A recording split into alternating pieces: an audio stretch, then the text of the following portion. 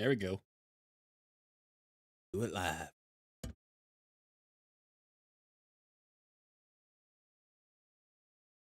Oh, my phone is chirping at me. It's telling me that Colred is live streaming. Well, that's a good thing, I guess.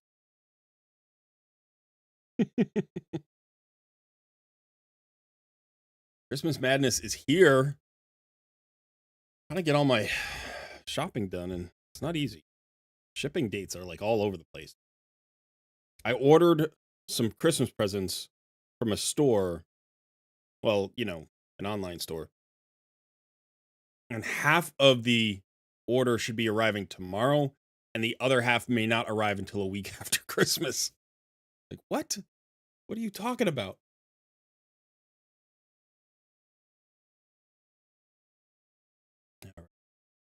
I hope you're all doing well. I'm going to jump into the server. I'm not in the server. The Discord server, I mean. Where do I need to be? I need to be right there. That's where I am. Let me go ahead and reset the wheel.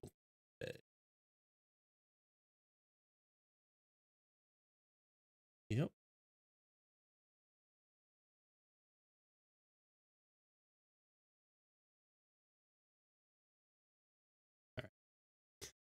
All right. Hope you're all doing well. Let's see. What are we doing today? I've been working a little bit on Lady Noel, doing my Fire Night. I'm about halfway, I guess. Yeah, not quite halfway to the rare. I'm not doing any of these progressives, although some of the progressives are pretty cool. I don't know this guy. I don't know who he is, but he's a faction unity champion. I don't have a single one. I don't have a single one. Let me take a look at him. Let's see how good he is. He looked like he might have been demon spawn. Could be, could not be. No, not demon spawn. Knights Revenant?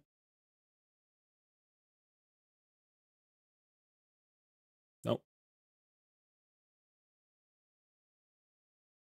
Look like it. What faction is this guy? Faction is that guy? Dark Elves, maybe?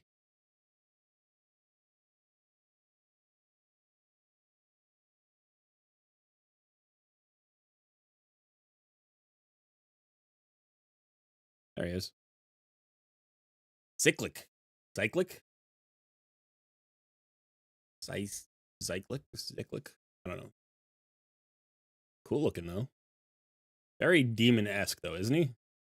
I mean, other than the purple, he's got the scales and the horns and sort of all the demon features. Let's see what he does. 100% chance of stealing one random buff from the target. This effect cannot be resisted or blocked. I like that. I think that's a pretty solid A1. Attacks one enemy, grants an extra turn if the attack kills an enemy. If the initial target survives, places an extra hit on all enemies. That's pretty cool on a 3-turn cooldown. If this hits hard, that's a good skill. And if it doesn't hit hard, then it's still kind of a good skill. Because it's like, then it'll hit at everybody. As long as it hits decently hard, it doesn't have to be overwhelming.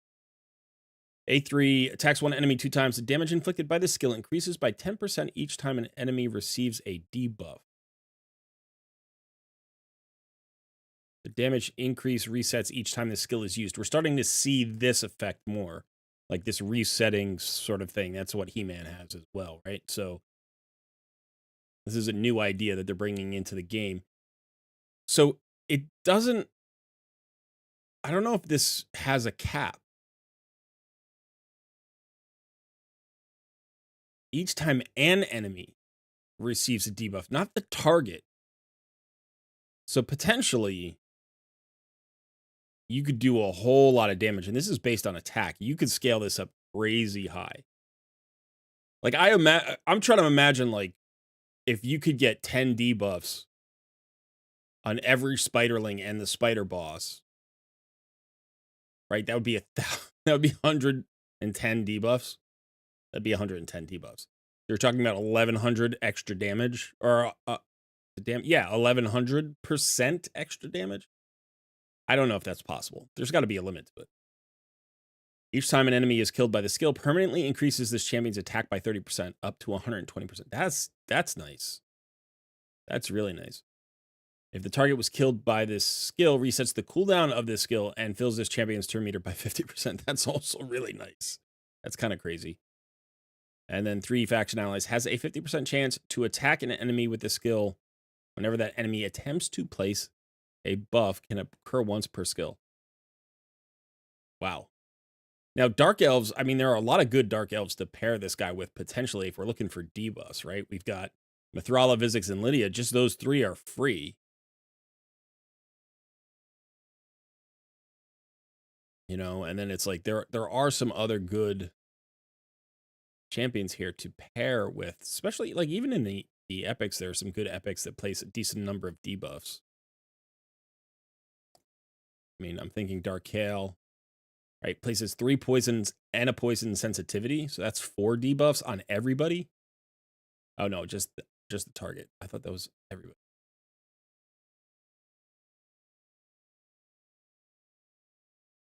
Madame Saris has a double buff here, and or this is a double buff, double debuff. I mean, this is a double debuff. It's kind of cool. I like the kit. I didn't even look at the whole thing yet. Let me check. All right, so then the passive will ignore 12% of each target's defense if they have no buffs. So then you definitely want to buff Stripper. Wow.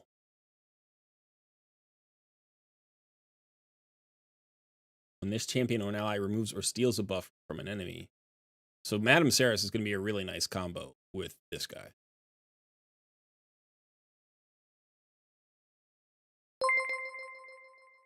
Holy cow. Oh, I got to change my thing. Hey, Alex, 1 year. That is awesome. Congratulations on making it all the way to the top. I think that's where your perks max out. But that's pretty cool. That's pretty cool. Can't believe we've been doing this for a year. Can't believe we've had memberships for a year. I mean, we've been doing the channel longer than a year. Let me say hello to everybody. Sorry, I got all into that champion there. And, you know, red dots. So let me see who is here. Hawk Gaming, hello. Joshua Lynch, hello. Flakes, how you doing? Burso's in the house. Angelica, good to see you. Stark. Gooder's FTP is here. Artak and Ian Godwin. John Hodgson, hey, how you doing? Smash that like button. Yay, it's Tuesday. Barry Strong is here. Hello. All right. Yeah, so I think what I'm going to do, just because it's Christmas and why not? Because it's early. We're just going to jump right into a takeover. Give everybody who is currently here the best chance of getting a takeover they're likely to get all year, right? We're just going to do this right now. So if you haven't done this before, you need to join my Discord community. I'm assuming most of you are part of the Discord community, but you have to join. There's a link in the description. And then you want to scroll down through the channels. You're going to see a channel called the Wheel of Takeover. You want to go into that channel and just react to the message. That's all you have to do. You can react once, you can react 100 times, but you can only be entered once. And then we're going to spin the wheel and give away a free account takeover. The only limits on the account takeover are 1. You could only win 1 every 90 days, although we're probably going to extend it. It's going to be longer next year. So only 1 every 90 days. And then, what's the other limit? Oh, gear cleanses. If I do a gear cleanse, it'll probably be like a 20 to 30 minute gear cleanse tops. I'm not doing more than 30 minutes on a gear cleanse.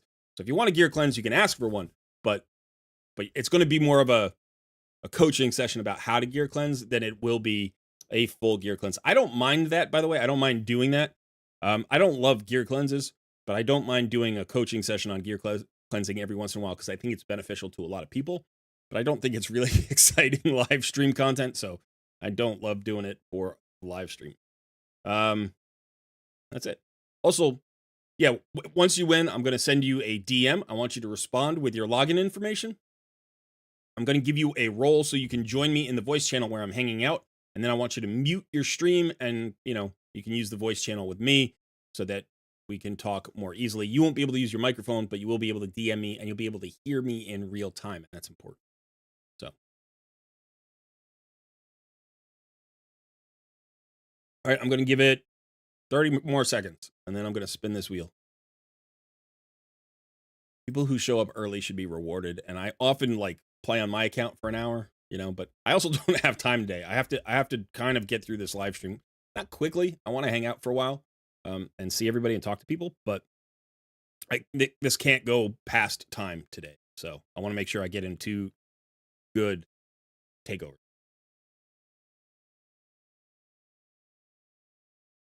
Hello, Damien. Good to see you. Why? Hey, how you doing? Joshua Lynch. Did I already say hello to you? I did. Ultra Nightmare Clan Boss build. Yeah, that would be good. That'd be fun. I like doing that. Okay. All right, so we are going to go ahead and spin. So if you haven't reacted, I don't know what to tell you. Too late.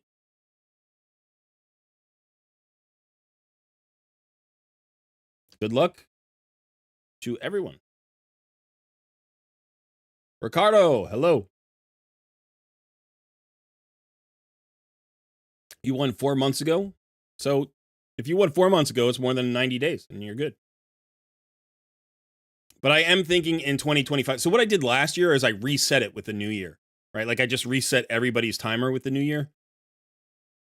And so that's what I will probably do again. But I think I'm going to make it 180 days. That's what I think I'm going to do. I might make it a year. I might make it a year because that'll just give more people opportunities to win takeovers. But I haven't decided 100% yet. That Barry Strong? Barry Strong, you won your takeover, buddy.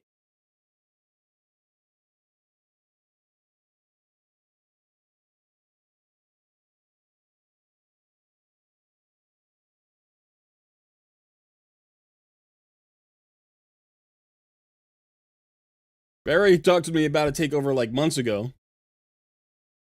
Now you finally got your free one. That's awesome.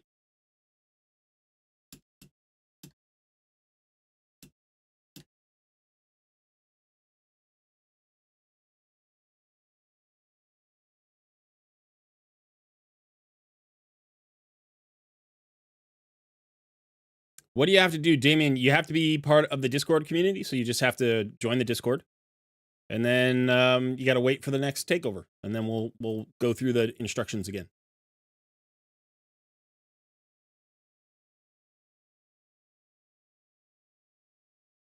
All right. Let's get this party started, right? Why? Why? I only ever say that during a live stream. I literally never ever say it anytime else in my life. But I do say it during my live streams for some reason.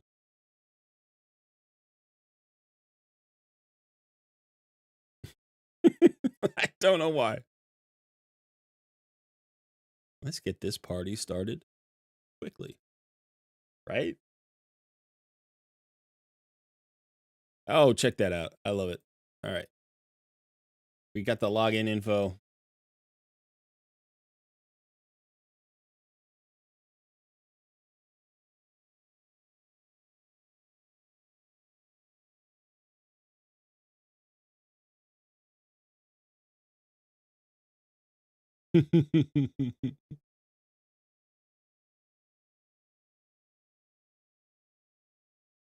All right, here we go.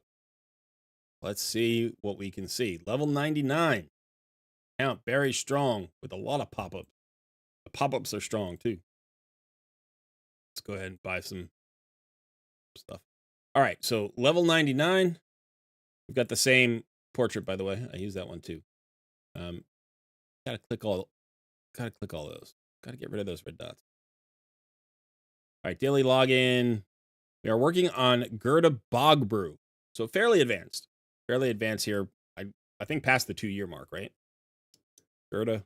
I forget how deep Gerda is. She's like the third legendary, second or third legendary.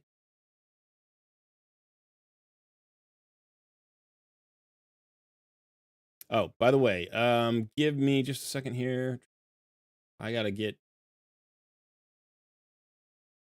Barry Strong here some new roles so you can join me in the voice chat.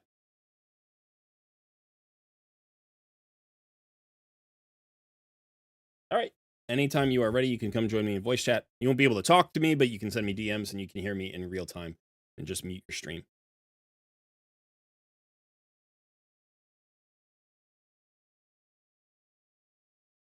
Do you know the Spider team containing of 2 Kaimar and 2 Royal Guards in the 5th? No, I do not. I don't know.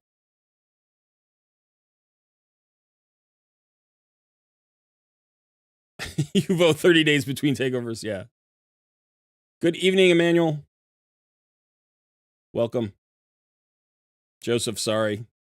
No problem. No problem. Yeah, I think we started doing takeovers in, I don't know, late summer of 2023, maybe? I think. Yeah, we're definitely increasing the time between takeovers. It's going to be a minimum of 180 days, I think, but it might be longer. I'm going to have to decide. Here's the thing. Let's say I do 45 of these a year because I miss some weeks.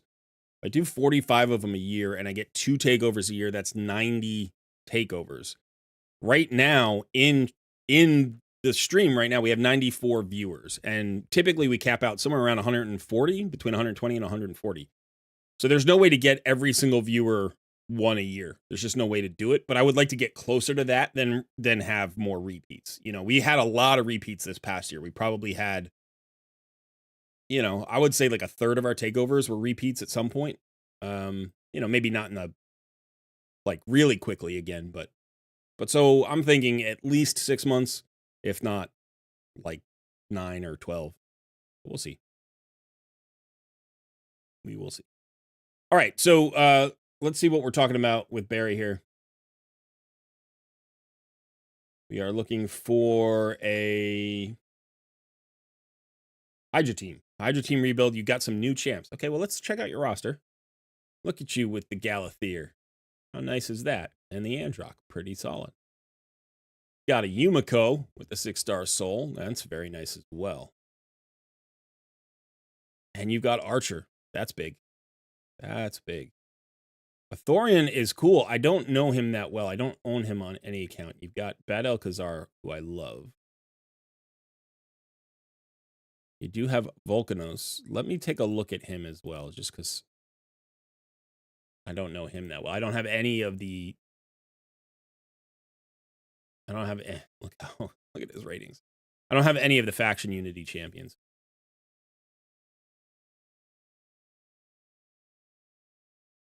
Cannot be resisted by enemies under HP burn debuff. That doesn't matter for Hydra.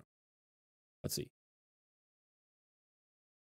There's a 50% chance to counterattack with this skill each time an enemy under an HP burn debuff attacks this champion or their allies. So that's nice. And he's demon spawn, so like the natural pairing here is going to be Sissia, right? So, and then maybe Duchess. So we've got champions to pair with Volcanos who could be good in Hydra. We still need to get all of the things into the Hydra team that we want, right? That we need. But let's look here. Damage inflicted by this skill increases by 10% for the turns left remaining of any... Okay. Faction ally damage received by this champion is decreased by 50% while the skill is not cooldown. Cool. Each time an HP burn debuff is activated on an enemy, has a 50% chance to decrease the skill's cooldown by 1 turn. Nice. If the target is under an HP burn debuff, this attack will ignore all of those things. That's not necessary for Hydra. This is kind of interesting because it's like these 2 faction benefits actually are not synergetic, right? They kind of work against each other a little bit. Not hugely, but I guess they kind of work together. It really depends.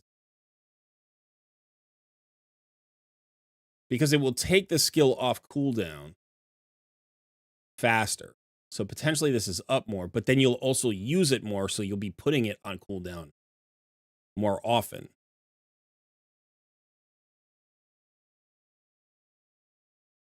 But I guess potentially if you've got a lot of HP burns out there, this will basically always be off cooldown. And so you'll get the damage reduction. That's not bad. So right now I like, who are your new champions, by the way? Why don't you tell me, like you said, you got some new champs? And I'm assuming you built them. You got nice. Oh, jeez. He's so good in Arena. You got Senna, who I really like. You got Theodore, who I don't have either of these champions. They're both really good.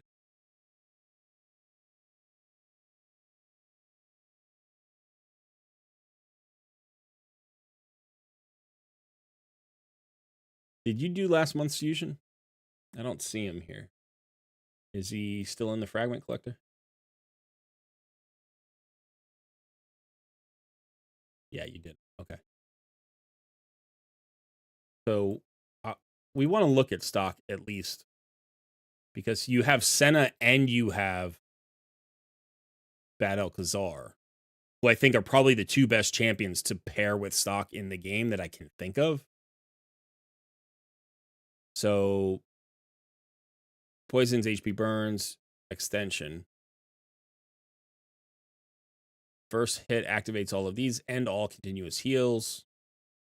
The second hit has a 75% chance of destroying max HP. Fills turn meter. Another AoE, 2 AoEs. Places poisons. Places weaken. Places continuous heals. And then there's this passive. The damage inflicted by poison HP burn debuffs will ignore block damage and unkillable. We don't care about that. That's really for Arena. Whenever allies attack enemies with destroyed max HP, increases the damage dealt by 10%. That's nice. And then if there are multiple champions, okay. But wasn't there something?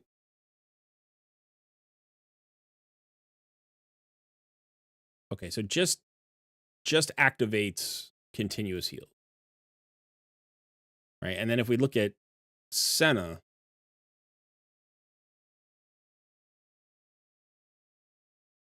whenever a continuous heal buff activates on any ally, fills the turn meter of all allies by 5%.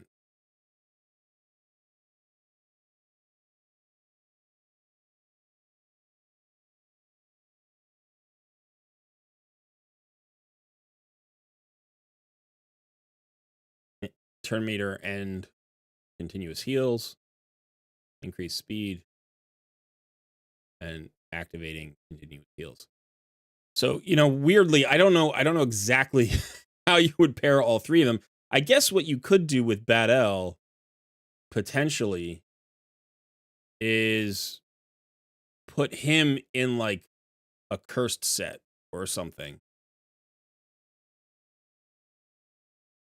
And then he places continuous heals and poisons, and then you get, all allies inflict 20% more damage against targets under poison. So this is kind of a sick combo, but you still need provokes, block debuffs, potentially buff strips. You have a cleanse here. Let's see, what is Senna doing again? She's got the revive. So you've got plenty of heals, revives, poisons. You have increased turn meter there. I think on stock you've got increased turn meter as well. Where is it? Here, turn meter fill on Senna. Destroy max HP will buff the damage. Right? Increases the damage by 10%. And then you've got Bad Alcazar, who increases the damage by 20% for poisons. So what you need is a provoke, you need a slow, you need a decrease attack, you need a buff strip or a block debuffs, preferably a block debuffs or both. You need a perfect veil, preferably. It's a lot. That's a lot. Let's see. Who else do you have? So it's like that combo is really nice, but I don't know if we can fit all of them into Hydra. Well, you do. You have Nergigante Archer, so she covers your provoke, your slow, and your hex. She literally gives you all three things you need. So now you throw in Duchess, to give you the veil. I think that's too much defense, actually. That's just so much defense. You don't have any damage. I mean, everybody's doing more damage because of the buff increases, but it's not enough, right? You're relying there on poisons.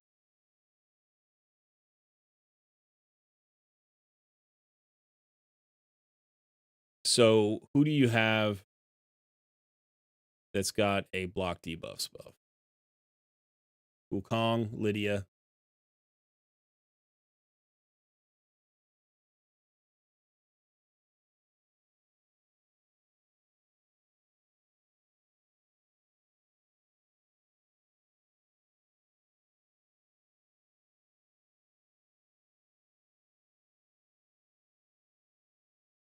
Thorian could work really well. He'd be great damage.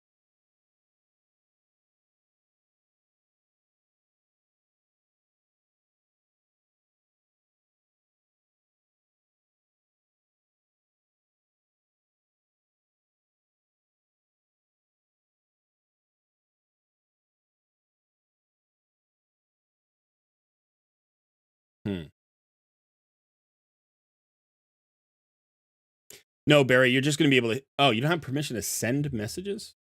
No, you can. You're sending me messages. You just DM me, that's all.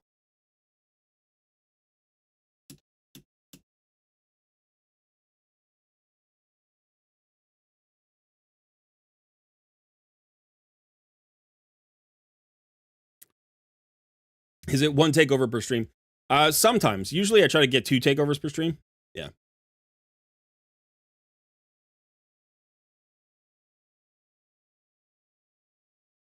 We're trying to do Hydra, yeah. Still upset about the snub to Cardinal. Here's, you know, it's funny. I was watching somebody on YouTube that I like to watch. He does comical stuff, you know, like funny stuff, humorous stuff. And literally after I put out that top 10 video, he did a video on how people on the internet get really angry, like, and have to let you know how your opinion is different than their opinion, and they're really upset about it. You know, it's just like, it was really funny that it just happened because literally, I don't do top 10 lists a lot. And one of the reasons why I don't do them is because, one, I feel it's kind of cheap. I think it's kind of cheap sometimes. It's easy. It's really easy. It doesn't take a lot of investment. This one actually did. But I also thought it'd be a cool, different way to look at Lady Noelle because everybody's done a review already, and I just wanted to do something different. And sometimes it's just fun to do a top 10 video. But the second reason I don't is because it always gets more downvotes than any other type of video I do. Right? I get like 7 or 8% downvotes on top 10 videos because people are just pissed that their favorite champion didn't make the list or whatever, you know? And honestly, if you look at all of the revivers in the game, the top 10 list would be like, it would be all OP champions. It would be crazy, crazy OP champions. And half of the champions that are currently on the list would not make it if you did all revivers, right? So if you do AoE revivers, I don't think Cardinal's in the top 10. I'm not even sure she's in like the top 15 anymore. The more I'm thinking about it, the more I talk to people, the worse I think she is. Because she's actually not a good champion outside of her revive. She has a crazy good revive. Right? She's got a very good revive. For one place. Booster turn meters to max. This is not really a good PvE revive.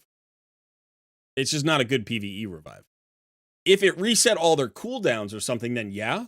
But otherwise, it's a bad PvE revive. It's a good PvP revive. It's an excellent PvP revive. But as far as, you know, her kit is concerned, her stats are not great.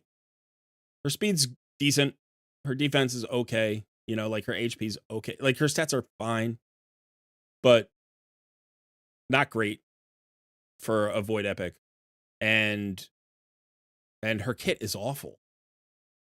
Like, heals one target ally by 30% of their max HP, places an increased defense buff on them for 1 turn. That's a really bad skill.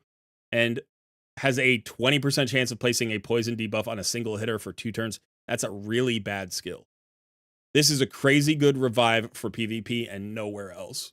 So she's really niche, and I don't think she can be a top 10 reviver for being so niche. I just don't think that's fair. So that's why I didn't put her in. But you might feel differently, and that's also okay. And you should let me know in the comments of that video. Feel free to use all caps if you feel very strongly about it. Okay.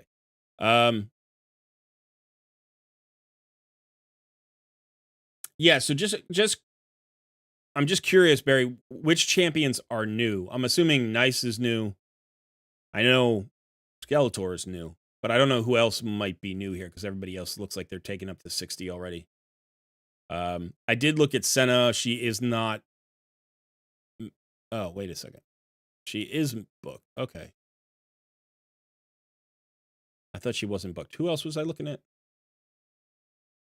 Bad L. Bad L was not booked then. No, he's booked too. Masteries? No Masteries. That's what it is. Okay. So no Masteries on Bad L. Senna's booked and Mastery though. And then you haven't pulled your stock broken yet. By the way, are you trying to win you're up against us? You're up against me. No, I'm saying you're not up against me. You're in my somebody said that today in the comments. Like, I think we're going up against you. You're in my clan. You're not up against me. You're in my clan. For some reason I flipped that in my head. But okay, so are we trying to win? Yeah, we're probably trying to win, but we're getting our butts handed to us right now. Let's check out my points. I'm probably down here at the bottom. 11,000 points. I haven't done anything yet. I barely played. So it would be a good time to to pull your stock if you wanted to. Oh, we should look at Jeroboam. Jeroboam's interesting too.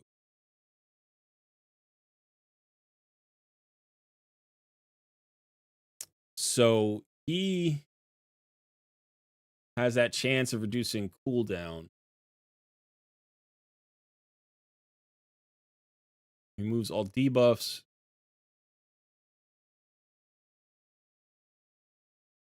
Permeter fell with the duration increases. Yeah, it's kind of an interesting champion. I kind of wanted to go for him, and then I just couldn't do it over, I think, whatever it was, the holiday or something. Something was going on with the baby. Yeah, no problem, Yobi.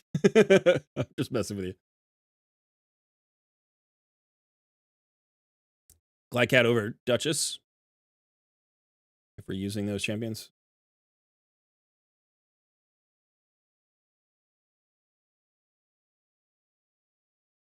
Meter fill.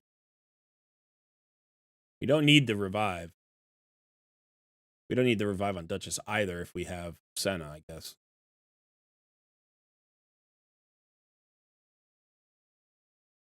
Increase accuracy, increase defense.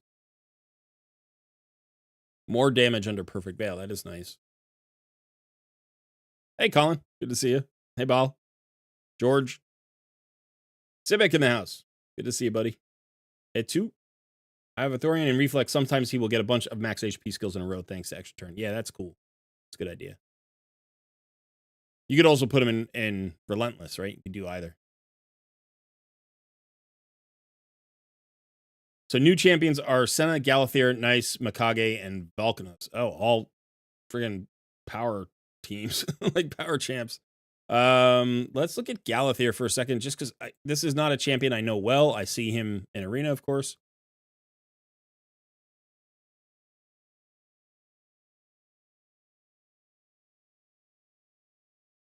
Block debuffs is good.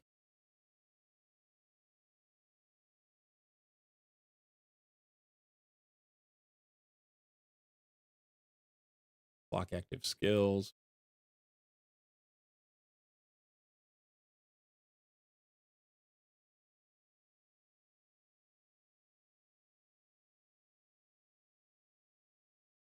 Yeah, I mean, I don't even know if it's fair to say this, but it feels like mythic champions and Hydra tend to be better if you manual them. It's harder to get them into the AI the right way so that you could full auto them. But let's go ahead and take a look at your... Keep doing that. Been doing that for months. All right.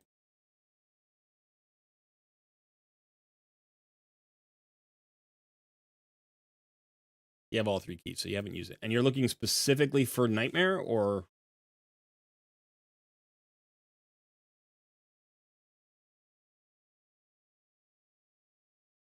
It's a good team, yeah. I like this team.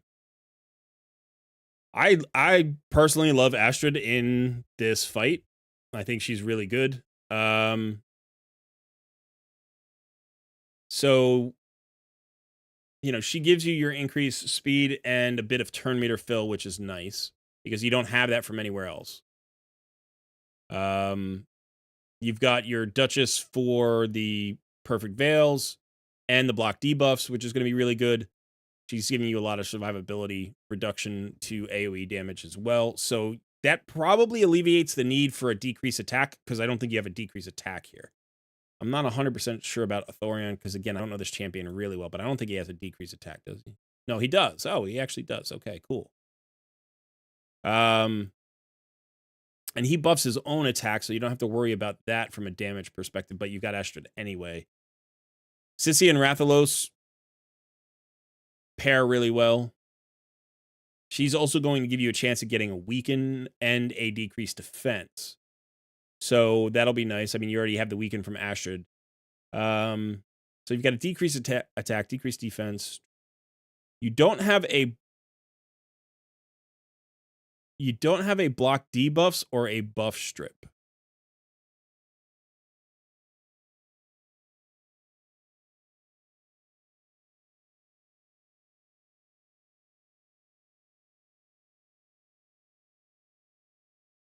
So that's the only tricky thing there, is that you don't have a block debuffs or a buff strip.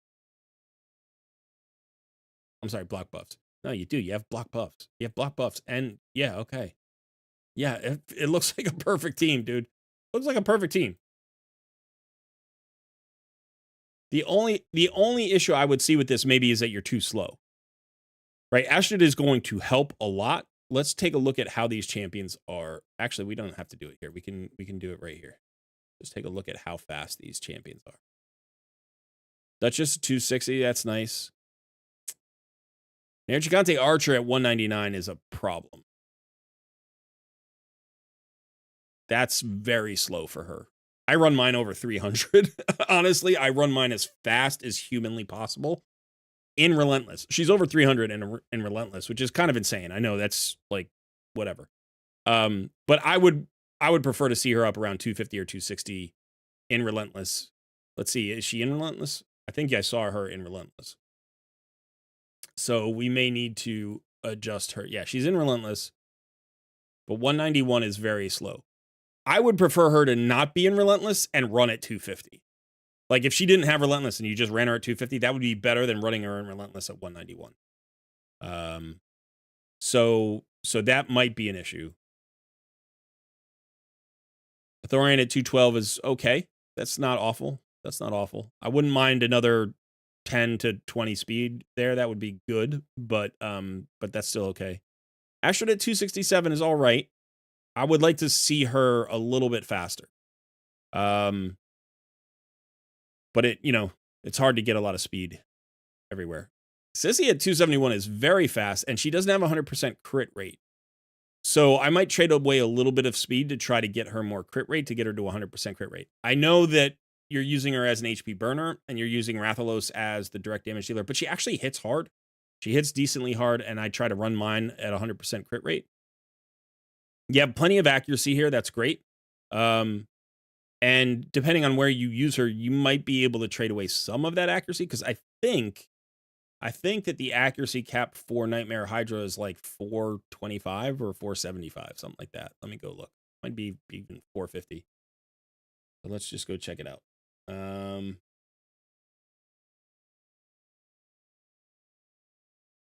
not what I want. There we go. All right, so let's go check out the Raid Stages tool. Doesn't matter which rotation. Nightmare. So the highest resistance here is you're going to need 360, but if the Head of Severing is out, it adds 50 resistance, so you probably need, like I think 425 is the number that I usually have in my head for this. Now, there are other areas. I'm trying to think, like, if you go to Amius hard mode, he needs, right? You need 475 there. And so there are stages there that you need higher accuracy, but I don't think you need over 475 anywhere except PvP. And Sissia, as much as I love her, I don't think she's a PvP champion. So potentially you can trade away 75 or even 125 accuracy here and a little bit of speed to get that 100% crit rate and some crit damage on her. Let's look at Rathalos. That's perfect. That's basically perfect. He's built really well. 5,000 attack, 257 speed, which is the right speed for him. 100% crit rate, 295 crit damage is beautiful. So this guy's built perfectly. I think Duchess is built very well. 113,000 HP is kind of crazy. I mean, so yeah, you got some nice resistance here for PvE, nice resistance. And your speed is good. So these two are in really good shape. And I think Othorian's decent. And Astrid's decent, but I wouldn't mind improving these four a little bit. But Archer is the one who's got to get a rebuild. And we can take a quick look at her. Oh geez. I'm stuck on the website. Sorry. So yeah, I did that. So yeah, I was just saying out of these 6, Duchess and Rathalos are really, this is a perfect build for Rathalos, and this is a really good build for Duchess. So these 4 could use some touch-ups.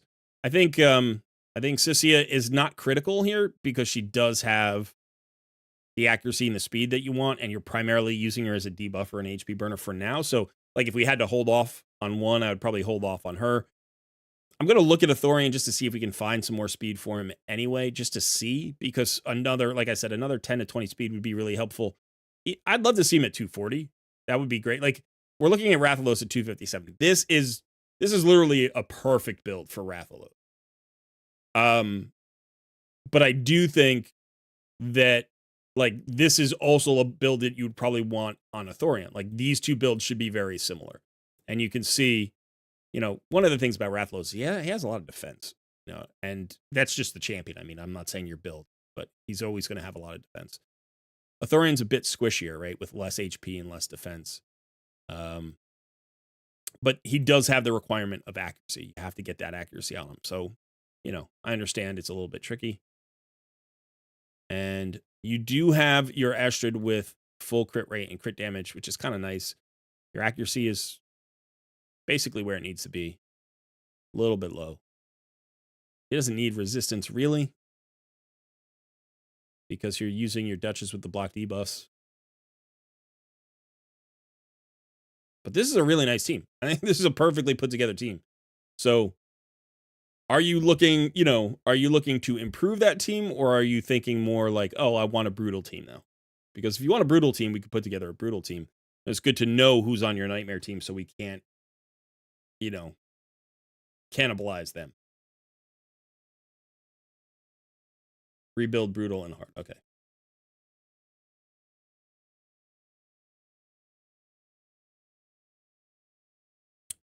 Gotcha. You use Sissia with Volcanos in Arena. That makes sense. Yeah, okay. Gotcha. I gotcha. Okay. So now we have to figure out a brutal team. Fair enough. Fair enough. Let's go look at your champions. I want to look at the list here. Let's actually do this.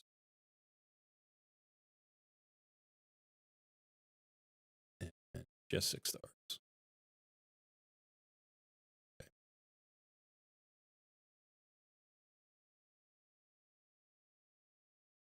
So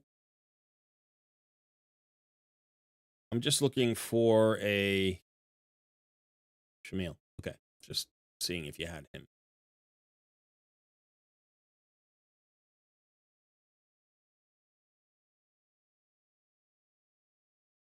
Now, here's the thing. I would say, like Volcanos would pair really well, but we were already using Sissia in the other team. And so if you don't want to take her out of that other team, I understand. And you also have Duchess in the other team.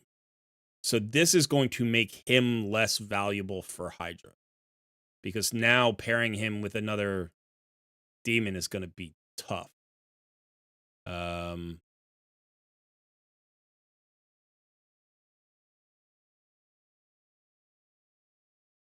You know, we could try pairing him with Drexthar, who's built okay. Not booked. Not mastered. You know, Hefrak, I don't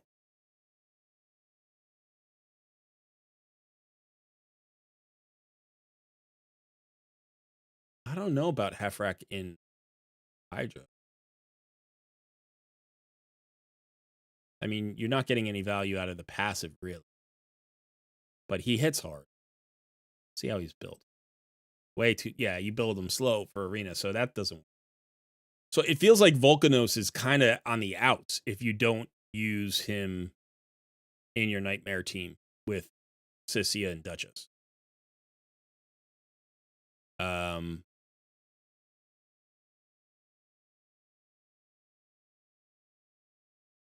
Now, what you could try doing is you could try pulling Rathalos out of the team. So Rathalos is just bringing damage to that team, right? So that would be an option for Hydra to just so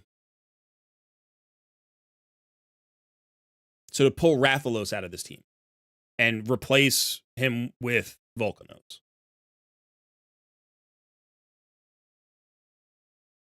Yeah, so I think if you make that swap, then now you're getting more value out of Volcanos, right? And you're freeing up Rathalos to potentially pair with Artak, which is also a nice pairing. And that's your damage there, and Artak's bringing you the HP burns and the decrease attack, which you need on that team, which is not bad. So you could do that. That would be fine. And I might recommend that. Let's just look at the Rathalos again, and then look at the Vulcanos. I want to see. So your Rathalos. This is a really, really nice build. In Savage, Speed, and a couple of pieces of Slayer.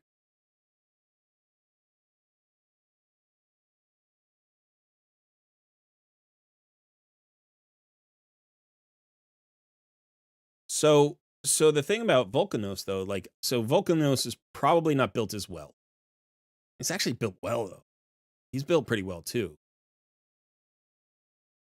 He's a defensive-based champion, which kind of leans into that team a little bit more, too, because it's a nice defensive team. I guess it's kind of a mix, but I think of every Duchess team as a defensive team, I guess.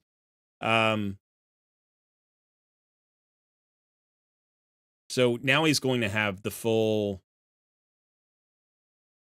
No, he won't. He'll have the 2 faction allies, right? So this is something I don't know, because I don't have a faction unity champion. I've always been curious. Does he automatically get the 1 faction ally because he's from the faction, or does it mean ally? So it has to not be him. So like in order to get max out, they need to be 4 demon spawn on the team. I'm assuming that, but I actually don't know. Does anybody know?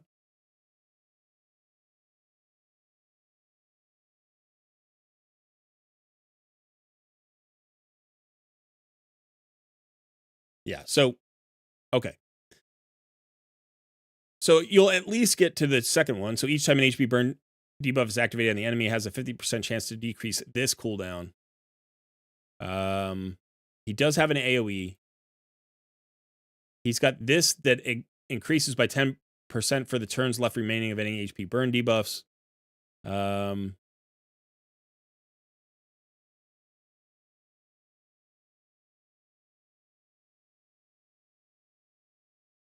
It's got the counter attack. Whenever an enemy receives a buff, an enemy already has an HP burn, 50% chance to instantly activate that extent. The only thing I think that might be kind of... That's not even a problem, but you're going to activate your burns often and burn through them because you only have Sissy and you don't have a buff extender at the moment, right? Nobody here is...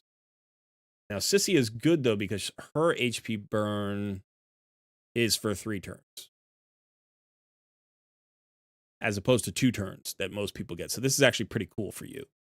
But then she activates, and then he activates as well. But that's the swap I would make. I would make that swap. So if you're cool with that, we'll put Volcanos in here right now, just so we know what we're working with. Is that cool?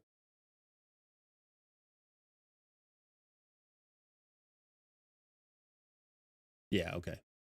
All right, so then for our second one, we've got to figure out what we want to do. Now, you have Mishinaki and you have Mikage, and that pairing is really, really nice. So we could potentially build around that. You also have Mithrala and Vizix. That pairing is really nice. And you also have Lydia and I don't have him here. Shamil. And that pairing is really nice. Let's pull Shamil out of the vault.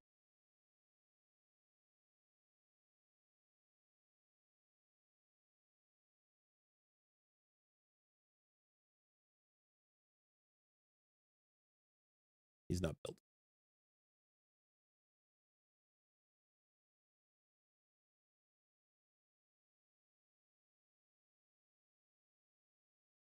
All right, so this team would do basically everything that you want to do. You've got a decreased defense. You could potentially find a weaken in Mikage. She's got your buff strip. The one thing that you lack here actually is a block debuffs.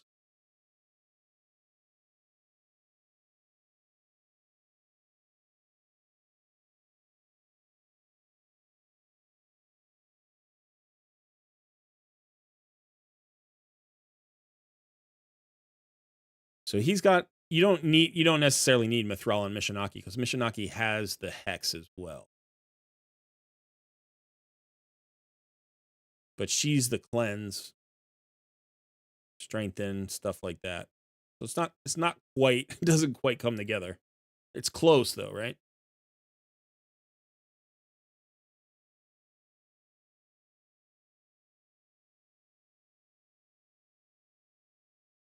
He also brings, let's see. Yeah, okay. So let's get rid of those two for a second. Let's think about who else would be nice here.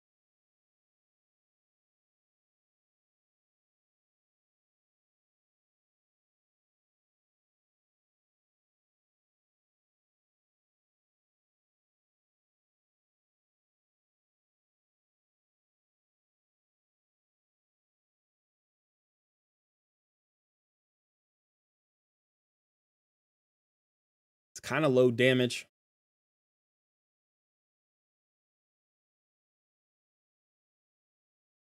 All right, let's go back to that Rathalos idea. So let's do that first. Let's just see what we were talking about. We were talking about Artak and Rathalos. So let's start there.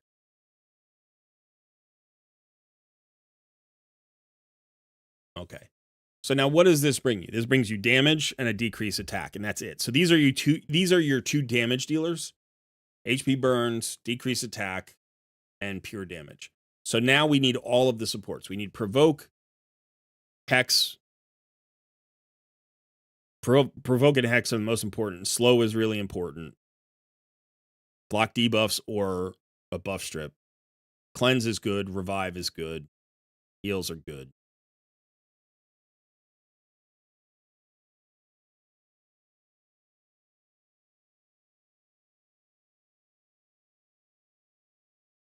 Yeah, I don't think hex is our issue because we have both Mishinaki and Mithrala, right? So yeah, we could put Artak in a cursed set, but what does he give us that we don't already get from somebody who we want there anyway?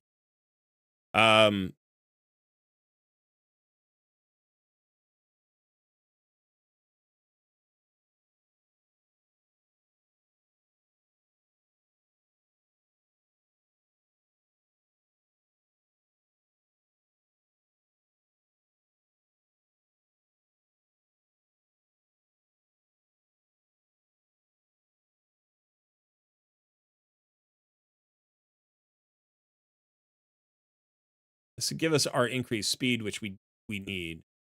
What's her aura? Is it all battles? I don't actually know her speed aura. Is it all battle? It's all battles. Okay, so potentially, you know, we put her in the speed lead. That gives us revives and heals. Increased speed, turn meter fill. That gives us all the survivability we need. This gives us the slow, the provoke. This gives us the hex and the cleanse. This gives us the buff strip and the block debuffs and some damage. And then these two give us this decrease attack and then a ton of damage. The only thing we don't have here is a way to deal with the fears.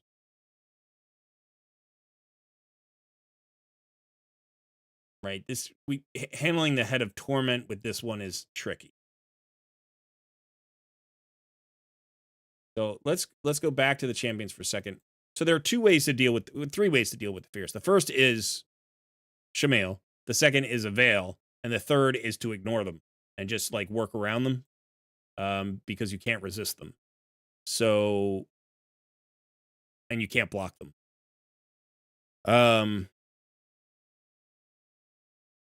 So what was I looking for? Oh, veils. We do have Glycad. We have not. Yeah, we have options there. So we could go with. Now his aura is also all battles. He gives us a revive. Perfect veil.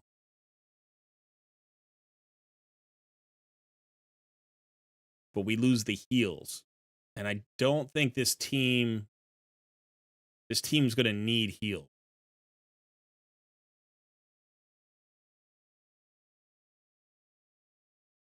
Right here, you've got two healing sources, really.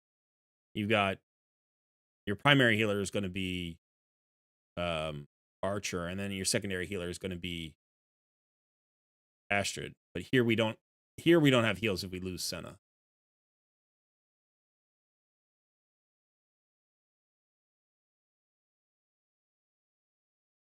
Yeah, Orion, if you're building Shamail for Hydra, you have a couple of options. You can go high damage. I use mine in damage. Some people like theirs with really low damage because they just want to remove the heads and keep that head alive, and that allows them to focus on the other heads and not worry about the head of torment, which is not a bad call.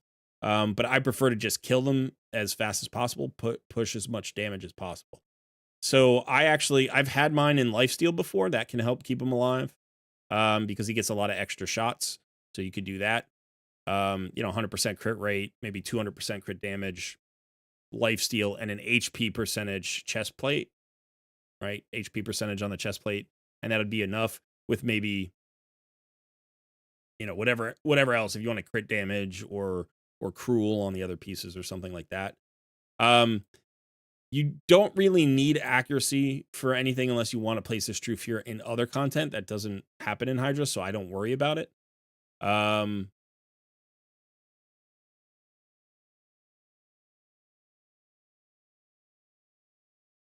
Yeah.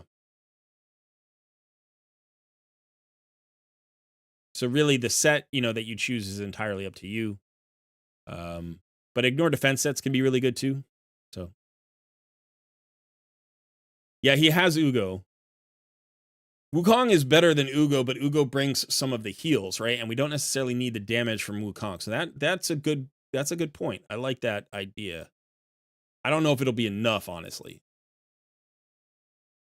But that's at least improving our options.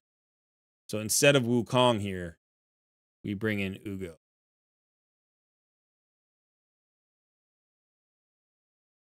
Where's Is Ugo also in the vault?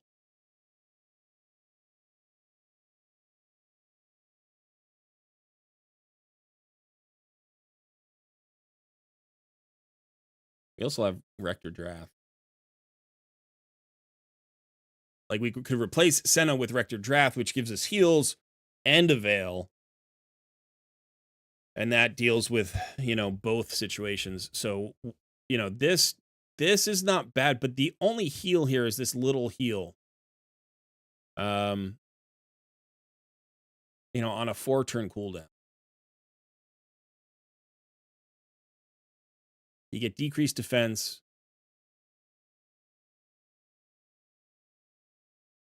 So let's pull her out of there. Let's pull her out of there.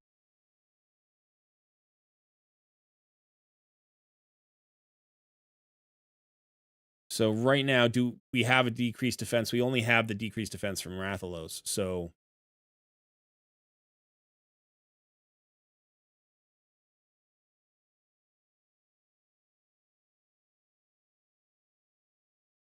now we could go without a revive. It's possible to go without a revive if you have enough. You know, I mean, we're tanky here. This is tanky. Rathalos isn't going to die. Artak's not going to die. So we could go without a reviver. And if you're going to go without a reviver, this would be the team to do it on, right? So we could potentially do something more like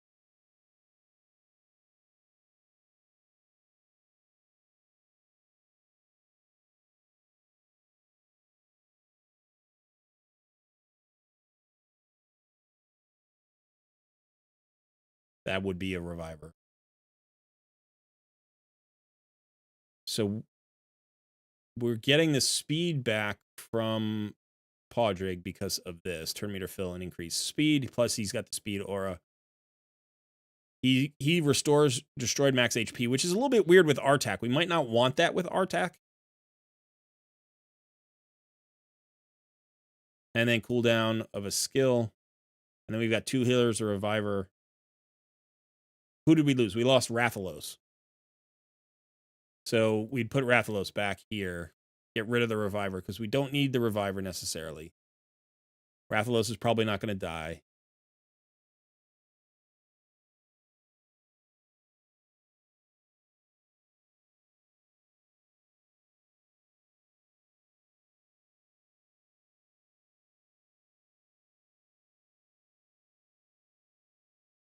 Yeah, Glycad's another option, right? So if we don't like the pairing of Podrick with Artak, we could potentially go for Glycad. Now Glycad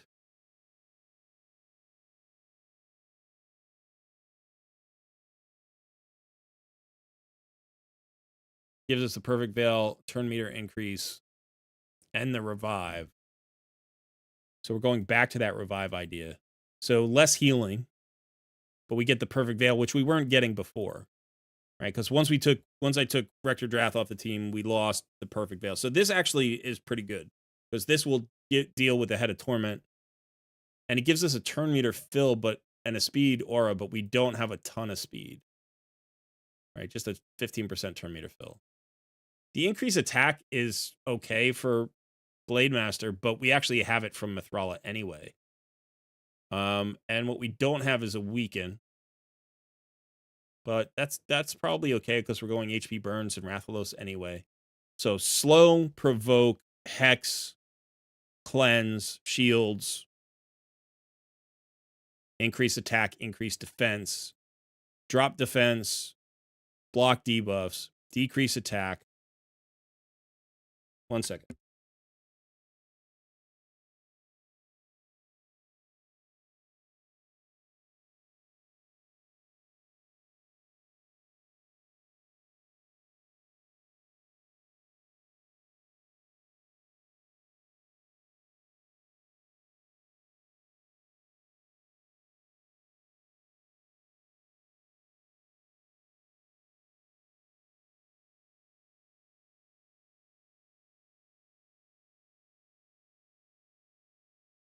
My wife's car battery died.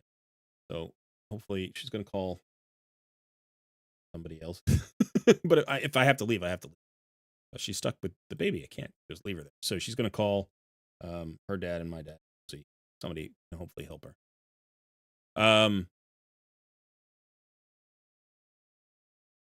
But okay, so we've got damage, HP burn, decrease attack, veil, turn meter fill, revive, cleanse, block debuffs, hex, another cleanse, bigger cleanse, increased defense, increased. This is nice. This could work. This could work. The question is going to be whether or not Vizix is fast enough. Because Vizix is your only provoker, and it's on a, it's on a 3-turn cooldown, but you need to land that. The slow helps, right? Getting the slow out there, but you really need to get to the slow quickly, because even if you land the first, so you have two options: you land the slow and then you land the provoke. So if you can get 2 turns before they go, that's the best way to do it. But that's difficult at 228. I'm not sure that you could do that at 228. So the second way that you have to do it is provoke, and then you have to land the slow. But that means they're getting a full rotation without the decreased speed on them. And so the second provoke might get missed. But we could try, we could try this. Oh, she's in a provoke set.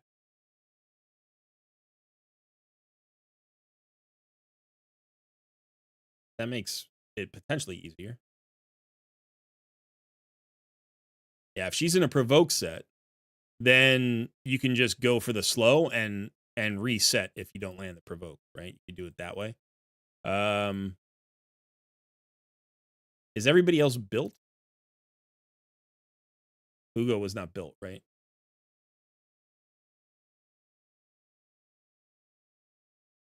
No, Hugo's built. 228, 92, 256, 213 on the RTAC. Let's take a look at RTAC for a second.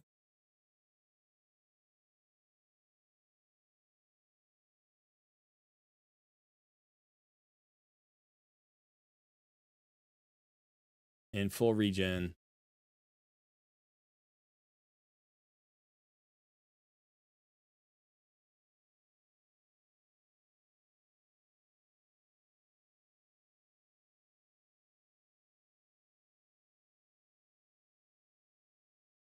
All right, let's just take a look at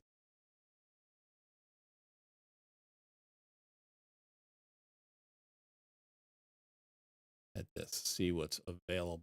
That's not bad. That could work. That's pretty good. That's actually pretty good.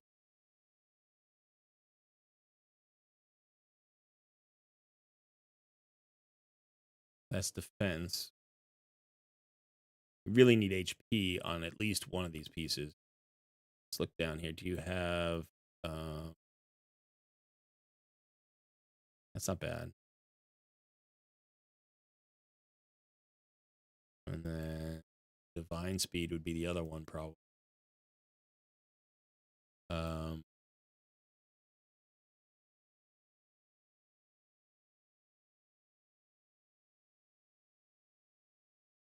Ooh, that's nice.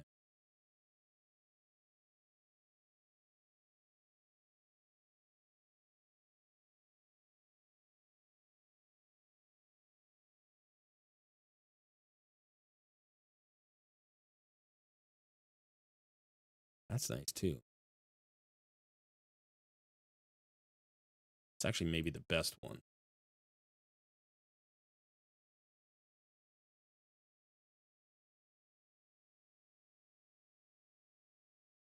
That rolled, unfortunately, not perfectly for him. That's not bad. So if we did this with this,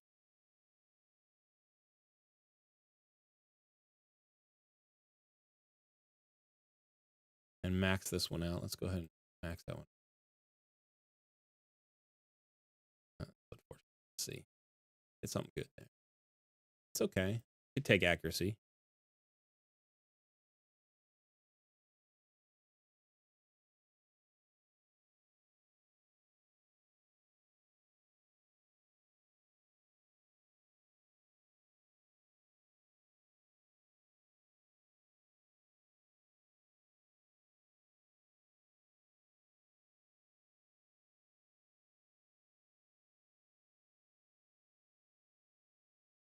So now we're running at 230. We gave away 15,000 HP, which if you're running in regen, like if you're do you solo with this RTAC? Is that something that you do? Because if you do, then yeah, we picked up 350 defense, which I think is maybe a better balance, but like I don't want to lose his HP. But I can't imagine that you're soloing at 205 speed, which was the bigger issue.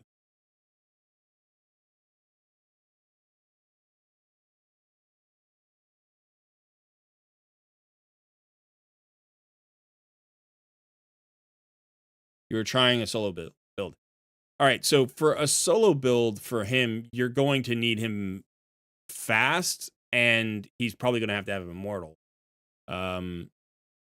For regular dungeons, like accuracy is less of an issue if you're trying to do like a dragon 20 or an ice golem 20. What's more important is that you have speed, the immortal, the tankiness, the resistance, that kind of stuff. It's hard to do it without resistance, honestly. So we could also, I mean, you could look at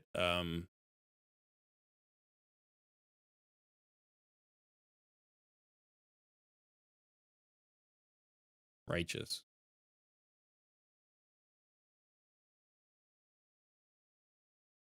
Okay.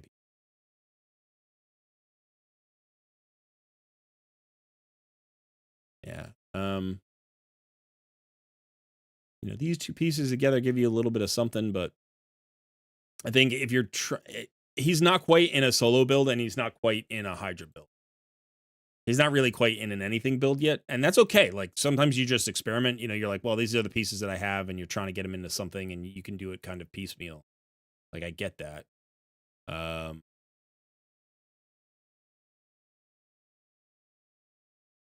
So let's look at regeneration. What's available in the regeneration? So there's this one.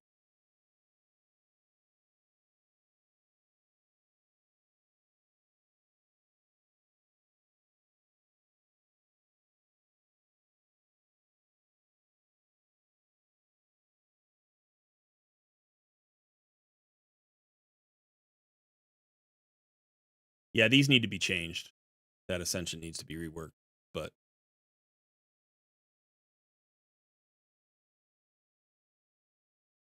I mean, it feels to me like this is better. That's a big drop in HP, so I was kind of thinking maybe we could find some HP.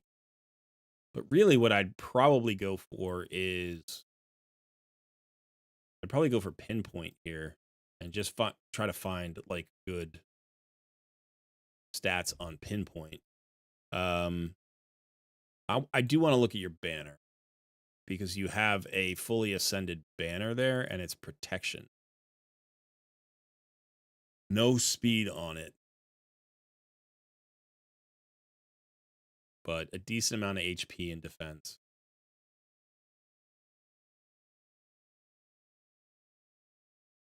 So let's see if we can find an accuracy banner with speed.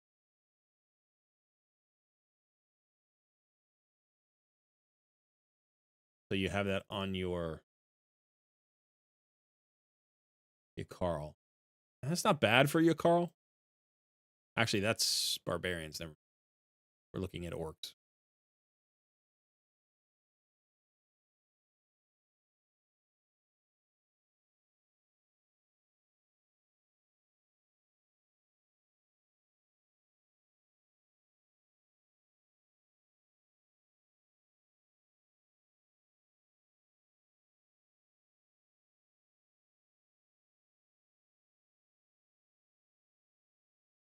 That's not bad.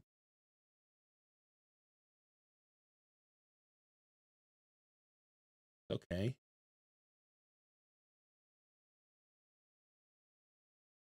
We did that, and then we did.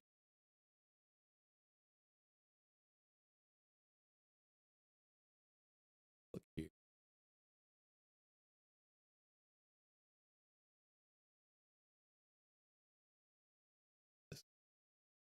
Oh wait. No, I'm looking for.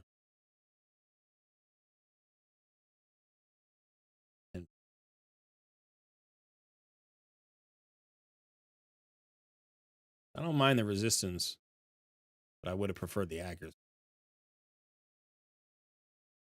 Didn't roll that well, but that's just something we're gonna have to look.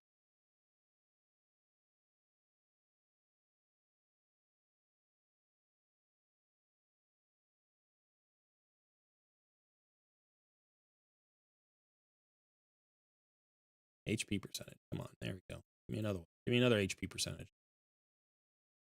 At the 10.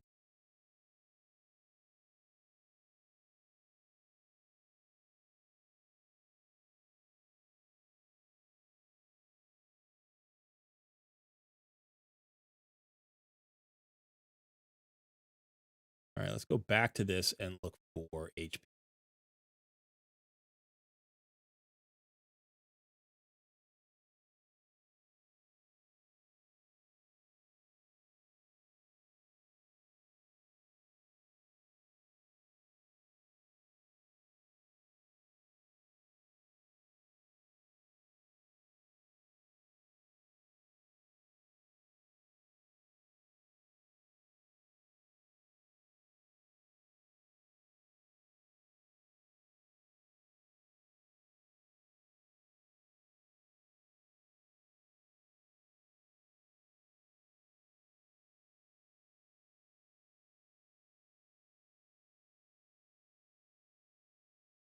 I mean, we really need a 6-star piece.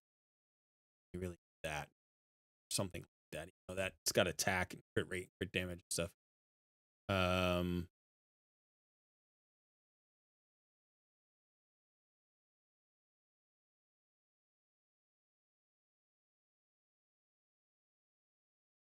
Let's try something. Let's go.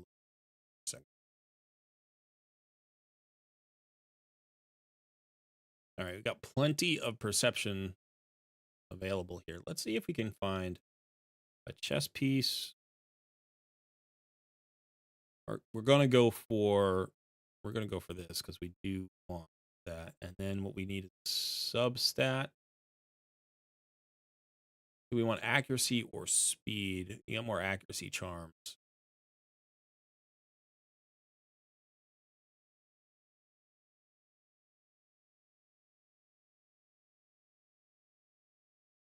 Gotcha. Okay.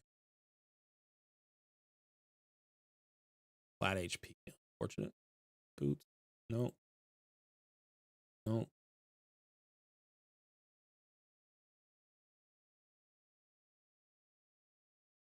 There's a piece.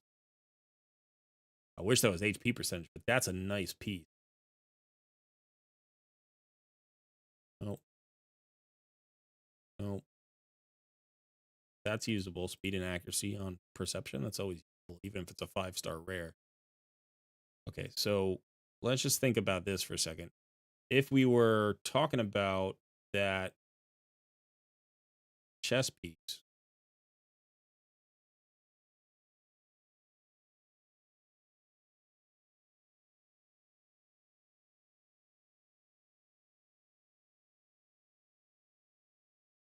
of course, it rolls into the flat HP. One of everything would be fine. It's not bad. Now, if it ascends into HP, that would be attack percent. We need something HP. There we go. Okay, that worked.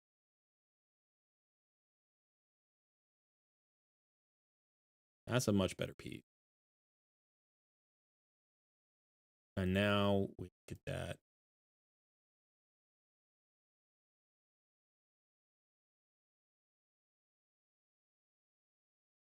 This piece, right? This one's also.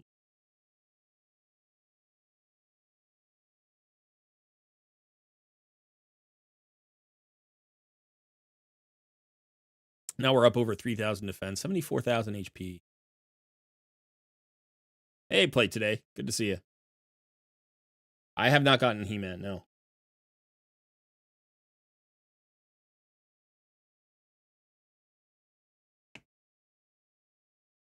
Yeah, I usually dump 5% perception pieces unless they have speed and accuracy.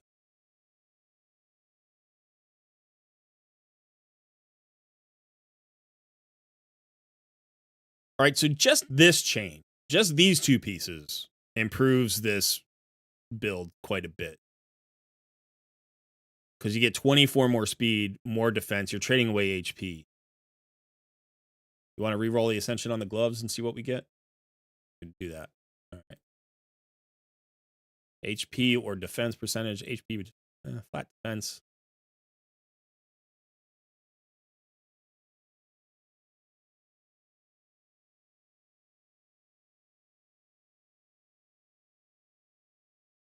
All right, last one. Flat defense again. Flat defense is better than attack percentage for him, so it's not bad. And again, we can upgrade all of these. You need some speed glyphs.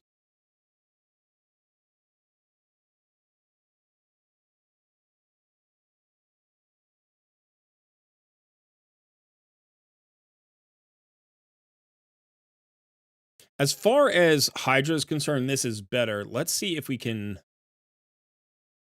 put that ring on him. I think this would probably be better as well.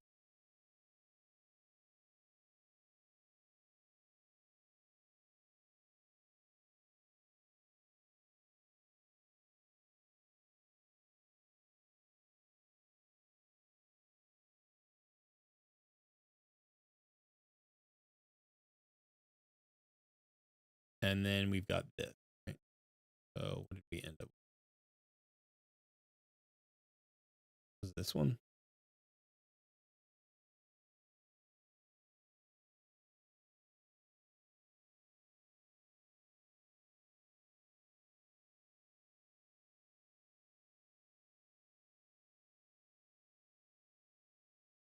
Yeah, we only have 8 accuracy here, but that's still probably better.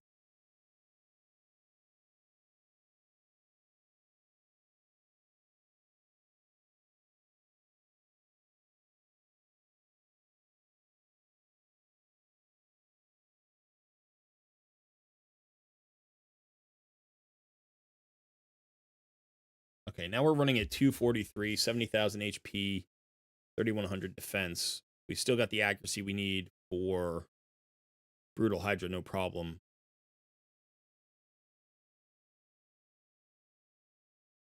I think that's pretty good. I think that's a decent build. It's not a solo build for all content. It's not going to be, but I don't actually think you have the right stuff for a solo build right now. It's not bad to have him in regen, like anyway, just to have him in regen because he does destroy his own max HP. But I think this is a pretty good build here. Yeah. So this is a nice improvement, you know. And this is going to be better in things like Spider hard mode, right? This is going to be better than where you were at because you need to run faster for that. He's still not quite fast enough for that without like a speed aura and a turn meter filler and stuff like that. But you know, one of the I don't know what you're doing for for Spider hard mode. Okay, so you're doing a seer comp. That looks like it might not be your team. No, it is your team. Okay. So there's a nice comp that you can run with Sissia and Artak, which is really cool. And since you have Yumiko, it's really fast too. So you can actually do that. It's pretty nasty if you want, but 11 turns. Okay, cool.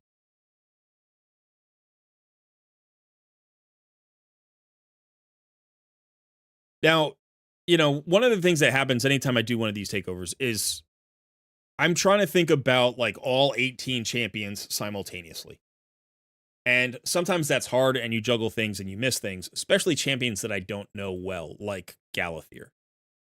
Right? So like you have Galathier here and I don't really know how good he would be here. I don't know where else you use him and what kind of builds you would want him in this location versus other locations, you know. But we still have a bunch of really good champions here. Obviously, we have Mishinaki for a third Hex team. Like, he's your third Hex. I really like Podrick.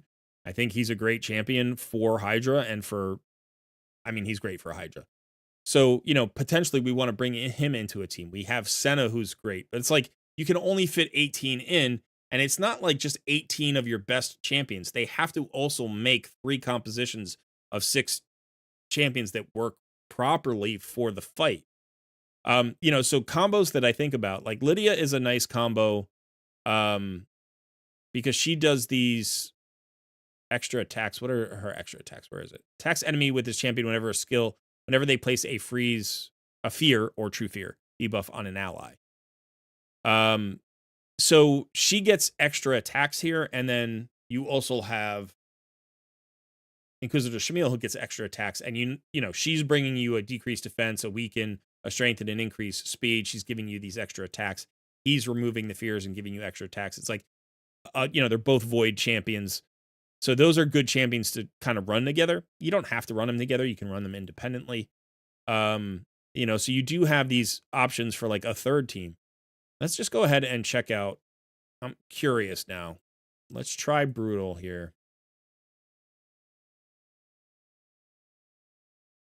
Why am I do this all the time? I can't ever get to Hydra properly. I'm just so let's do a little AI on this. Let's have him, you need to have him open. I hate how he opens with his A2. I don't care about the decreased attack right away. Let's go ahead for the slow. See if we can get the provoke. We'll open there.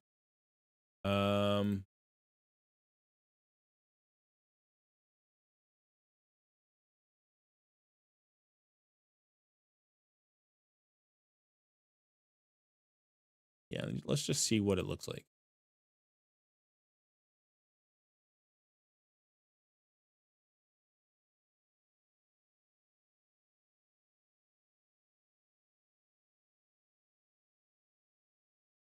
Didn't land her provoke. So probably, yeah, so they get the cleanse. Now, if we start her the other way, start with the provoke, which would be more certain. We could do that. And she just may get extra provokes because of the provoke set, which is fine. Be helpful.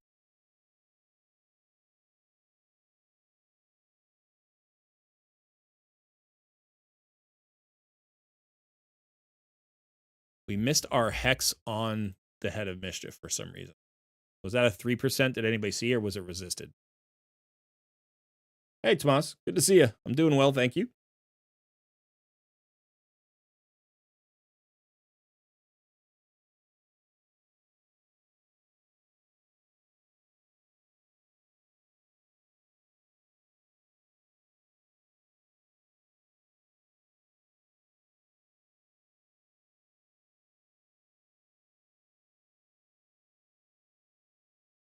My wife is on her way home.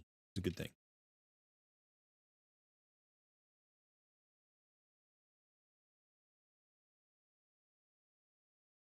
So, I mean, you know, Hydra is always kind of a complicated consideration here because of all of those moving parts.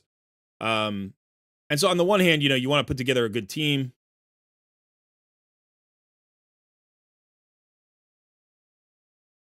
I'm a little worried about our team dying, to be honest.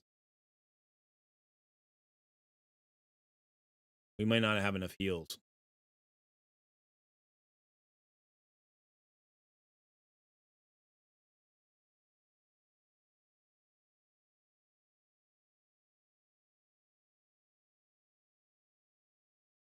We only have Ugo for heal.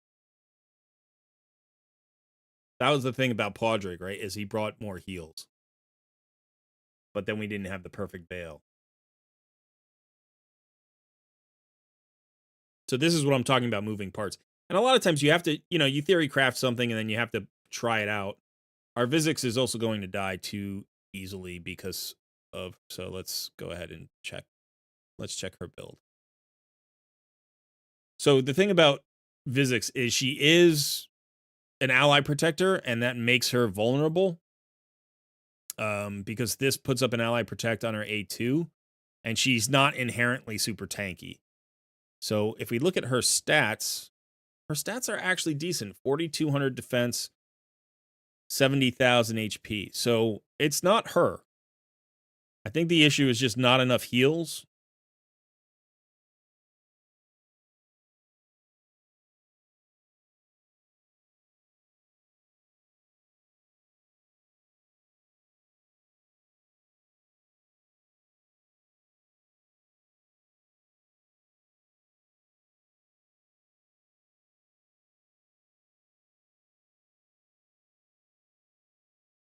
How do we fix that?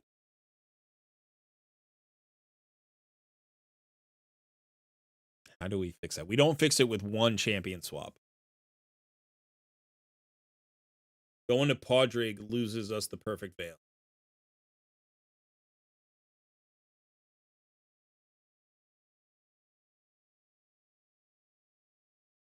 Getting rid of Ugo loses our drop defense.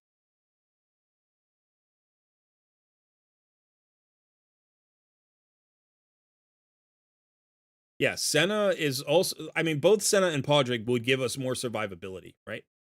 They would both give us more survivability. The issue being that we lose Glycad's perfect veil, which is currently how we're dealing with the Head of Torment.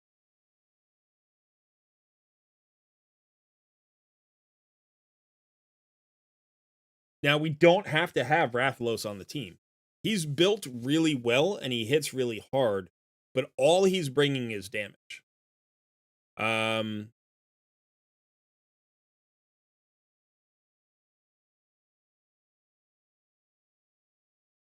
You know, so potentially we could make a swap like this. If Wukong is built decently well, he's going to replace most of the damage. Not really most of the damage. He's going to replace some of the damage that we lose from Rathalos. Then we don't need Ugo.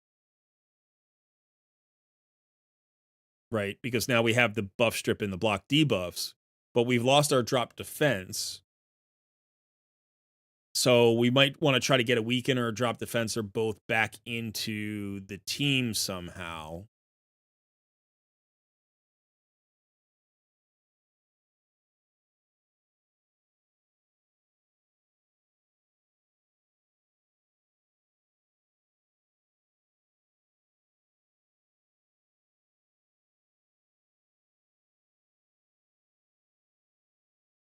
That's tricky. Let me look at this guy. I don't know this guy very well. I know he's defensive based, right?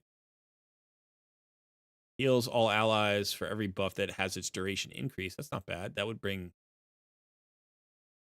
res, strength, continuous heals. Okay.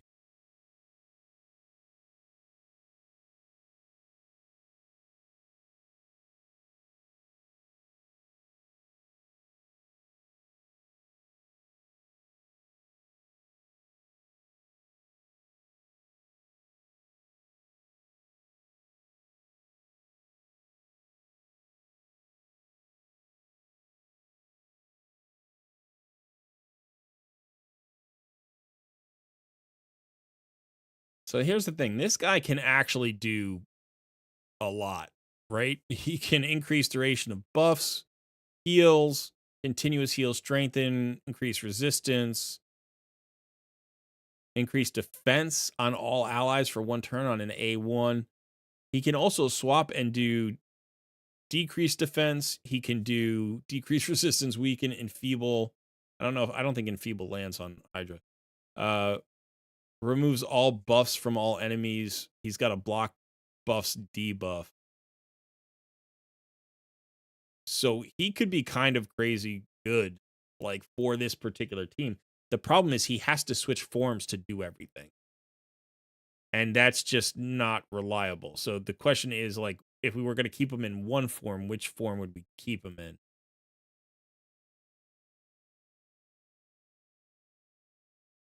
Like here you get heals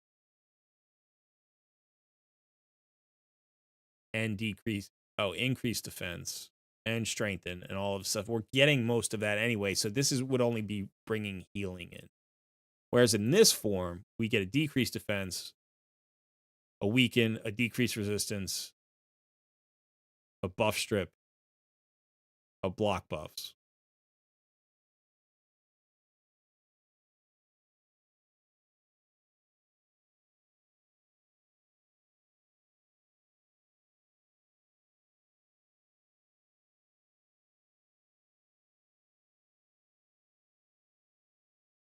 I don't know that he feels really good. Like he brings us everything we need. He literally brings us everything we need. But unfortunately, he'd have to swap back and forth, and so he's not going to give it to us on the right cooldowns. Do you know what I mean? Like it's just going to take too long.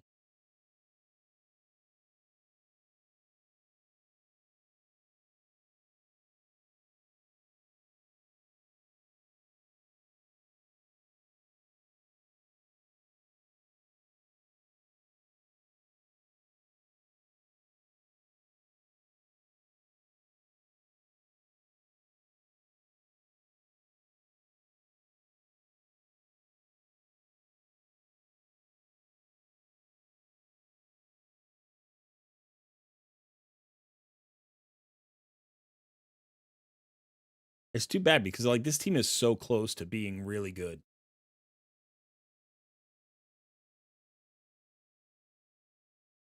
It's so close. It basically has everything that we.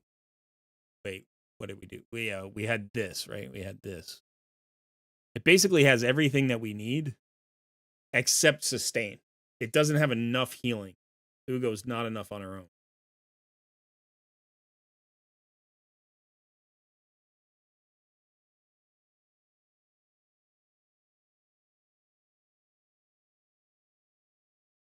Yeah, I mean, Senna's great, but then we lose the Veil. That's the problem, right? So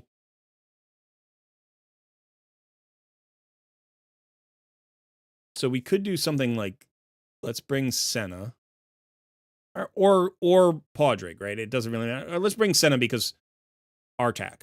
If we're trying to keep Artak in the squad. We don't have to keep Artak in the squad, by the way. We could get rid of Artak. And if we're getting rid of Rathalos, we might want to get rid of Artak.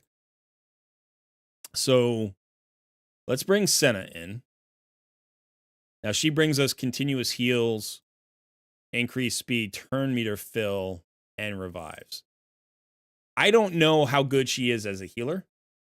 I honestly don't know because I don't have her and I've never run her, so I don't know. But it feels like she's going to give us a lot more than Ugo was giving us for sure. She's also fast. She's built at 307. And she's tanky. So, and she's got that AoE revive, which is nice and reliable. So potentially we do that. And then what if we did this? What if we did a completely different team, basically?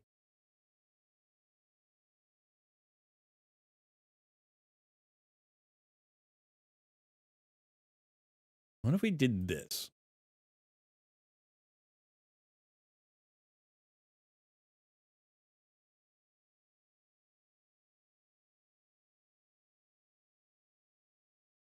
Now we've got two. Do we have two increased speeds now? We got two increased speeds. Got a weaken, a decreased defense, a buff strip, a block debuffs, provoke, cleanse, heals, dealing with the fear. So Shamail currently is not built.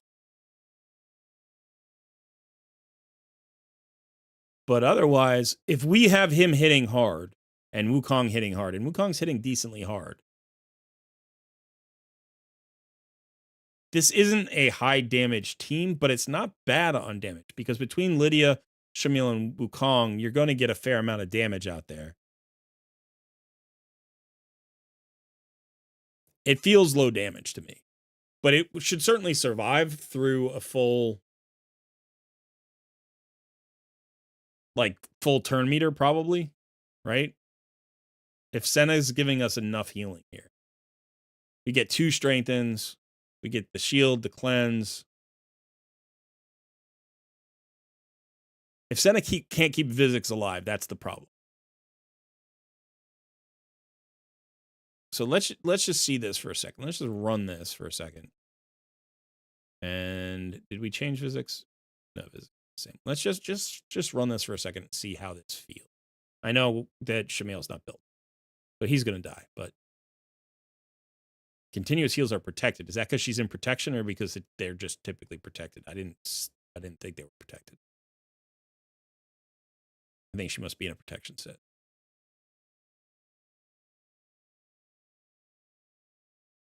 Yeah, I was thinking about Thor. Thor and Vizix are a bit of an overlap, right? So, and he might be better in hard anyway.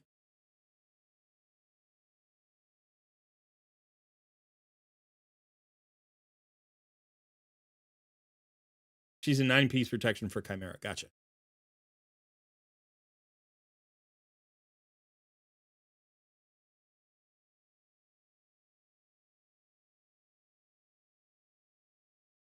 So I don't care about Shamail dying. I just want to see how Vizix does in terms of surviving this in this comp.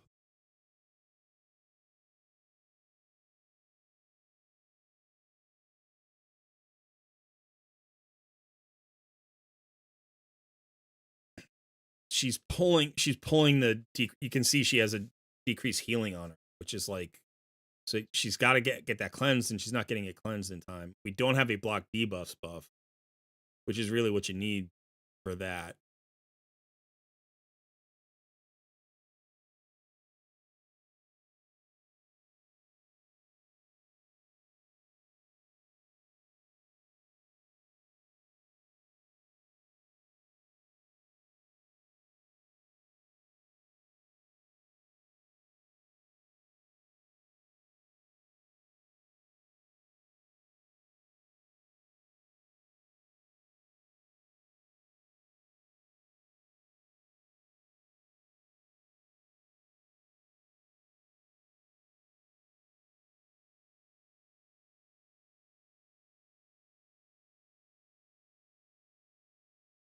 It's looking nice for a second.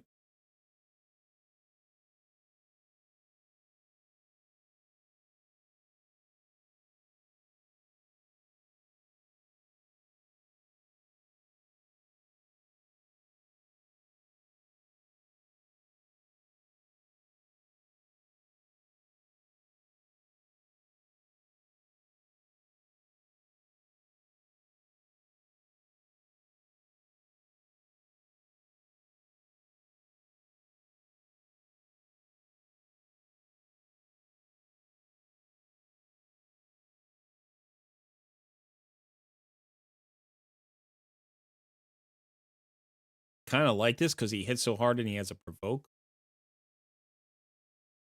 But okay, so if we get rid of her with her ally protect, and we bring in Duke the Pierced, he's going to bring a decreased attack as well. We lose our slow.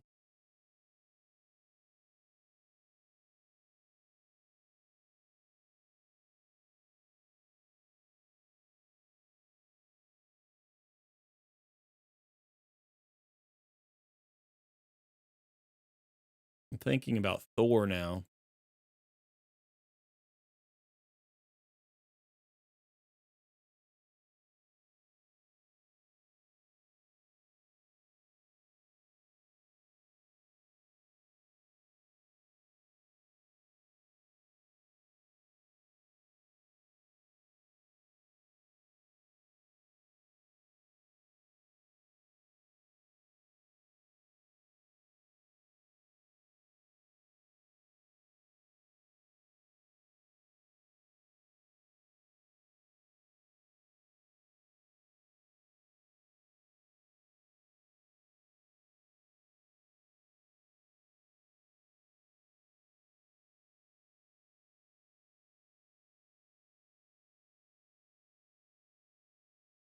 But without the ally protect, we've lost a weaken here, but we brought in another damage dealer to compensate.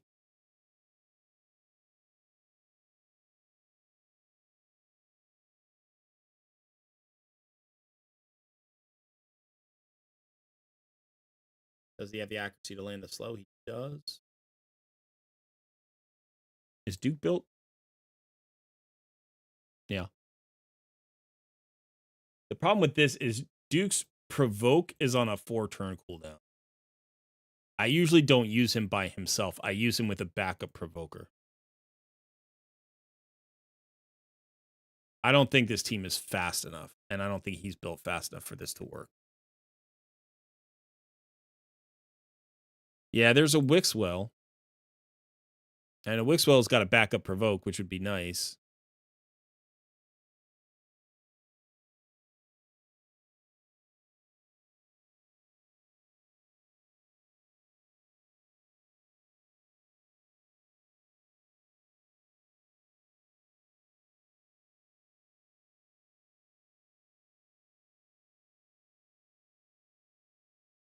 All right, let's go back for a second. Let's go back to, this is tricky. This is really tricky because we're so close to so many good comps, but we're like just one champion shy.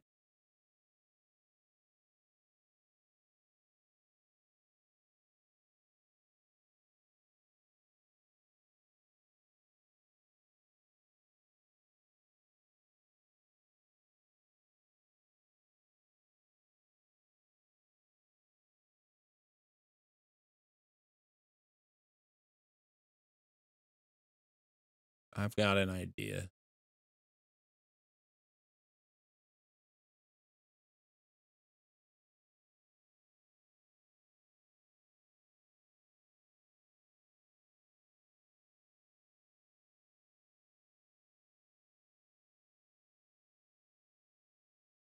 I've got it. It's percolating. Sorry.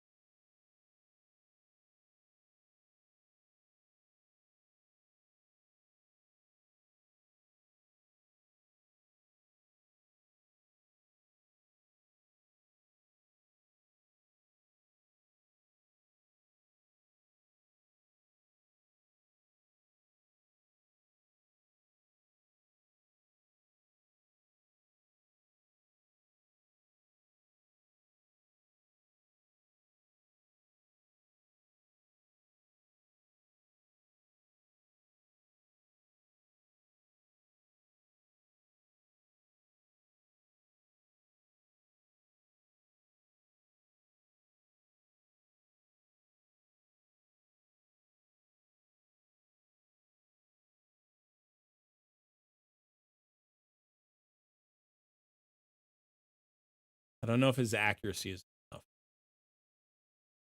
but let's bring Androck in.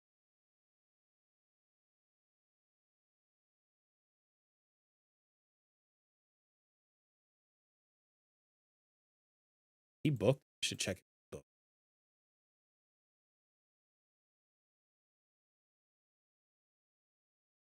Yeah, he's fully booked. Okay. So in his second form, he removes all buffs and places a block buffs debuff, which is basically what Wukong does, right? So it's the same thing that Wukong does. However, he's also going to give us a weaken on his AoE and a decreased resistance. But again, his accuracy needs to be enough, and his accuracy looks a little bit low right now at 270.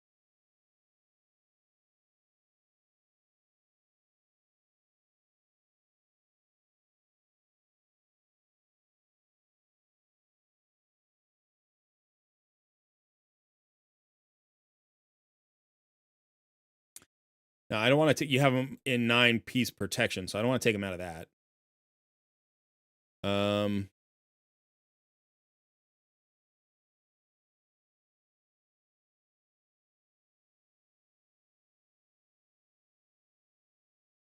Maybe we'll get lucky with accuracy here.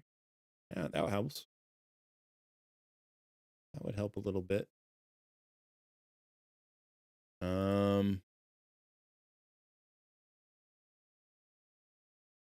Have him in an accuracy chest plate.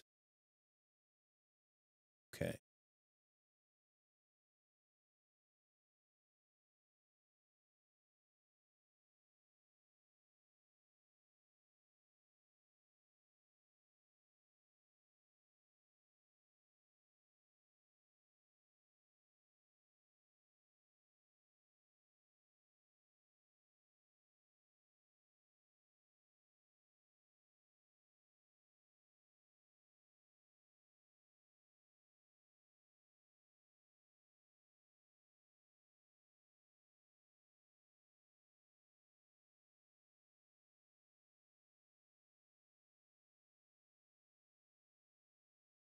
All right, you're trying to maintain the 100% crit rate there. I get it.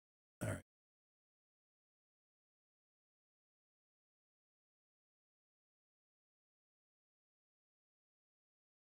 His accuracy is just a little low.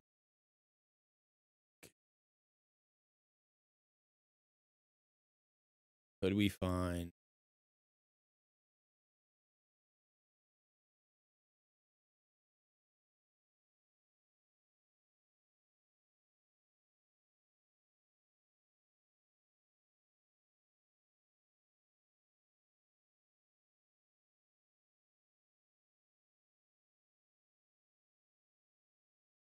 actually worth it. Worse accuracy because this is the mythic accuracy. So it's got an extra roll there. This is like, this is tricky. How are his masteries? Okay.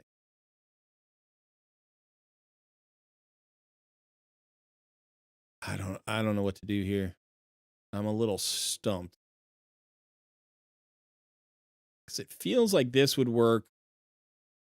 And that would give us a decreased attack, decreased defense, weaken, buff strip, block debuffs, heals, increase speed, ally attack, cleanse, and fear cleanse, right? Like just on those 4 champions.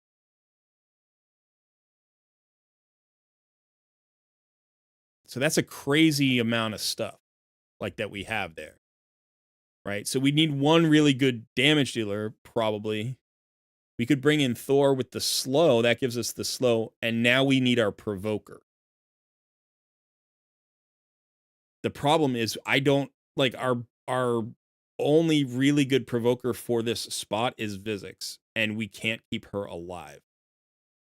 So that also brings in a slow, which would, we wouldn't need Thor for this. We could potentially bring Rathalos back in. He doesn't have an HP burn here in this case. No, there is an HP burn. There is an HP burn. Just A1. Now, what's this? Pass. But there is at least an HP burn there. That's not too bad. What we could do in order to make this work, if we really wanted to, I know she's currently in a provoke set, but we could rebuild Vizix, get her out of that provoke set, and put her in regen. See if we could get her into a regen set, or at least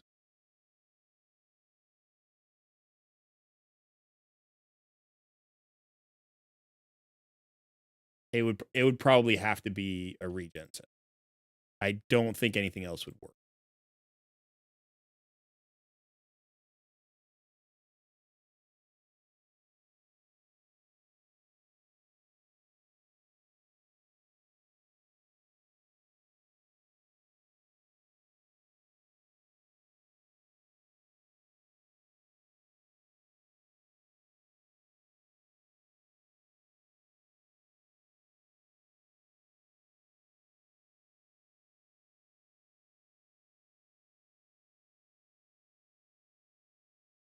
So we'd have to strip somebody of some.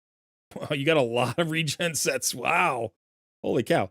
Okay, so let's do speed and accuracy. See what we've got here. That's 18% HP. That's nice. This is okay. That's okay. Okay.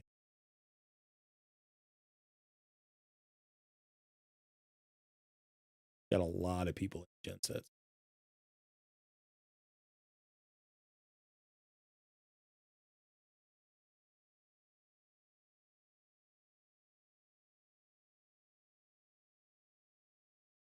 All right, I take this piece.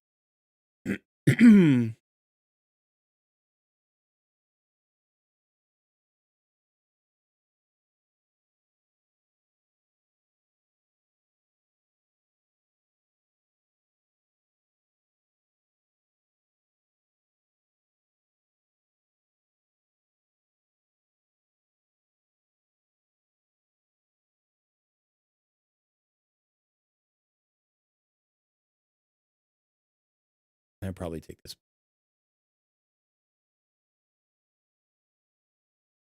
We still need to maintain her accuracy, her speed, all her stats, right? And that's the tricky part here. Let's go ahead and see what we get speed. That would help. Okay, that was as bad as it could have been. Let's try.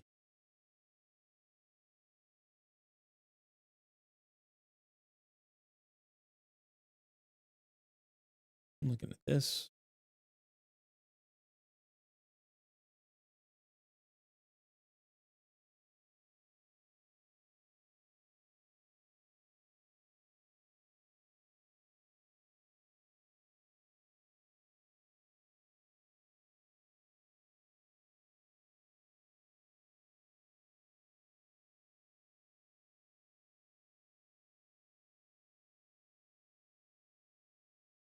There we go.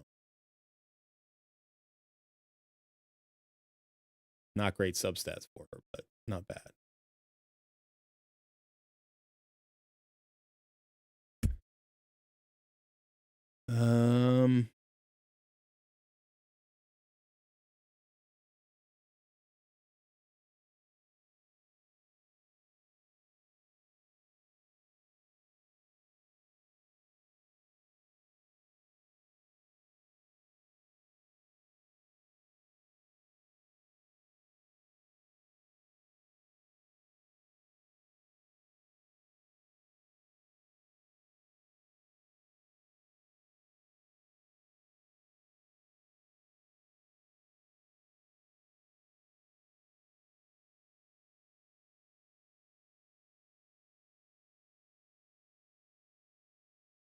That's nice.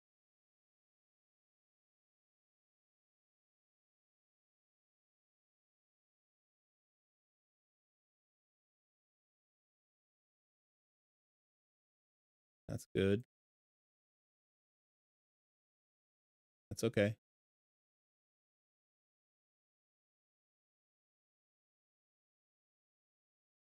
Fine.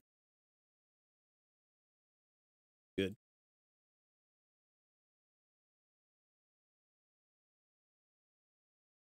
That's not so good. That's not good either.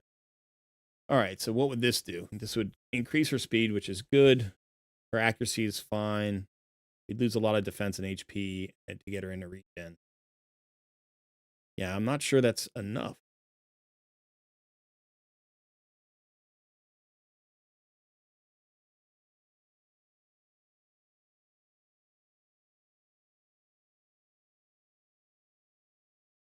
You have a statue that's like my pose right now.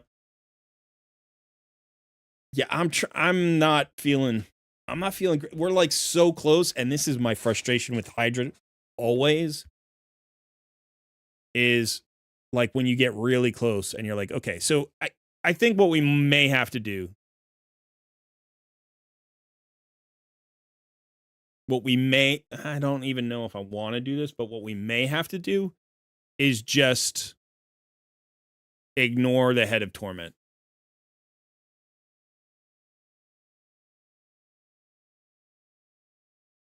We may have to ignore the head of torment. We've got to cleanse.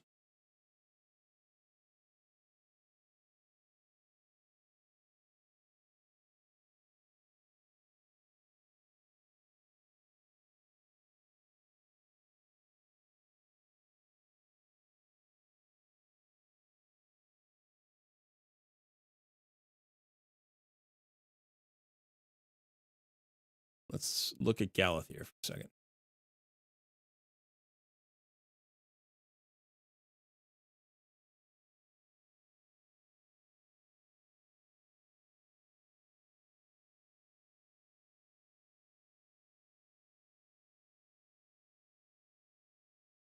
Perfect bail.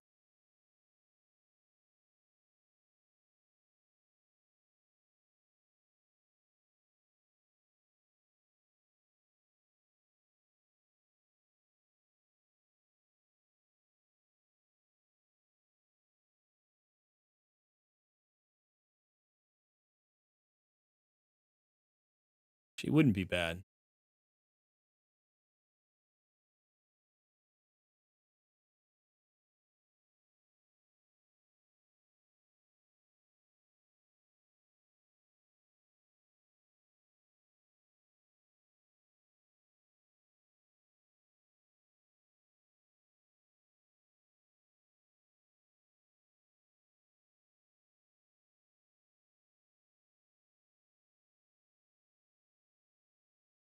Okay, so the question is, do we need him in Form 1 or Form 2? I forget. We need him in Form 2, right? So we want him to transform, and then we want him to place the block buffs. I think.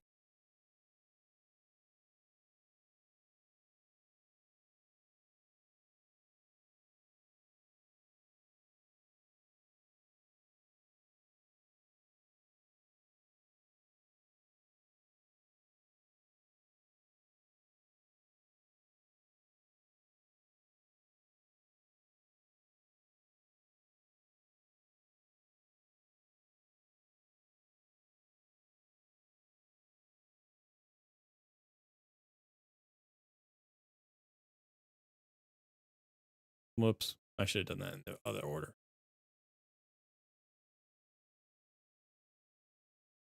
Mishinaki removes buffs, doesn't it?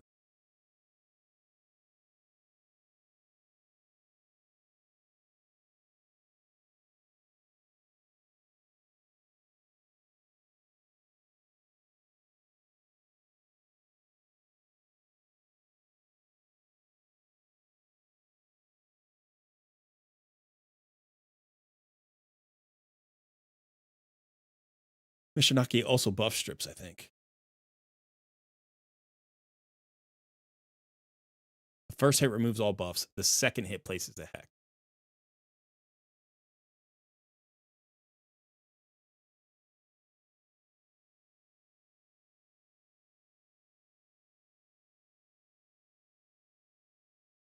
Yeah, I don't think it matters.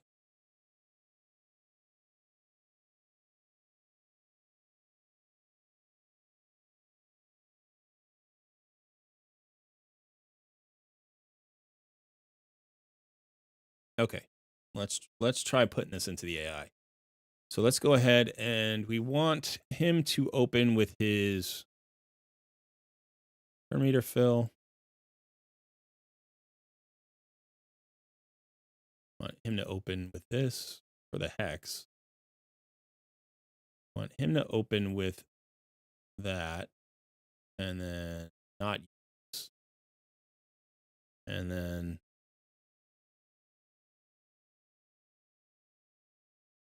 probably this is the best opener. Yeah, let's probably just open with that. And let him go. Open with that. And then as far as this is concerned, we want him to not use this.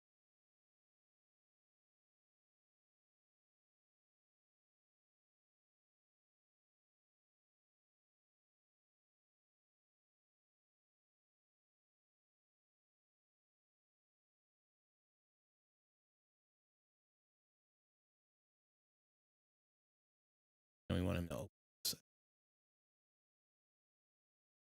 Hey, Backpuss. Good to see you.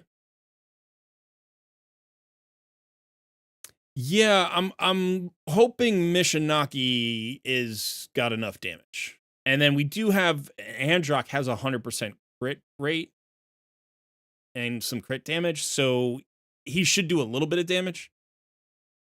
But if we lose Rathalos, it could be a problem. You're right. So we're gonna do brutal here, and let's just start this up.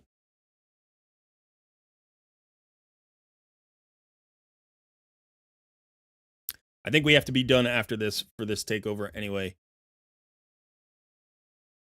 Hydra's always a little bit tricky to do in a short amount of time, but hopefully this has got you thinking. And I do think that, you know, you have a third team there easily. You've got a Wukong, so that's going to be fine. You've got enough buff strippers. Did we miss? No, we did okay.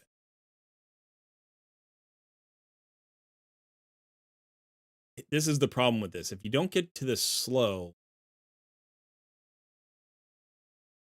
early enough,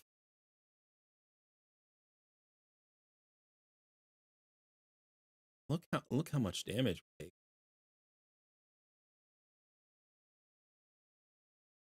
There's a provoke from the provoke set.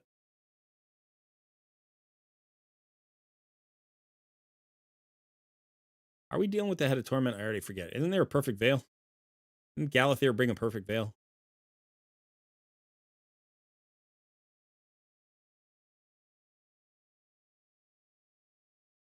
We just have cleanses and block debuffs. I guess we're just letting the Head of Torment run wild. Mishinaki should have a decreased attack, but we're getting slammed pretty hard.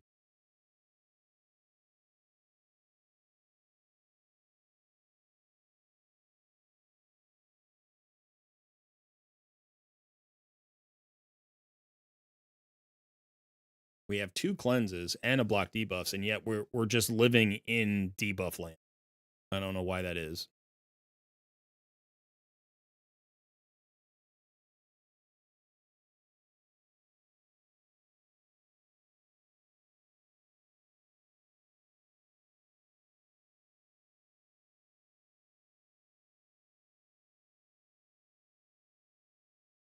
Yeah, Padraig might be too squishy here. There's the perfect veil. So it's on the revive, I guess. And the revive doesn't get used unless there's somebody dead. Assuming. All right. Yeah, and Vizix keeps dying. All right, so let's take a look at Padraig. I mean, potentially we could replace him with Senna now, I think, at this point, right? Because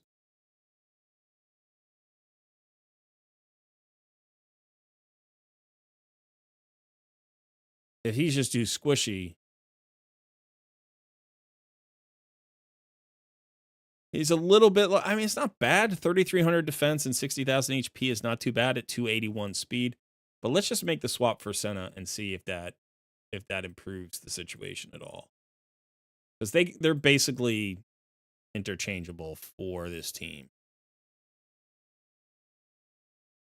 So now she's going to open with that. And she's got a little bit more defense and HP, so she might be a little bit tankier. That's also the second reviver for the Vizix if the Vizix keeps going down, but I would prefer Vizix not to die. And again, we just may need to get Vizix into... I mean, that's the reason why I pair her with Mithralos so often is because Mithrala gives an increased defense and a strength and a shield. And that's just what helps to keep Vizix alive. In this particular case, I don't think we have any of that. I don't think we have...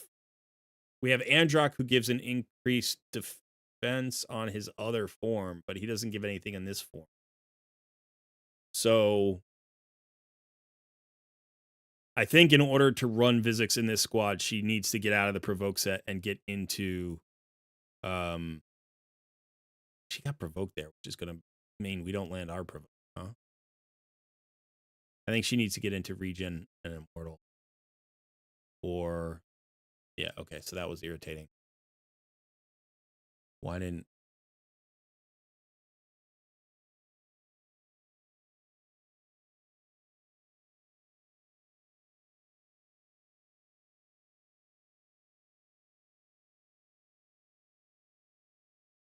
And I think she may need to be a little bit faster. So we've got the speed aura, we've got an increased speed and a turn meter fill. But watch here on the second provoke. We do have a slow now, though. So I don't know. You know, if she can't get around to her second provoke in time, then that breaks down the whole team. So she's dying and she's not fast enough, potentially.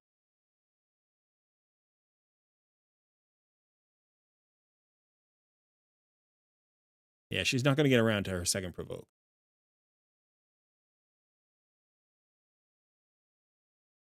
So I think this team is okay.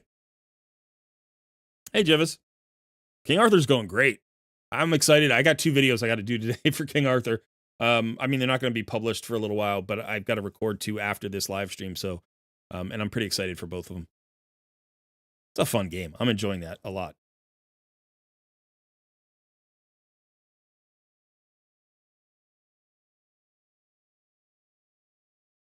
Yeah, her ally protect is reckoning. We're also getting this situation where she's getting this decrease healing on her, or healing reduction on her, which is a problem.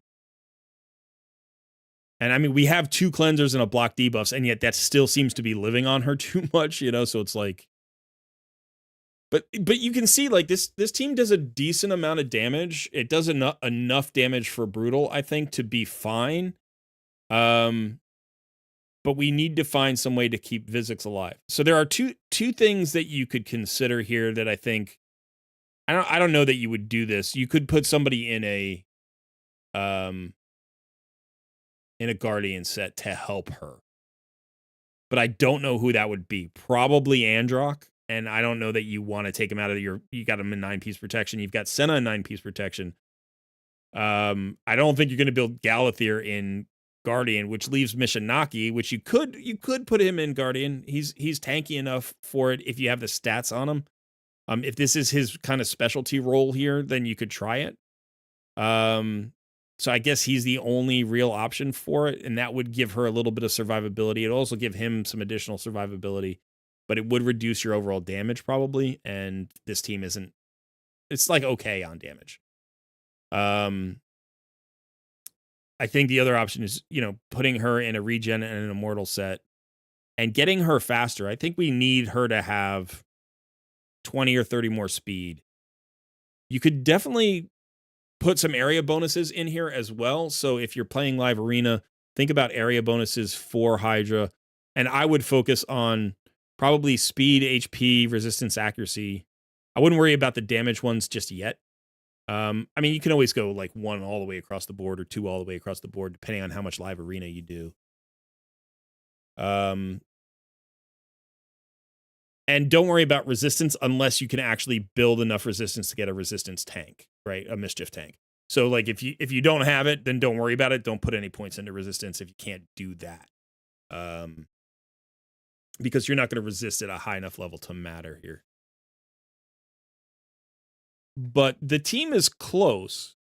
The thing about, this team that is a little bit of a struggle is, you know what? Maybe now the Galathier can come out. Let me look at Galathier for a second. So I was thinking about him for his perfect veil, but he's really not using it because it's on the revive.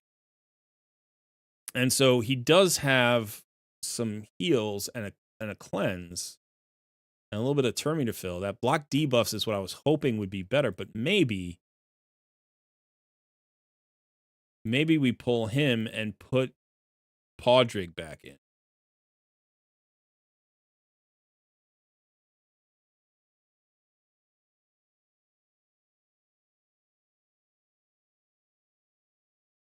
Because he's also got a cleanse. He's got another turn meter fill, which is better. And he restores destroyed max HP. What's she opening with? She's opening with her, yeah, okay. And he's 289 and she's 307. All right, so we'll have him open with his ally attack.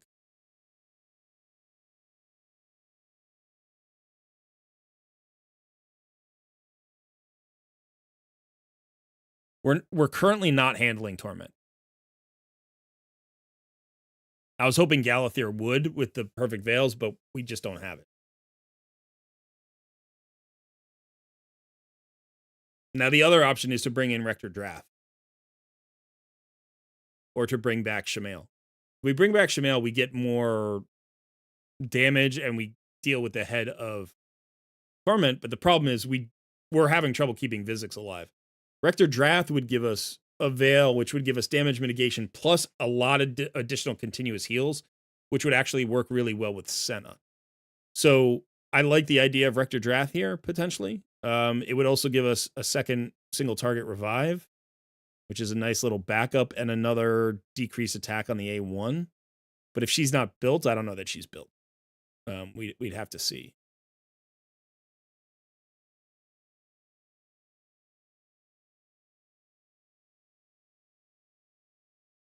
Okay, Joshua Lynch. I'm going to do one more.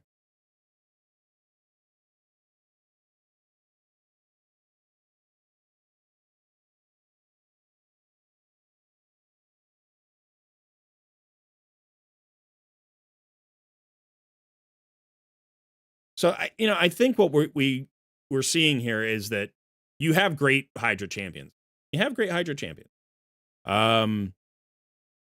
You're lacking on provokers. One champion that could really help you out would be Bivold of the Thorn. If you actually pulled him, that would be a huge solution for you because he is one of the best provokers for Hydra in the game. Plus, he brings sustain.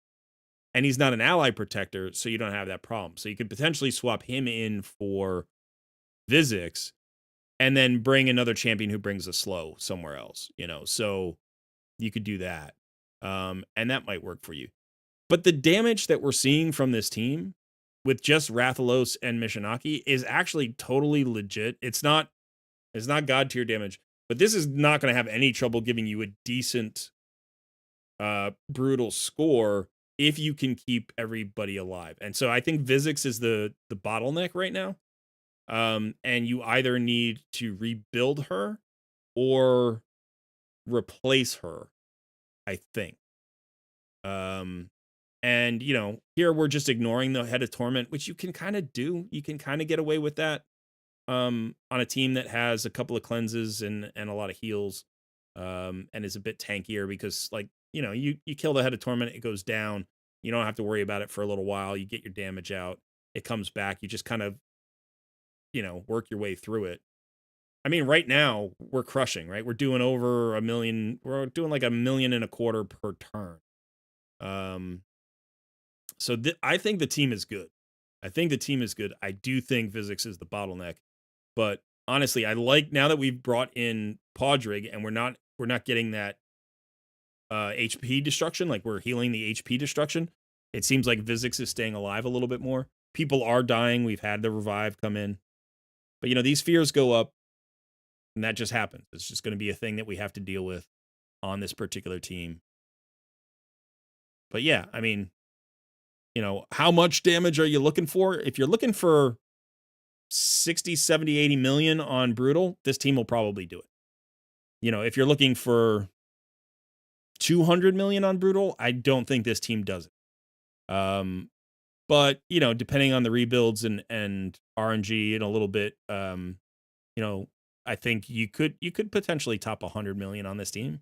But I think probably it's somewhere in the vicinity of like 60 to 80. That would be my guess. But right now, we seem to be doing pretty well. So if you go to turn limit, it may be a lot more. It may be more than that. It may be 100 million plus. So I think that's where we're gonna call it. So yeah. So not bad. Hydra takeovers, I like doing them. I don't know. Guys can let me know. Do you like my Hydra takeovers? Do you find them problematic? I think it's helpful to just keep learning about the fight. It's a complicated fight. But I feel like we do decently well. I'm not Nubkex, I'm not that guy, but I think we do decently well on Hydra.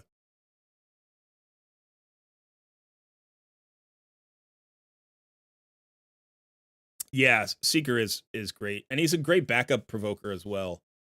One of the downsides of Seeker, though, is he's weak affinity into like 3 of the rotations, which is kind of problematic. I think he's neutral affinity for 2, weak for 3, and strong for 1, or something like that. Oops, that hurt. Yeah, so maybe this isn't going to get 60 million if we don't get our champion freed here. We're going to have a problem. We do have 5 turns, so I think it's the provoke is an issue. We're not getting around to that provoke.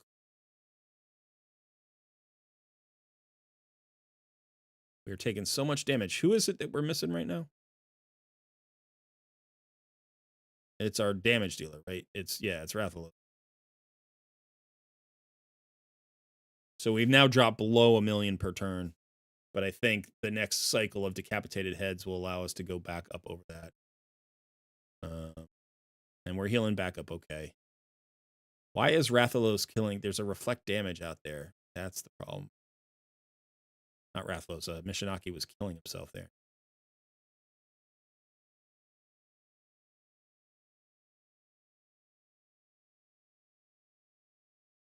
We're going to lose Mishinaki if we don't get a cleanse, which we did not get.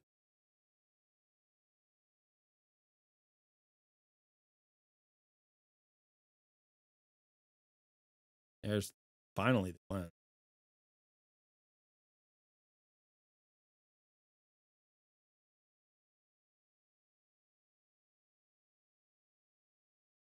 Yeah, I think Vizix is the bottleneck for 2 reasons. 1, she's not fast enough to be the only provoker, and 2, she dies from her ally protect. So I think ultimately, she needs to be faster. I think that's the biggest thing. I think that's the most important thing. She needs to be faster. And then second, if you can make her a little bit tankier in some way, maybe that's just getting out of provoke and getting into like resilience or something. I don't, you know, like defiant. Put her in something where she takes less damage or she has more stats. And then get her another 20 or 30 speed. And again, any area bonuses I think are going to help there. But we're running close to the edge with this team right now. And part of the reason is we're not handling the, you know, the fears.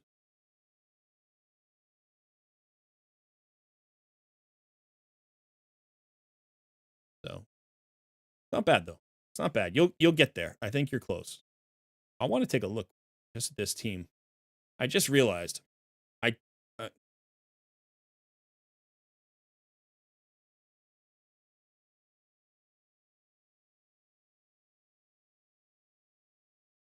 right, no, because I was thinking about Duchess. I'm like, can we put Duchess in this team somehow? But not if we keep Volcanos here.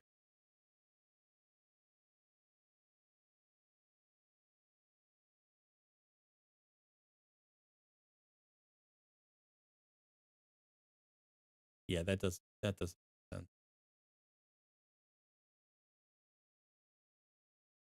I was gonna say we could do something maybe like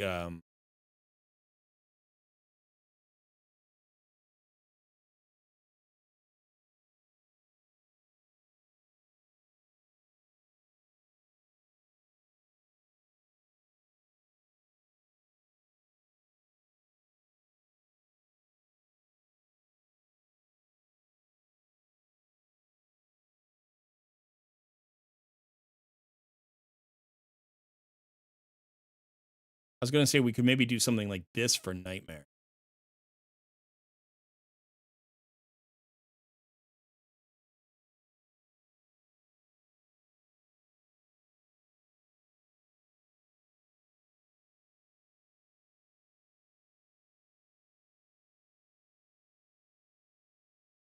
I don't know if that's a good idea. And then we would do something like this for um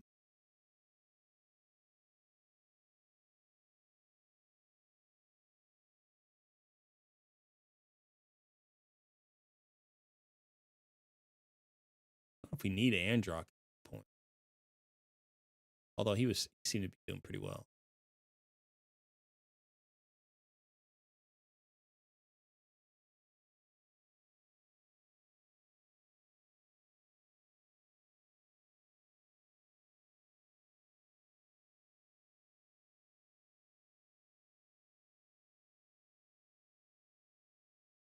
You know, and then do this for Brutal.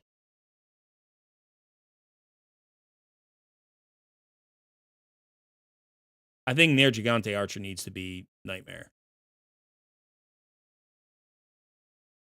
But, you know, you could mess around with it a little bit and see what teams seem to work for you. I do think this team 4 here, this Brutal team would be viable with a couple of small tweaks, even though we're not dealing with the Head of Torment. Yeah. But, you know, like I said, if you can get Bivold of the Thorn, you put him in for Vizix, that frees you up. Also, you know, you can get rid of the other healer and then bring in Shamail or, you know, somebody to deal with. And I do think also the last thing you could try here instead of Podrick is you could try Rector Draft. Right? Because this might actually solve a lot of the problems. Is she built? She's decently built too. So, you know, that gives you that Veil, which handles the Head of Torment, and then more continuous heals, which works really well with Senna, and she gives that backup revive. And if Vizix is dying multiple times, right, Senna's revive doesn't come back fast enough, but having the two alternate might be enough. And I think this could do well. This could do well. You know, so either Podrick or Rector Draft in that spot, I would try them both and think about it. Okay. So that's it. I'm going round in circles now, and I think that's enough. We've had enough time here. So I'm going to call it there for this one. Thanks to Barry for letting me be on your account. I appreciate that. And also, you know, it's a clanmate, so that's good too. I didn't feel bad about spending your silver, by the way. I did not feel bad at all because we had an artifact enhancement event going on. I hope you didn't max it out already, did you? You already did. You already did before the takeover. That's all right. That's okay.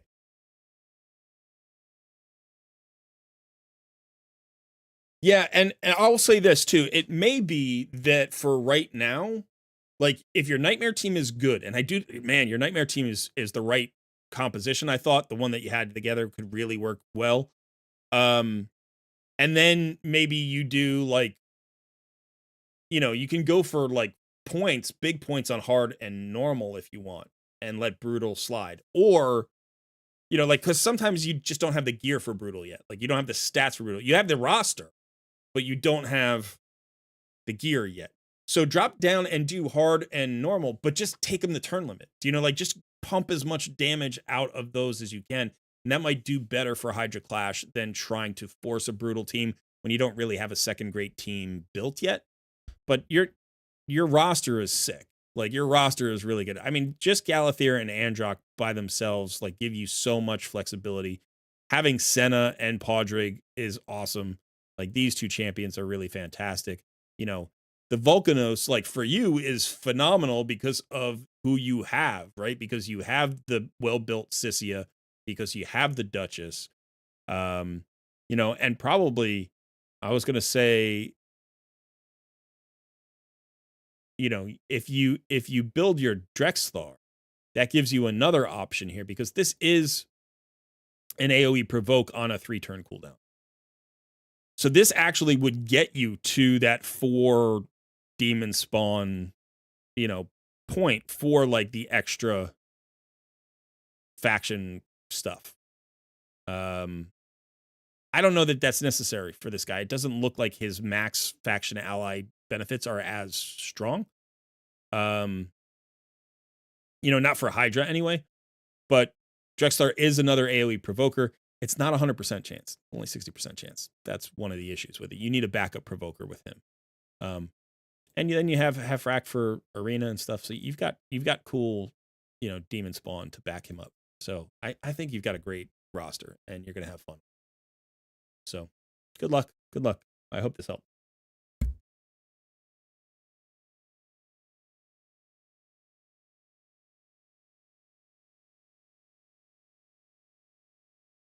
All right. So that is going to be it for right now. I'm going to do a 2-minute bathroom break and then I will be back to spin the wheel. So before I go, let me just go ahead and reset the wheel. For those of you who have not been here before, I am going to rely on those who have. So if you have been here before, please explain the rules for Takeover Tuesday to anybody who is new. I will be back in a minute. I have reset the reactions, so feel free to react.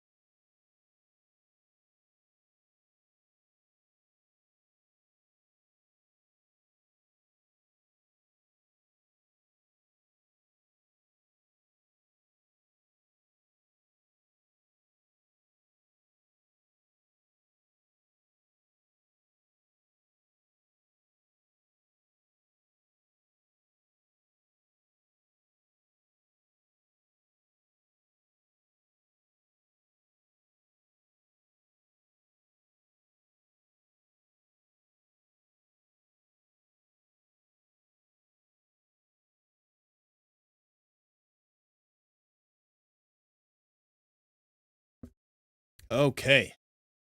I am back for takeover number 2. It's going to be a shorter one today. Shorter takeover 2 because that first one ran long. So no Hydras. No Hydras. No more Hydras because that takes too long. I don't mean in general. I just mean today. Like the second one. But anything else is up for grabs. So let's go ahead and spin our wheel. I'm going to give it one more minute because it doesn't look like we have a ton of reaction here.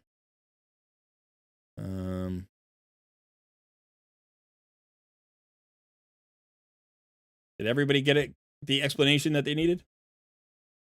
I am going to do a couple of King Arthur videos. So I have a sponsorship for King Arthur, which is my first sponsorship I've ever had for a game. Hey, they're paying me to play video games. Woo! I love it. I love it. The funny thing is, you get paid per video that you do. Like, and there's an agreement how many videos you're supposed to do and that kind of thing. But when you figure out like the hours per video, if you're just talking about video production, the rate is really good.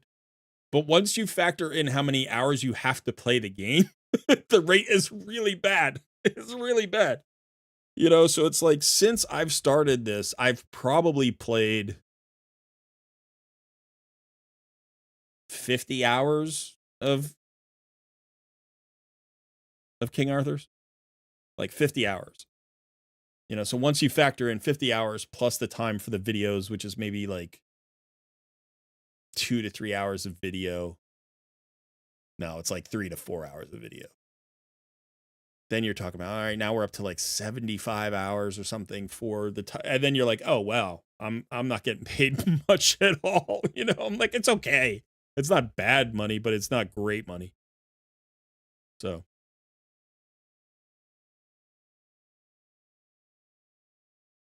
Go-Go Muffin. I don't even know what Go-Go Muffin is.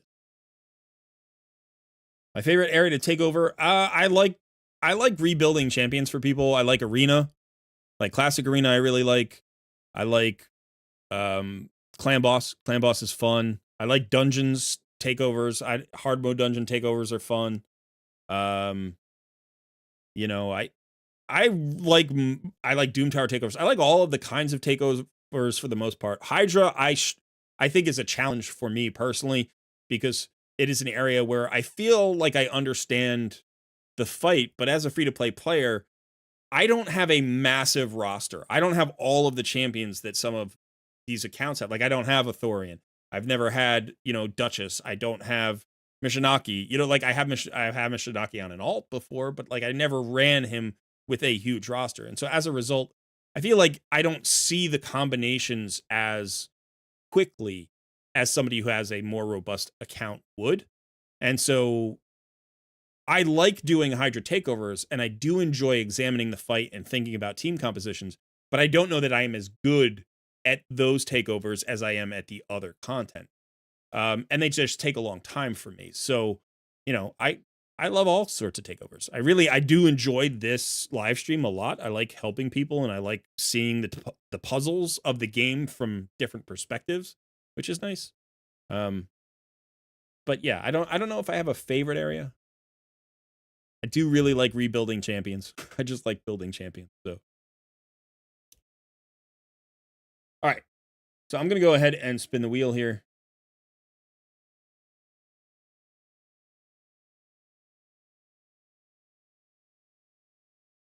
Good luck to everybody.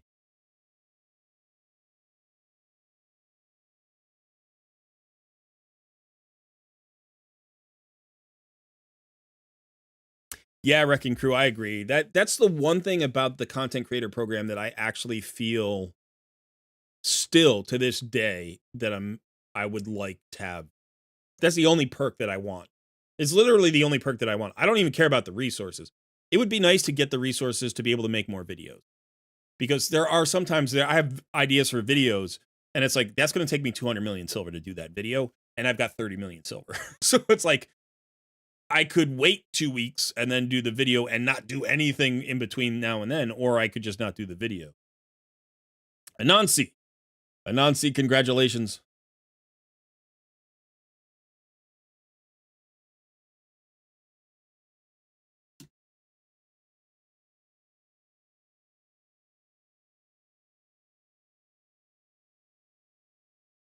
Congratulations. That's awesome. So somebody new. Somebody who has never won before. That's always a good thing.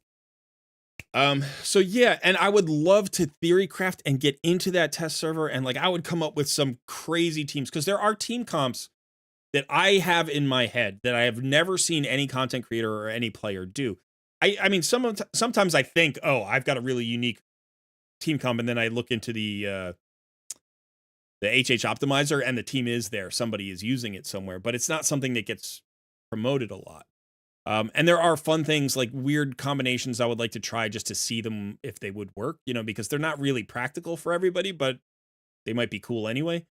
And then finally, just having the resources to constantly rebuild like rares and epics and free legendaries to find the best combos for various content would be really cool. I am very unhappy with Plarium in general. I'm hoping that this sale to MTG will improve the dynamic with the player base and with the content creators. I don't know that it will, because ultimately the people at Plarium are still the people at Plarium. And I don't know how much control Aristocrat had over those kinds of things. That being said, I don't think I want to be in the content creator program.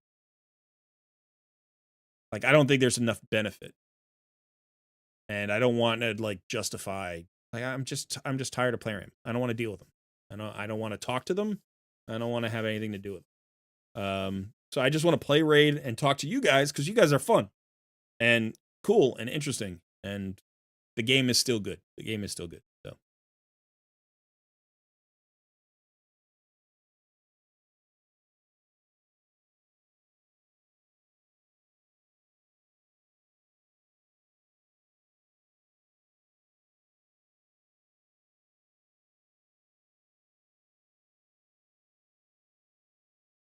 we got our login info.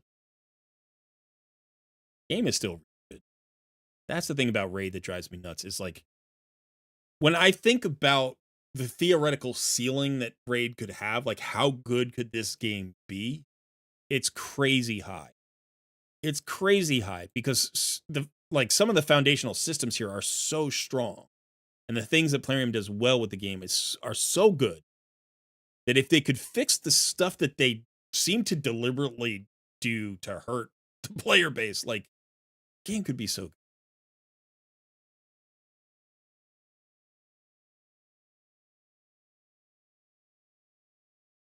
All right. So we got a level 80 account for Squee here. Squee. Working on Cleopteryx. So around the year mark. Somewhere around the year mark. Let's see, how many fragments do we have for Cleop? No fragments for Cleopteryx. So just actually past the 270-day mark. So not quite a year. And then you've also got stock there in the... Let's take a look at your champions. Let's start with the 6 stars. All right, you've got 38 6-star champions. I love it. That's a good job for your first year. I don't know if you're a free-to-play or a spender. I would assume you're kind of small to mid spender. But maybe you're free-to-play. I don't know.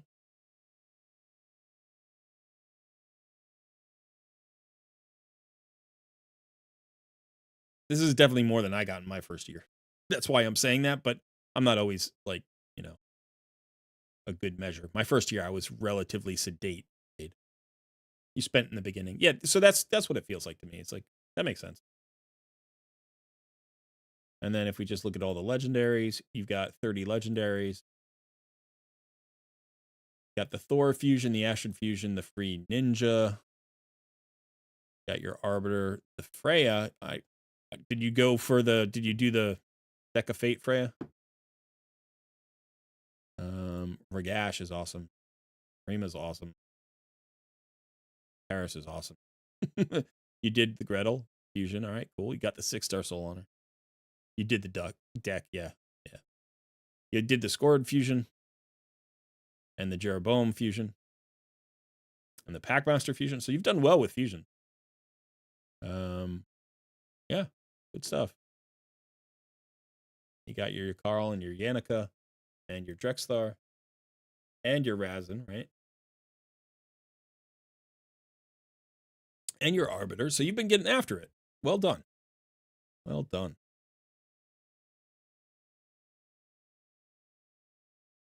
Oh, Packmaster was a pull. You didn't do the fusion? Okay.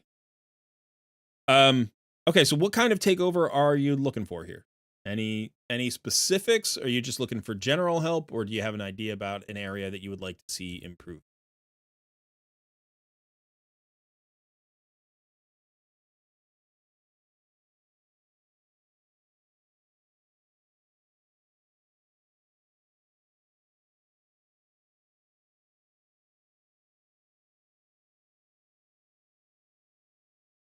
That 48 million on one key there with that team is not bad. That's not too shabby, man. It's a solid 2 key. It's a little bit affinity heavy though, right?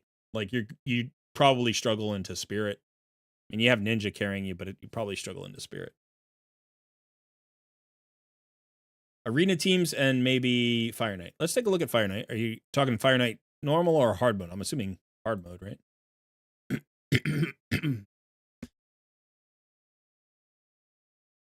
Sorry about that. Didn't mean to cough in your face. Oh, I'm sorry. Also, let me give you the I gotta go give you the roles so you can come join me in voice.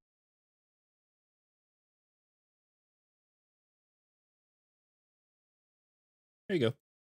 So you can jump into the coaching voice room with me so you can hear me, and then you just want to mute the stream so you can hear me in real time. You're still going to DM me, but that's where we are. Okay, so yeah.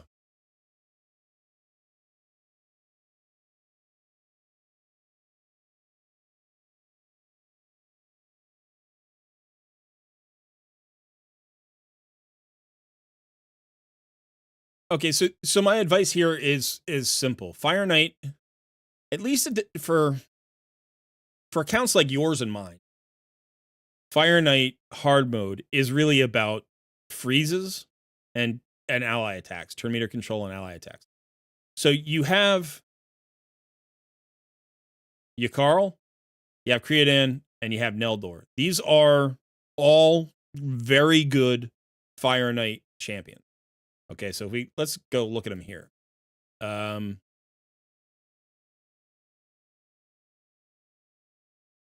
we don't care about the rare and the common. So let's just look at. All right, so even Pan is okay in a pinch. But so Yakarl has a double hit, so 2 hits on the shield, and each hit has a 50% chance of placing a freeze. When you freeze, you push back the Fire Knight's turn meter. So in normal, you use Allure to push back his turn meter. In hard mode, you just have to use freezes to do the exact same thing. So think of freezes as turn meter control for Fire Knight hard mode. Cryodan has a triple hitter, so 3 hits against the shield, and each one has a 35% chance of placing a freeze. So it's a lower chance per hit, but ultimately you get around the same number of freezes as your Carl does. And then you have Neldor, who also has a triple hitter with a 40% chance of placing a freeze. So this is actually probably the best of all of them. In addition, he has this passive that whenever an ally places a freeze, this champion has a 30% chance to attack with their default skill. So if Yakarl or Cryodan or somebody else lands a freeze, he may throw this A1 again, which actually not only gives you more hits for the shield, but gives you another chance to freeze on and reduce that turn meter.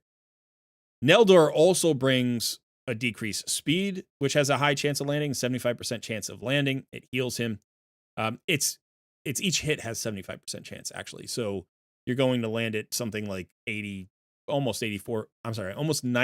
of the time if you have the accuracy. And then he's got a 4-hitter on his A2, which can help you break the shield as well. So I actually think he's definitely the best epic for Fire Knight hard mode. I think, you could make an argument for Farrakhan the Fat, the ally attacker. But I actually think Neldor is even better than that for this. And he's better than probably the majority, like 90% of the legendaries, maybe 95% of the legendaries for this fight as well. I think he's better than Yukari. He's better than Cryodan. But these three champions are really the ones you want. Now, Ninja's okay. Ninja's okay. He's got a triple hitter. He's got the freeze here. But really, you're going to want to take him out of your team. Because he doesn't do enough freezes to reduce the turn meter. And he's a good boss killer. So if you have him with a team that can handle the turn meter control, then fine. Then you can throw him in there. But chances are, as you scale up, you're going to want to get rid of him. So those are the freeze champions that you have. I think these are the three that you want. And you could build all three.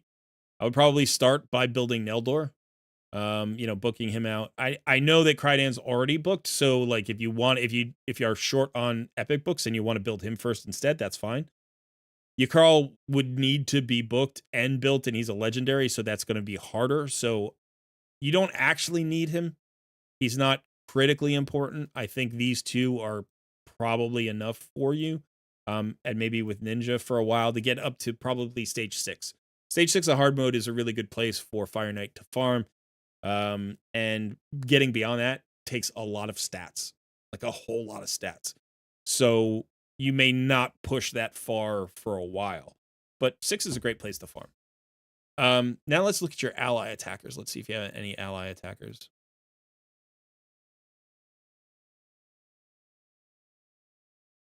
Okay. So your best ally attacker here would be Morag. And she's not great for Fire Knight. She's not bad. She does have a double hitter on her A1. She brings that strength in, which is going to help you survive. She has an AoE 4 waves. She has this turn attack, which brings in 2 allies. So it's not bad. And she's a good champion for a lot of places. She doesn't really shine in any particular content. That's one of the things about her. She's got this strengthen on a 3-turn cooldown, which is an AoE, which is great. But strengthens are primarily used when you know you're going to get hit. So that's boss fights like Clan Boss, right? She's good there. If you're going to have a killable team. And then the ally attack brings in extra damage. The nice thing about her here for Fire Knight is, depending on who you're bringing, you know she's attacking with a double hitter, and then potentially you have 2 additional allies who all should have at least double hits. So this should be at least a 6-hit skill. And that's not bad. That's not bad. But you don't know who you're bringing into the attack. And that's the sort of unfortunate part of it. So, if we're looking at a team here for Fire Knight hard mode. Yeah, we're in Fire Knight. And we're like, okay, so let's go ahead and include all this. We're like, all right, we need somebody to make the team go fast. So speed aura, turn meter fill, increase speed buff, that kind of stuff. And right now that looks like Deacon. He's also got a double hitter on his A1. We would like an ally attacker. So for right now, let's just throw in Morag and see what it looks like.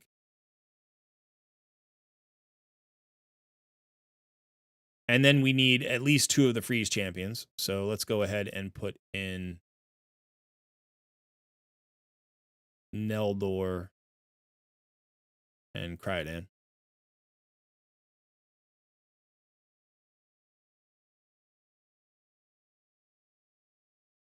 He's down here somewhere. And now the question is, are you getting through the waves with this team? You have a decreased defense. You have an AoE from Neldor with a slow. You have an AoE from Morag. Cryodan actually also has a decent AoE with a potential for freeze, I think, right? He's got an A2 with a 65% chance of freezing. That's going to give you some control there. Plus, he's giving you additional turn meter fill and increased speed buff. That's giving you some nice speed here. This, surprisingly, with 4 epics, is not bad. The question is, how many hits are you going to get on the boss's shield when you get there? And can you do it without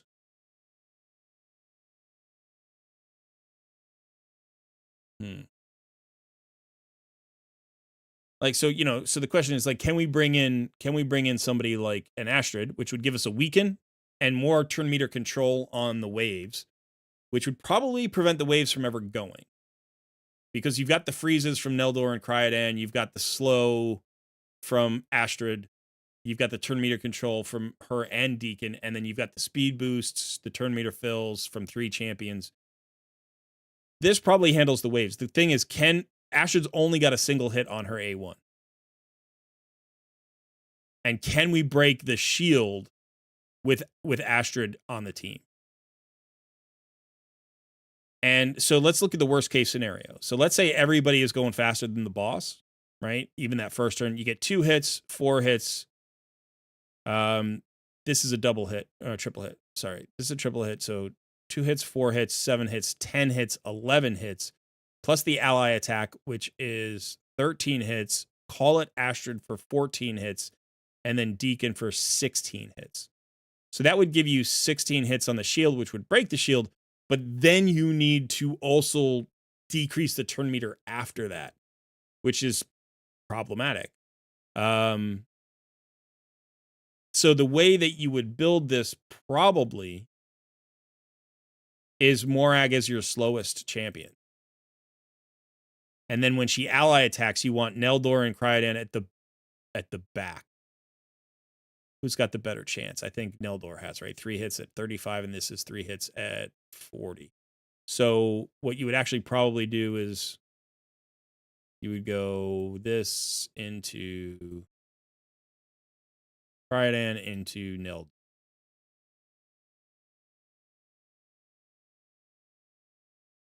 So what happens when you ally attack is they attack in order of placement in the team. So Deacon would attack first, then Morag, actually Morag would attack first because she's the ally attacker. So she would attack first, then Deacon, then Astrid, then Cryodan, and Neldor. And the reason you want Neldor at the end is because he's got the best chance to freeze. So if the shield gets broken before he goes, then he's got a chance to push that turn meter back. And so you could do something like this. Now, if Astrid isn't enough, right? Because she's giving you speed, but maybe she's not quite enough in terms of breaking the shield. You know, you could try. I'm trying to think of who else you could have there that would maybe give you. Well, you have a couple of options. You could use Martyr, right? You could use Martyr in that spot, and basically what Martyr does is she actually has a decent like. So even though she's only a single hitter, she has a decent chance of placing in decreased defense, which is going to help you blow up the boss. She's also got a decrease attack here on her A3, which is nice. But the bigger thing is she gives you an increased defense and a counterattack. So you would have the strengthen out from Morag. You would have the increased defense out and the counterattack from Martyr. Now the boss is going to hit you, but hopefully the strengthen and the increased defense keep everybody alive. And then you literally have 16. Well, how many hits do you have? 2, 4, 5, 8, 11. You get 11 attacks on the counterattack. And that would get the shield most of the way down. Right? And so then what you'd probably do if you did Martyr in this spot is save Morag's ally attack. Like you wouldn't use it the first time. You would let the boss hit you. You know what I mean? You wouldn't use those abilities. You just hold on to them. Then hit the boss with the ally attack, and your 2 freezers are going to reduce that turn meter. You need to get the slow onto the boss with Neldor, and then you should be good to go. So you could definitely do that. And the idea here would be the boss would get 1 turn and not the second turn, because if the boss gets a second turn, you're probably going to die because you don't have any heals, right? You have the leech maybe from Deacon Armstrong, but that's really it. So this is not bad. This is not bad. You could go with a champion like, well, you have several options. You could go with a champion like Ragash. Now, Ragash is really nice because he's going to help you clear waves. He's going to give you an AoE stun on top of those freezes. He gives you a AoE decreased defense, which you already have with Deacon, but whatever. He's going to give you another increased speed buff. He's going to give you another strengthen buff. He gives you that veil for himself. So he could like speed up the waves a little bit, and he still has a double hit on his A1 instead of a single hit. So that's going to give you, more hits on the ally attack if he gets pulled in, more hits to break the shield. And then again, he's giving you that strength and increased speed, so on and so forth. So you could use somebody like that. You could go with a champion like Freya. Freya's not bad because she's got that A1 AoE provoke. She's going to have the increased defense, the shield, the block debuffs, the cleanse, and the turn meter fill. So again, if the boss is getting a turn, having the shield up and the increased defense will probably keep everybody alive. And then cleansing after he goes is important, right? Because he usually puts out a slow, or I think he does a slow, and he might also do something else. So you could potentially even put up the block debuffs before the boss goes, but you could hold it, cleanse, and do the turn meter fill after the boss goes. So the shield and increased defense keeps you alive. This cleanses you, gives you turn meter fill, gets you into that next round again. So plus she does great in the waves. So I think that's a good champion for the waves. You could certainly use somebody like Arbiter. Arbiter has a double hitter on her A1. She has a weaken. She's going to give you the increased attack, which is going to work for everybody on the team except Morag. So that's going to make everybody hit harder. Plus, she's giving you a huge turn meter fill, which is going to help you both against the boss and against the waves. So that's a decent option.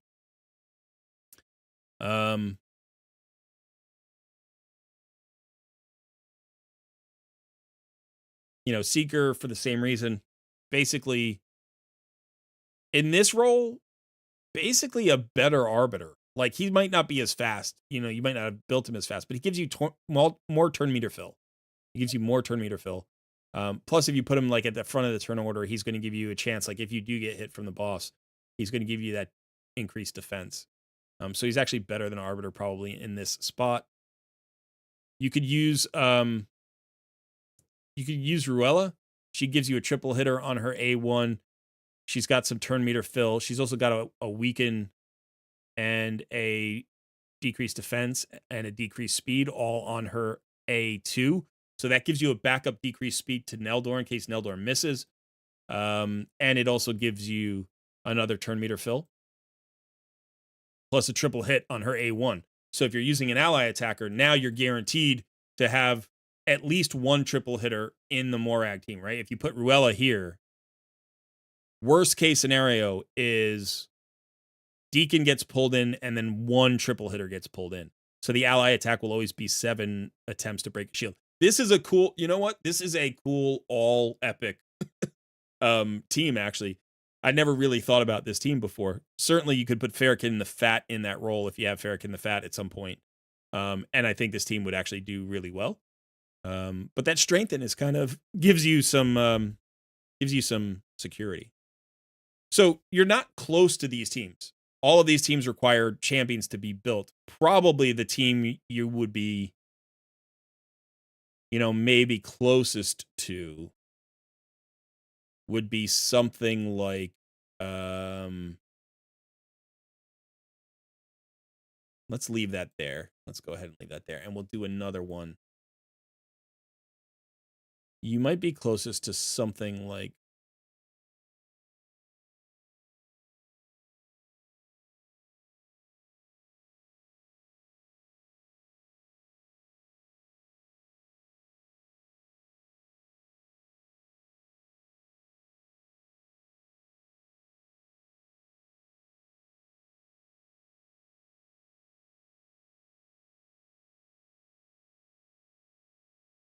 not quite.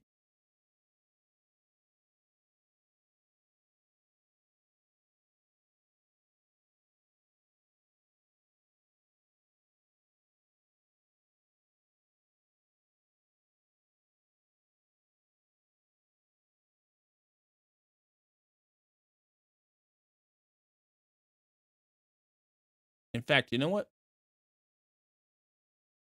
What if, for the first few stages, let's go with something that we don't even care about the turn meter control. Let's just see if we can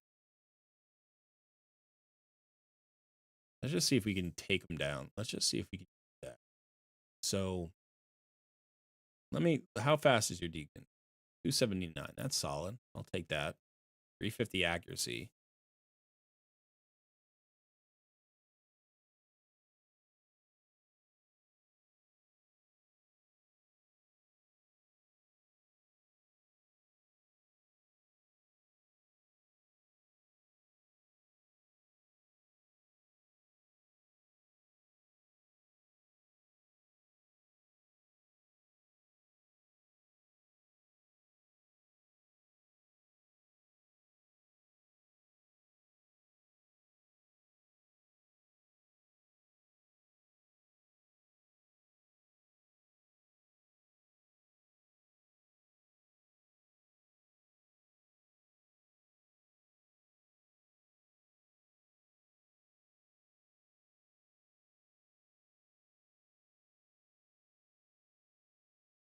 See how these champs are built. 180's too slow. 240's okay. 213 is a bit slow. 221 is okay.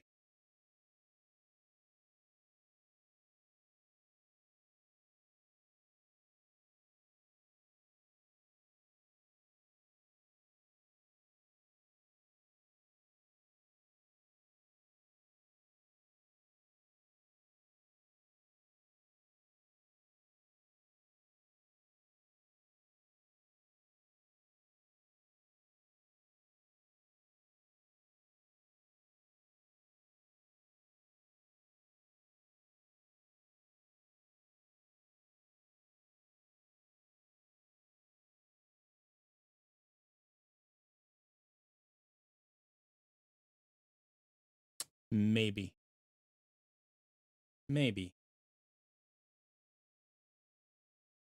All right, so let's do.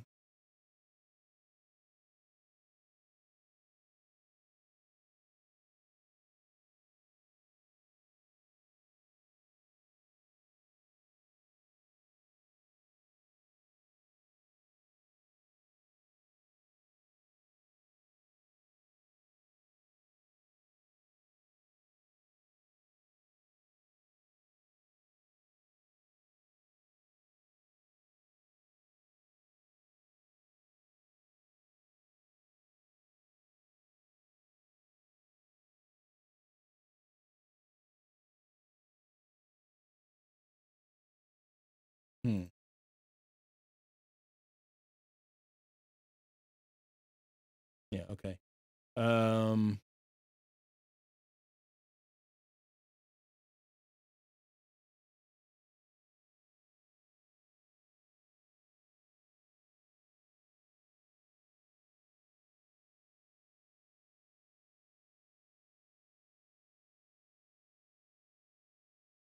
I can't. I have to get the counterattack up. I have to get the counterattack up. I don't know if we're going to be fast enough to get the counterattack up, but okay.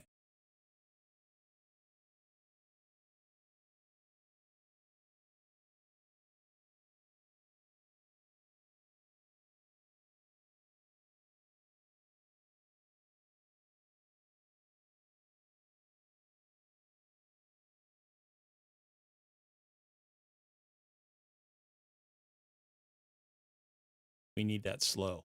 Whoops, it's the slow from the other one. Where's the slow from? Slow's from this.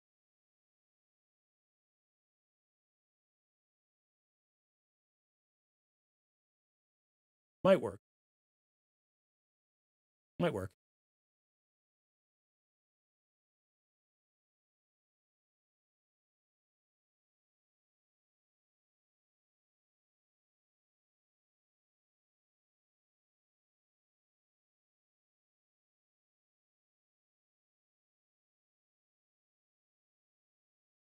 Everybody except Martyr is a double hit. But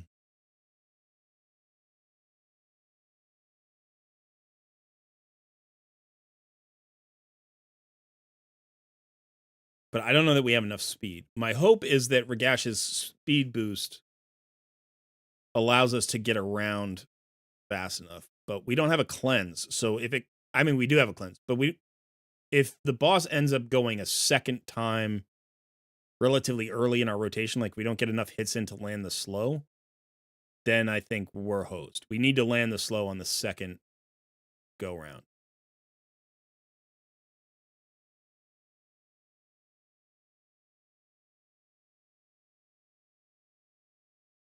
Swapping Martyr's Blessing to what? Will add ticks?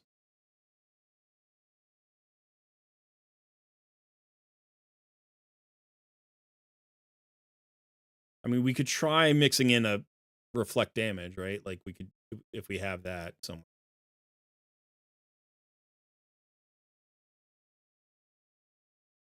There we go. Okay, so that should not have fired that way, but whatever. We're faster than I thought we were going to be. So we actually have lost the counterattack on some of the champions. And we already used the cleanse. I forgot how slow the boss is on stage 2. So we didn't get the slow out there. And we're not likely to get the slow for a little bit. But we get the counterattack up. This is what we... Okay, so this is how it should have worked the first time. So we're going to get 4, 5, 6, 7, 8, 9. We'll get 9 hits on the shield before we even take a turn. There was the slow again. But this increased speed, and Deacon's going fast enough at this point, but we really need to land the slow on the boss. And we might not even have the accuracy to do it. I don't know. Let's see. All right, I got to stop this.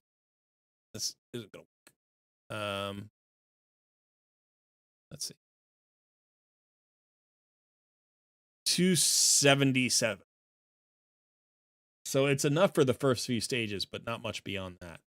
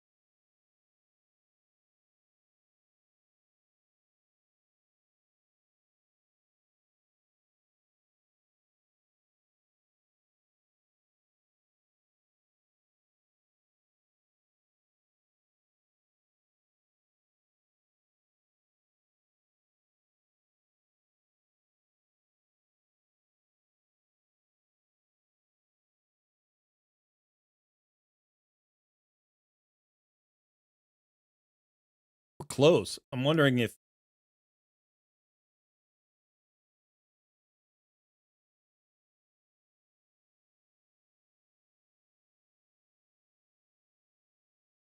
I want to look at all the cleansers.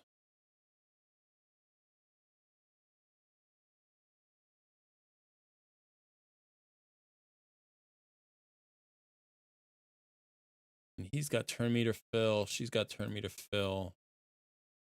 Davia's got a triple hit.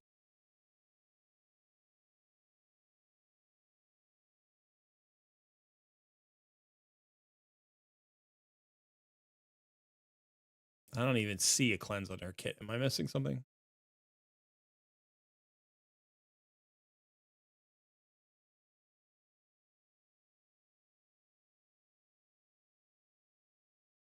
Is it calling the poison explosion a debuff cleanse? Is that what it's calling it? That's funny.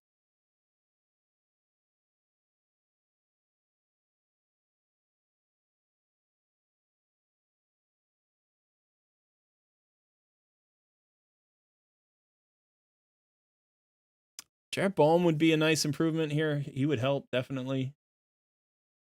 I mean, the other option is Freya, who I don't think gives us any significant improvement over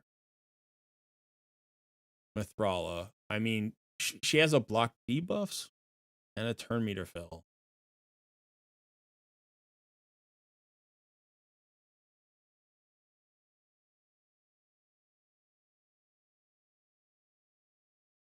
Not full masteries on them.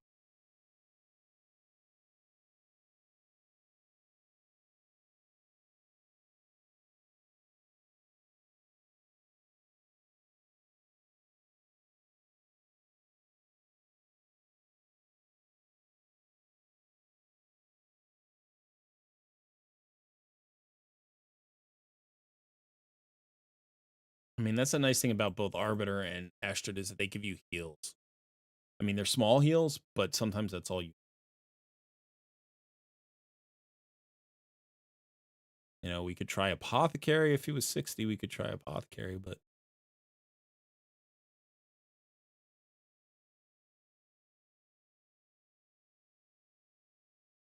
we were going fast. We were going fast enough that we broke the shield without the counterattack, which makes me think we don't need Martyr.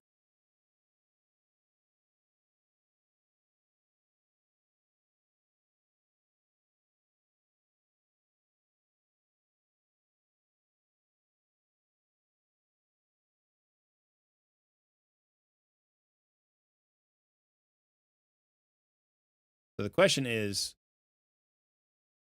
do we bring Astrid or do we bring Freya? Or do we bring somebody like Ninja? Or even somebody like Royal Guard?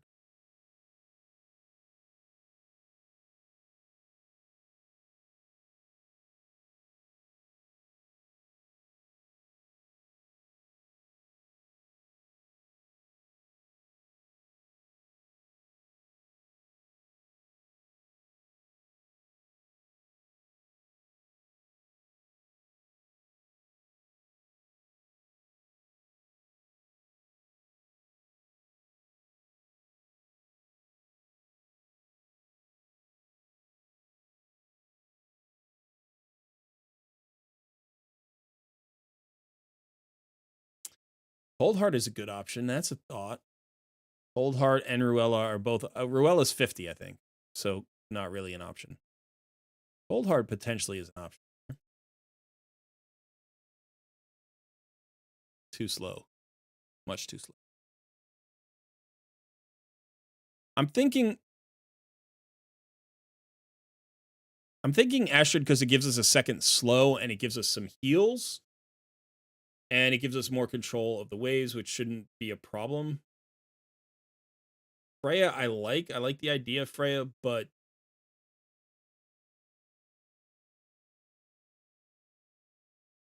I think I want to try Astrid first.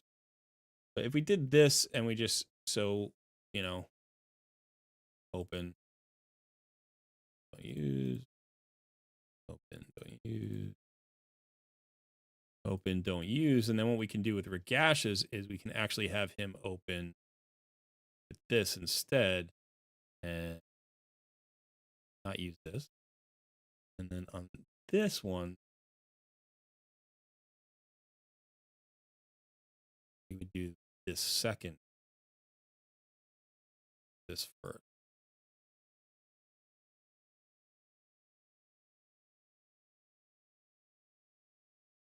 I think.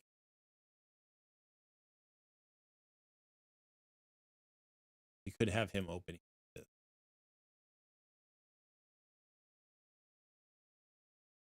We could also have him open this and then use that like that. Okay, let's try that. Let's see. Neldor is level 40 right now. Hey, good to see you, Cheez It. I'm glad you were able to make it. That's cool.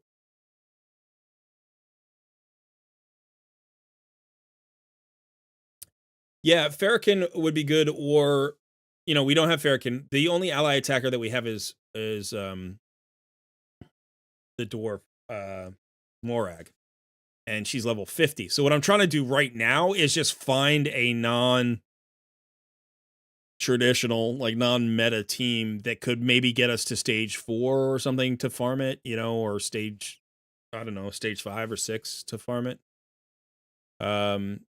Because you certainly, like, as you go up, the stats of the boss get higher, the stats of the waves get higher, and you will clear more slowly, and you're more likely to get killed if you're not controlling the turn meter. But for the first 5 or 6 stages, you can still kind of just go with a good Fire Knight team. One that you know is going to have to do many turns. So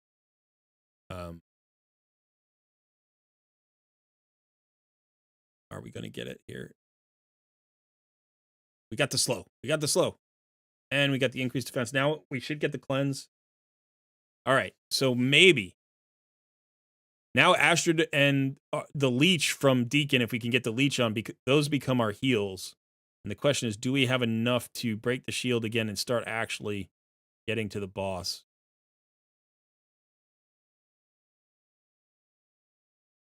We got the leech. Got the decreased defense. Now we did get some heals, and we've got the strengthen and the shield up. Phantom touches would help here. Like any counterattacks from any abilities or masteries would help in terms of, taking that hit and actually turning it around and doing something with it.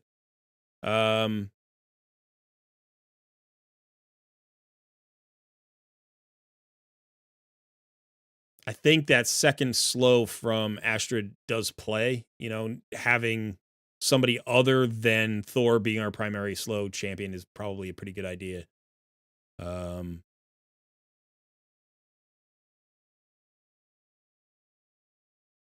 But this is like the best you're going to do with sort of a traditional Fire Knight team here.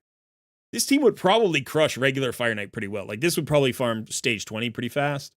Not super fast because it's still built not to like I would probably switch in Cold Heart at that point. I would take out maybe Mithrala and put in Cold Heart. Break that shield and then just start nuking.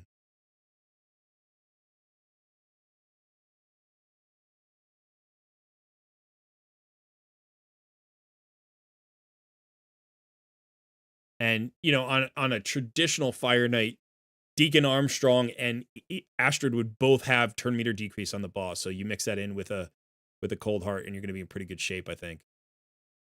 This team looks like it might not make it. If Deacon dies, we're done because we don't have a reviver. And we're not going to be breaking the shield. So, I mean, you can see how little damage we've actually done because the boss keeps healing himself because he keeps slamming. So it's like, maybe the Cold Heart would have been a good idea to get that. I don't even know. Is he immune to the healing reduction?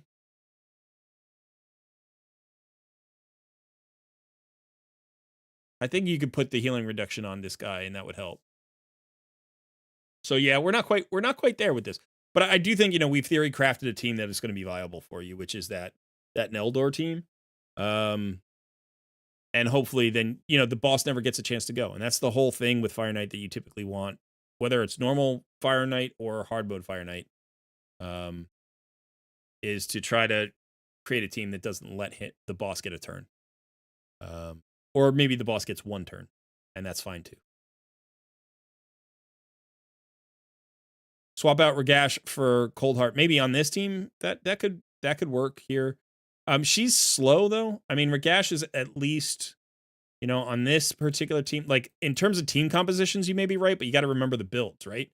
Ragash here is at 216, which is at least respectable. Whereas Cold Heart, I think, was like 160, which is not going to get it done here in Fire Knight Hard. So, I mean, not that she's a bad champion for it. I'm just saying she's 165. So you're giving away basically 50 speed from Ragash to Cold Heart. And so that's not gonna work. But I do think for Fire Knight hard mode, it's good on all of these hard mode dungeons to come in and theory craft your teams, even if you can't fight them yet, because it lets you know who you have, who you have but don't have built, and then maybe who you're missing entirely from your roster. I actually think this team here is better than this team. right? Like this team has the potential, if it's geared properly, to never let the boss take a turn. You have to run everybody fast. And there's some variability because of the Morag in terms of the number of hits you're going to get on that shield. But it's not a huge variability, right? It's just whether or not Deacon comes in. Because if Deacon doesn't come in, you get 8 hits. If Deacon does come in, you get 7 hits. And you can put Phantom Touch on any of these that you want. That increases, the chance of getting an extra hit. I don't like to rely on Phantom Touch here in Fire Knight hard mode, but if you have several champions that have Phantom Touch, then it becomes a little bit more consistent, especially if you have, at least like a 3-star Phantom Touch. So that's something to consider. But I would say long-term, Neldor is a must build for this. Everybody else is kind of negotiable, right? Everybody else could be almost anything that you want. But Neldor is the perfect champion for this. And again, you also have that Yakarl. So if you are interested in building Yakarl for other reasons as well, if it's more than just Fire Knight hard mode, and he's good in places like Centranos and Doom Tower. Like I use my Yakarl still in a lot of places, even at endgame. He's got this AoE 100% chance freeze. It's a void affinity, so it doesn't weak hit. You have this 100% turn meter steal and decrease speed. And this is nasty. This is a really, really good skill. Yeah. I don't know why it says, it's increase speed. The decrease speed is up here. I was like, increase speed. Yeah, so it's decreased speed up here, plus a chance for a freeze. 100% chance for a freeze if it's not a boss. And then you have this turn meter decrease. You can actually use this on the boss in Fire Knight because it's still a freeze. It's 100% chance of a freeze. So you're going to reduce that turn meter, and then you're going to put the increased speed on yourself and the decreased speed on the boss. What you don't get is the 100% turn meter steal, right? So you still get everything else. But so this is good for the boss. This is good for waves, and this is good for the boss. I like Yakarl in a lot of content. I really think he's great. And one of the things that you always want somewhere in your roster is you want AoE stuns and AoE freezes. Preferably stuns, but freezes are still very good. So where is the stun debuff? There it is. Could not see it. So Ragash is, great. And Thor Feyhammer are great because of the stuns. His stun's a little bit less predictable than Ragash's, right? Because that changes things. But in general, these are both good. By the way, this guy actually has, I think it's a 75%. Is it a 75% chance? No, it's his A1. Never mind. Who am I thinking of? I think this is a lower chance. It's like a 50% chance. 60% chance. That's not bad.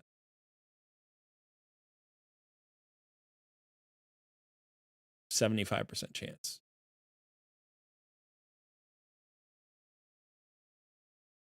But, so if you don't have a stun, a freeze, and you have a 100% freeze champion here for waves. There's another one. It's good to have. You probably don't need to prioritize it. But, if you were feeling Yakarl for some reason, then you could go with him instead of Cryodan or something. But I think Neldor and Cryodan are your cheapest options to find a new solution for Fire Knight hard. All right. Now, you were also talking about Arena, I believe.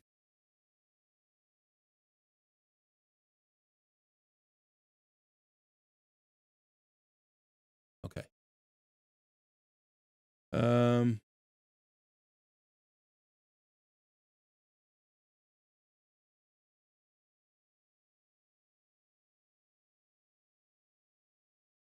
I'm sorry. Maybe help me improve my arena teams. Okay. So are you thinking 3v3 or are you thinking classic arena or live arena? We're in live arena right now. I mean, you're here in gold 5, so you're doing okay. That's a pretty good team. I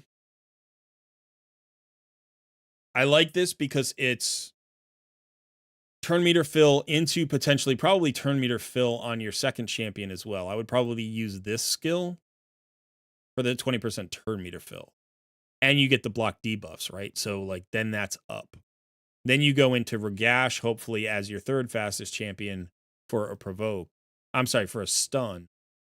You could also use Harima if you wanted for the AoE provoke. You are using it, right? I don't know why I was thinking you were. So this is a very good control team. It's fast enough that it could probably win some go first battles against even other good go first teams if your two fastest champions are fast enough. So 319 is really nice. That's a good speed. And then 270. So yeah, so it's speed tuned there to get you, a decent amount of turn meter fill.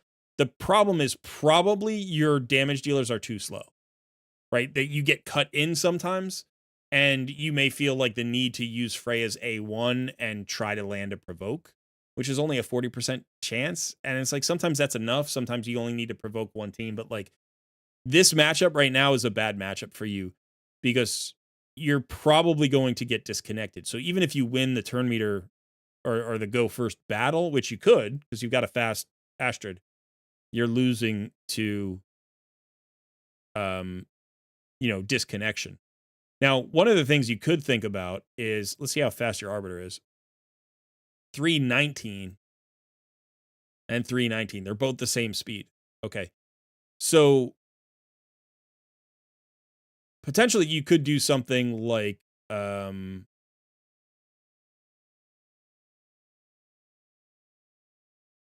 this, right? This is going to give you more speed, plus it looks like you have intimidating presence, so you get slightly better result there for your aura.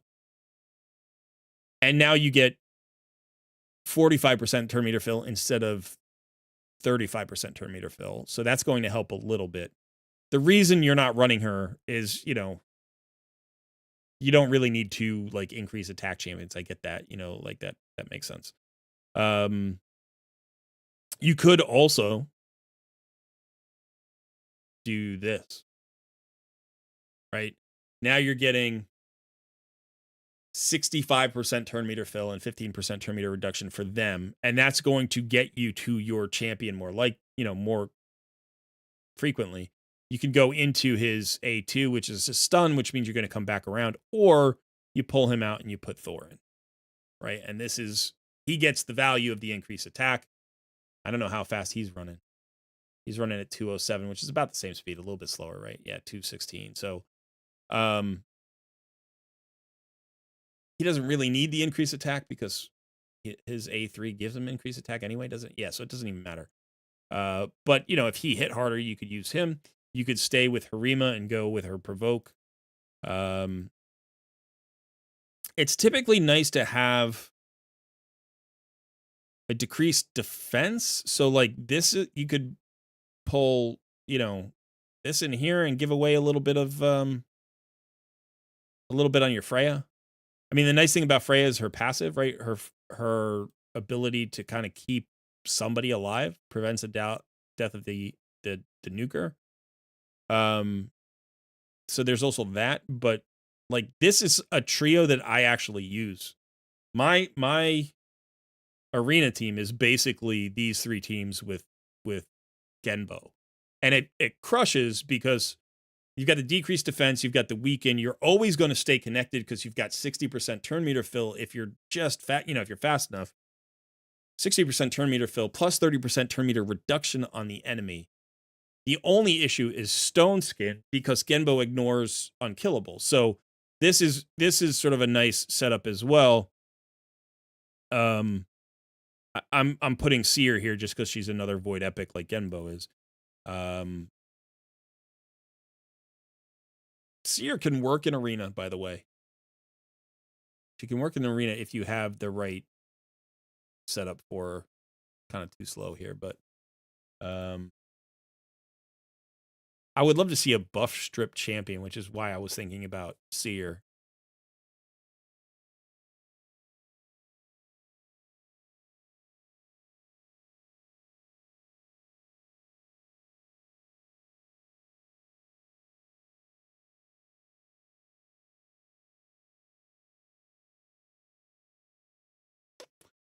Yeah, so I mean, you have some options here. Let's look at these two guys because I don't know them as well. I know that he hits hard, doesn't he? Yeah. He's not built though. And then what about Nethril? I just pulled a Nethril myself, and he's actually pretty good.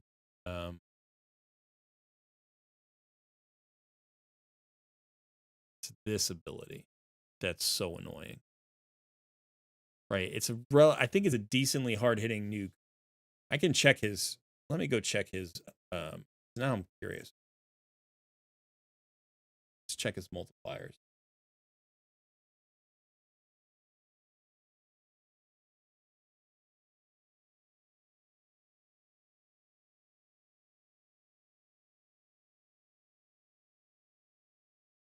Yeah, it's strong, and this is strong as well. So these are decent, right?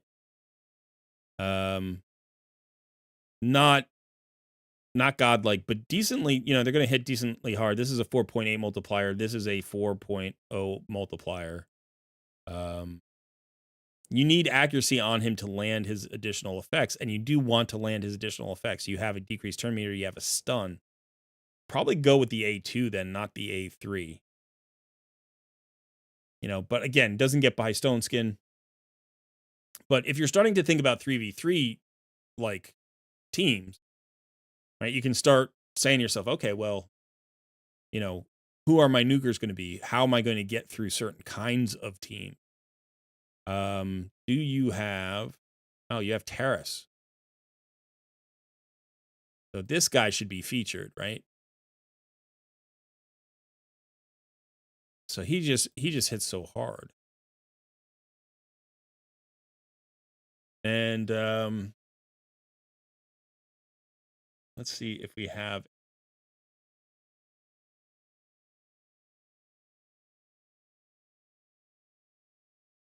How does she work? Removing shield buffs and one random buff. That's not bad.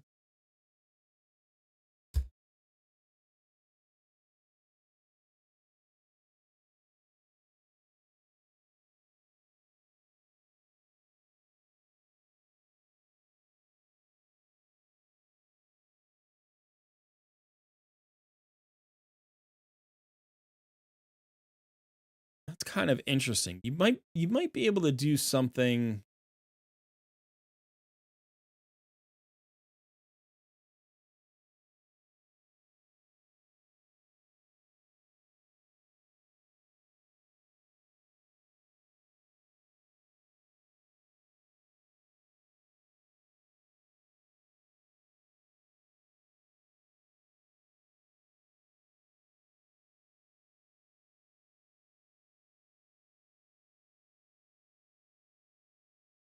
I was thinking about something along the lines of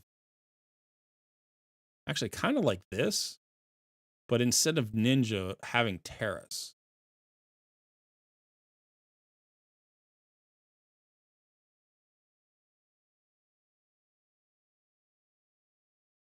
And I'm wondering if there's a better setup. Like I'm wondering if Mathrala would work better in there than Freya. Now, Freya gives you the chance to save somebody. Terrace is so hard to kill. This is kind of like a go second team. Do you know what I mean? This is like a go second team with an arbiter, which is weird because it could be a go first team. But really what it is it maybe is a team that can go first or go second. If it goes first, it's a go first team that isn't just glass cannon that'll be wiped off the board if you don't nuke them out instantly. Like you could go first, get the shield up, right? Get the block debuffs up, do like those kinds of things. Terrace is really hard to kill anyway. Now Arbiter would be extremely hard to kill with Incarnate and Freya on the board. And so instead of the Ninja here, you're going with the Terrace, who's just like kind of that tanky DPS that's hard to kill.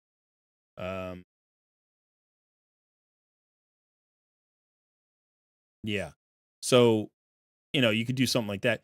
You could also easily enough bring in a Harima or a Ragashi, like a defensive-based damage dealer. In fact, you could even do it sort of like, you could set it up like this.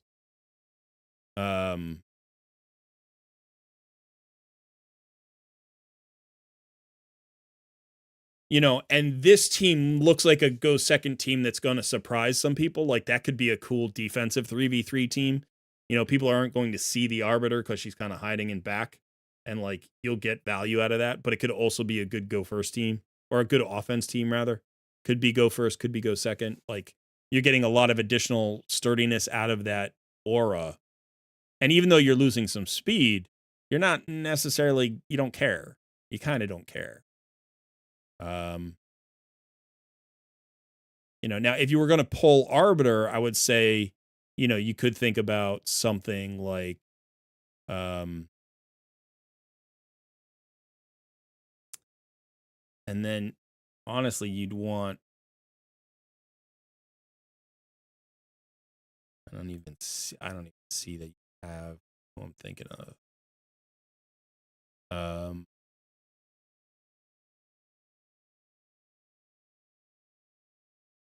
Yeah, maybe never mind.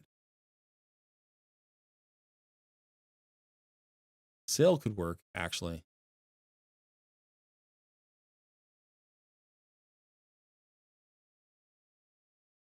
Like this would be kind of nasty on defense. You got an AoE provoke, you've got the hex into, so you got a stun, a provoke, another stun, and a petrification. You got 2 cleanses and a block debuff, so you've got a heal. You've got 2 strengthens, 2 shields. Like this could be a super strong defensive team as long as your Agash hits hard enough and is decently fast enough that he's going to come around. You don't have like a way to remove enemy buffs. And that makes me wonder about like doing this instead, maybe. I mean, this gives you a reviver and some heals. This doesn't.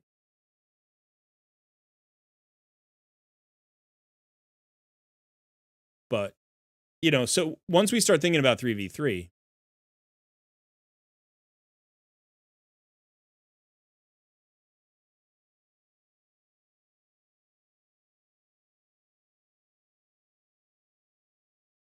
so yeah, like some of these defenses are a little bit more split up. Like I would put some of these together. Like I would consolidate some of these. So like for instance, instead of this one, now we can talk about that one we were just doing, which was more like this. Right? Now that's pretty nasty. Here we have that go first. Now we can bring the Deacon over that we just detached. Or we didn't detach them yet. But we have this. And then I don't know about your orb. Whatever her name is. Oro.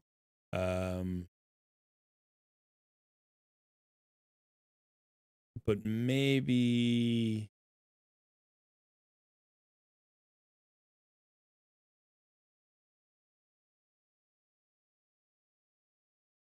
actually maybe this one.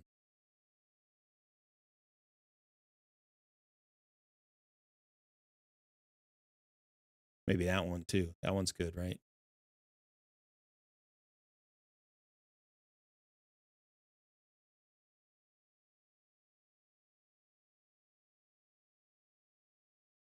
Also this one. We could just, yeah, I think I would go kind of in that direction maybe.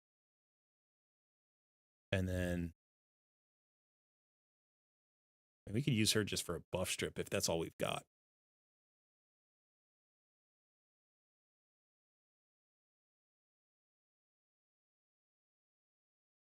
But this was the other team I was thinking about.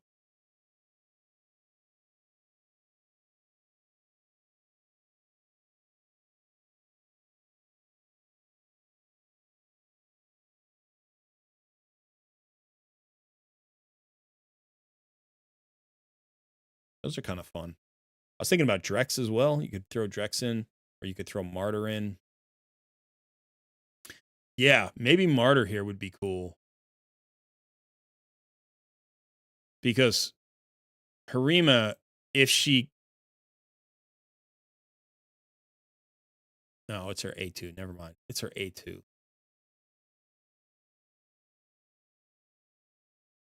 Although it's still not bad.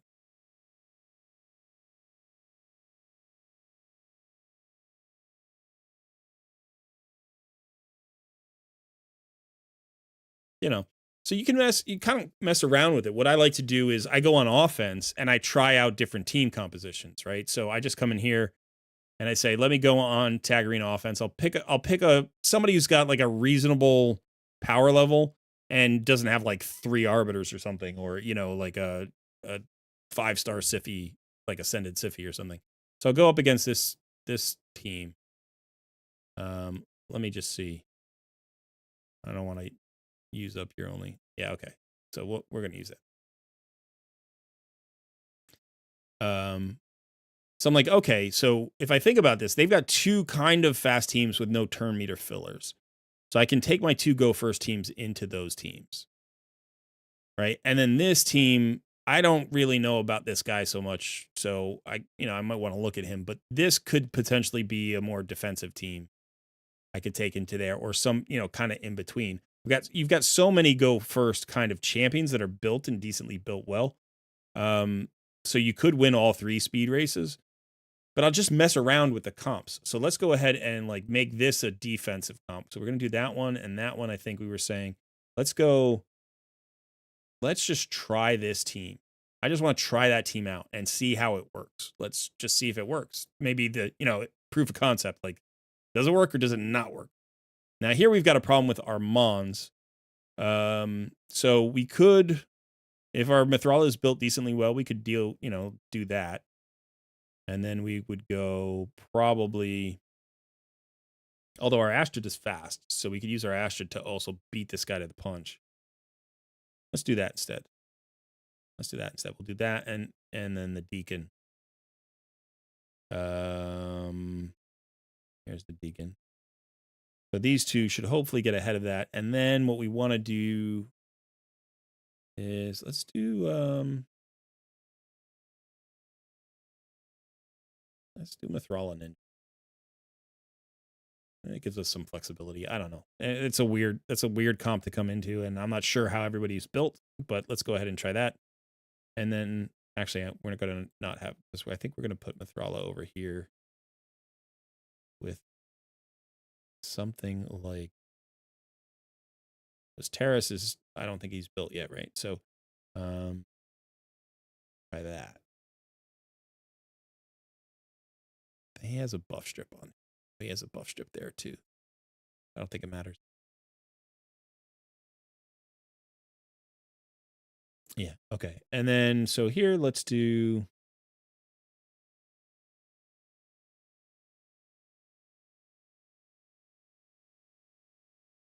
now we already have the decreased defense. Next, go double nuke, I guess.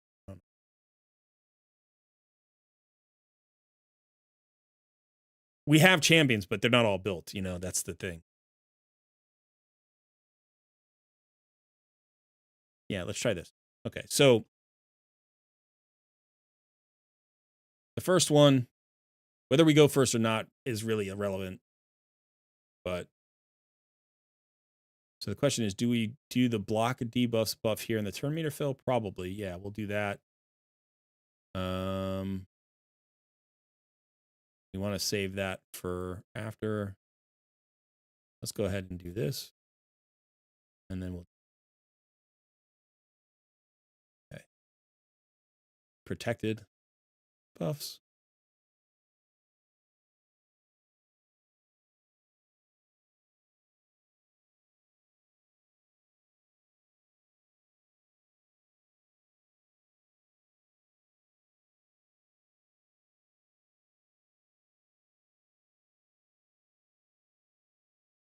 I mean, the team isn't even touching us. You can see how little damage we're taking.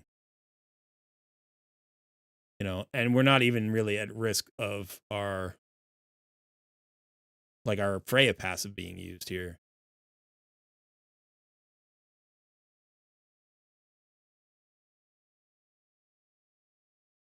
And we've got Freya for a little bit of sideways damage there too.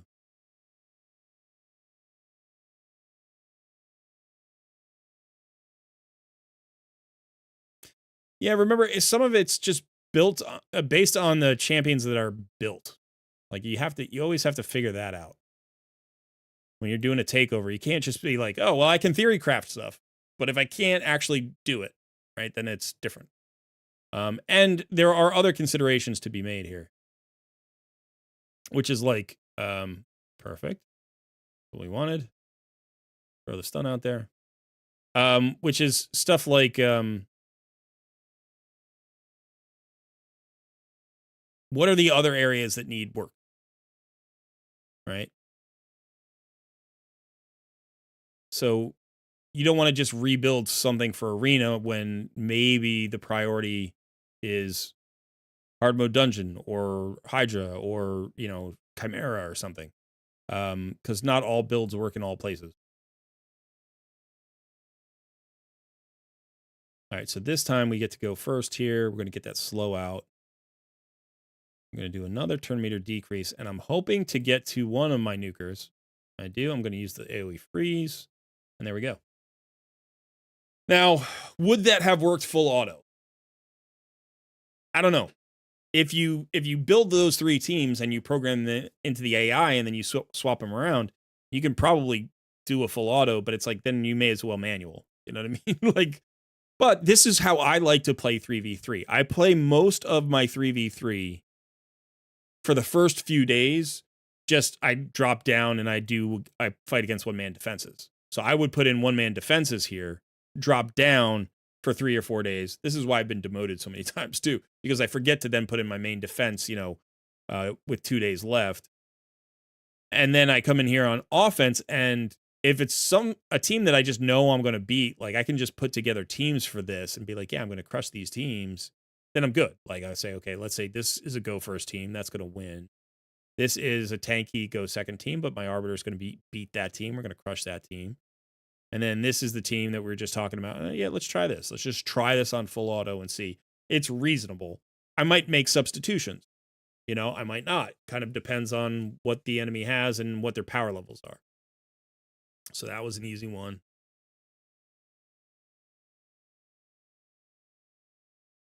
See, so there I would have preferred Ragash to use his stun. The fact that he didn't is actually problematic. But I didn't program it into the AI, and I'm just letting it run. And Ragash does prioritize his A3, which is annoying. He shouldn't.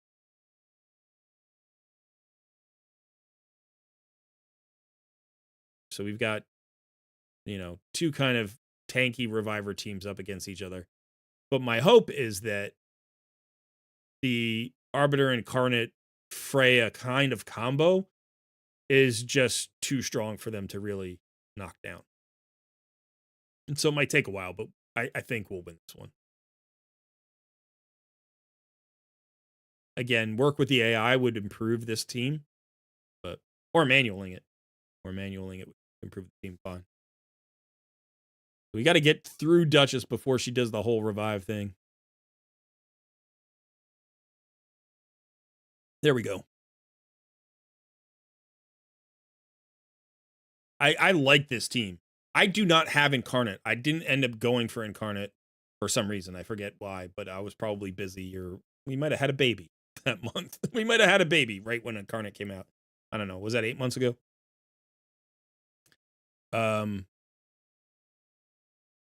So this one's not quite working. This one was the scary one, right? It depended on how different the speeds were. We might still be able to pull it out depending on if we can actually get a revive off or not.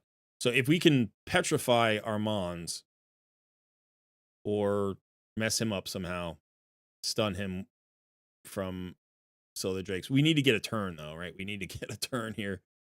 Yeah, it looks like we're gonna die. We didn't. Oh, there's the sun. Oh, yeah, I think we pulled it out. So I mean, this team had that possibility. Like even just those 2 champions there had that possibility. That was sort of a nice rescue. But so a little bit RNG there, And the team might work better potentially. I'm sorry, we were on offense. The team might potentially work better with Harima in the lead for resist. Like depending on what team you're going into. That's just something to think about.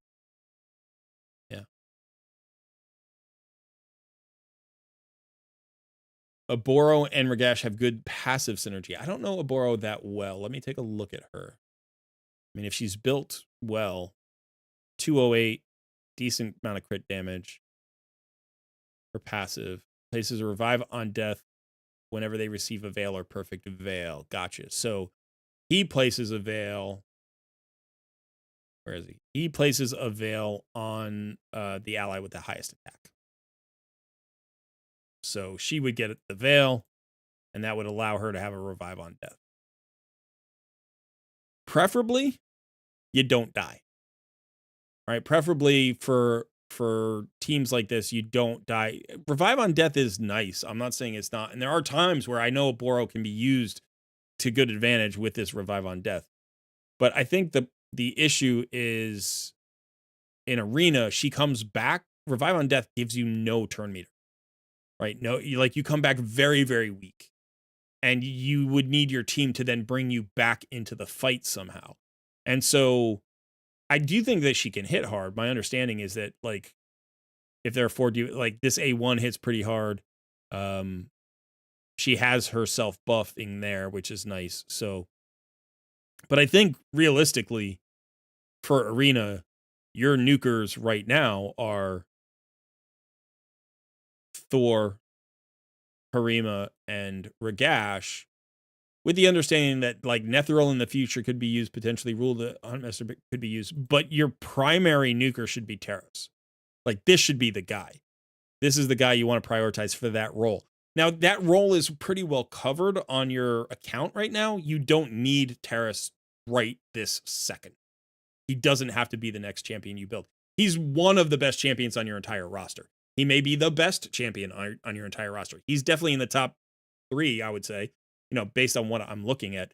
So he's way up there, and he can be really valuable in a lot of places where you need, crazy damage. But if you don't build him next, that's fine. You're fine in arena. You've actually got tons of really good champs for arena.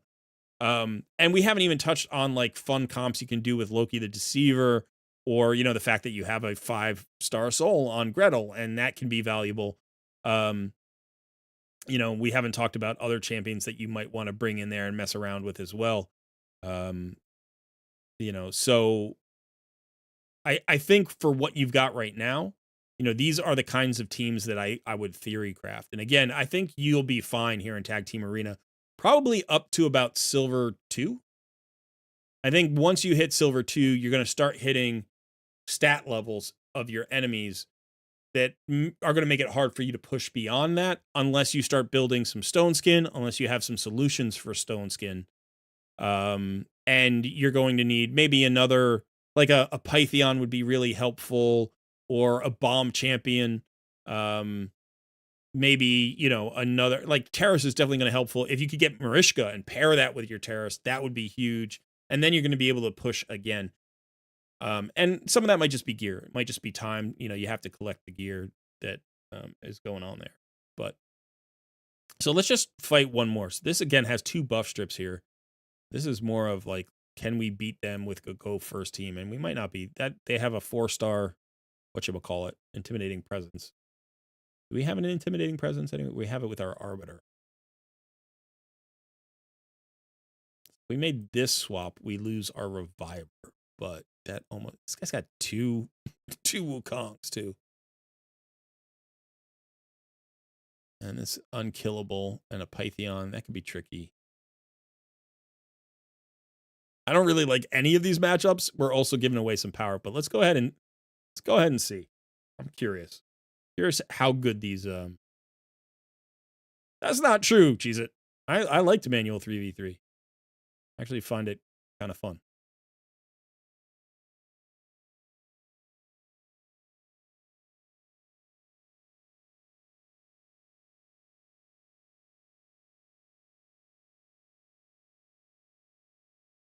Right? If you auto that, you don't win it. But if you manual it, not that tricky. What we're going to do is we're going to wait for that counterattack to go up. I probably shouldn't have done that. I should have done that. Yeah, because I forgot about the Pythion. I should have put the, well, it wouldn't have mattered. It would have been cleansed anyway. Yeah, this was not a good idea for me. This team was bad. I'm just gonna skip this one. That was bad. I didn't play it right, but also wasn't a good setup for me. I didn't think about the Python combo there. Ouch. Now this is actually kind of a good thing here. This is what I like to have happen in Arena from time to time is I manual some fights. I go into, before I started this fight, I said, I don't really feel good about any of these matchups. But what it showed me was a couple of things. One is that this first team is actually pretty strong into teams, whether it goes first or goes second, right? Like I like that setup. I tried it with the Astrid instead of the Arbiter, which is less synergetic because of the Incarnate there, but it still worked just fine, even without the Reviver. So the Revive is not super necessary. I really like this first team up here. The other thing it's told me here is that like I need to pick my fights with some of these other teams carefully. This, I went into a team that I was like, am I going to go first or not? And I didn't, and I lost. And that's just probably what was going to happen there. And I'm basing that on the fact that I'm a little bit behind on power, and simultaneously I'm looking at the number of blessing, like stars they have, awakening stars, whatever it is there, for their blessings. So I'm like, yeah, I'm probably losing that. Now I could have maybe mitigated that, somehow. Like I could have done, I don't know who I would have done in this. I'm thinking about my account. Like there are teams that I would let this Arbiter team come in, like go first into my team. But I tried to race them and I lost. So that's a pretty good idea, like helps me figure out how fast I actually am.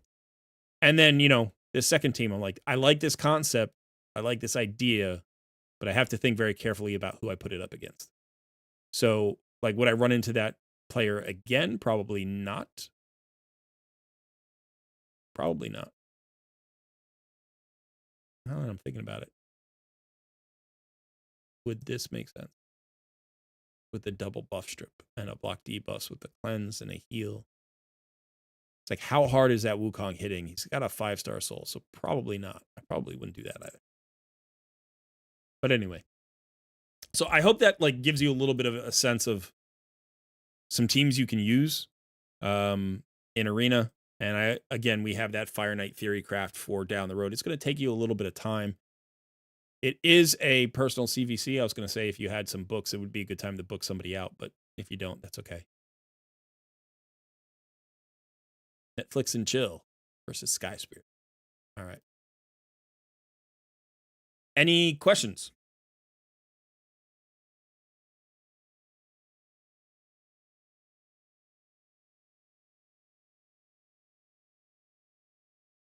All right. Well, I'm glad that helped you out. Maybe gave you some ideas, things to work towards. Good luck with the fusion if you decide to go for her. By the way, if you're curious, like, when I look at a roster like this and I'm trying to judge fusion, like and this is not just for you, this is for everybody who's watching. If you're thinking about like, is this fusion going to be a good fusion for me? You're thinking about, okay, what does it bring, right? And so I can just come down here and I can say, let's look at the revivers that are on this team. I did this before. And there are 2 quality revivers here, Syl of the Drakes and Arbiter. Arbiter is decent as an AoE reviver, and you can use her in PvE content. But Noelle is better. She's just better for what she does for the reviver part, right? Now we can talk about, okay, now let's look at, let's say, the AoE freeze. So let's look at a debuff for freeze. It's like, okay, so we've got 1 AoE freeze. We know that that can be valuable as well. And we can look at the rest of Noelle's kit. She's got a couple of interesting, she's got a cleanse, she's got a heal, right? So, now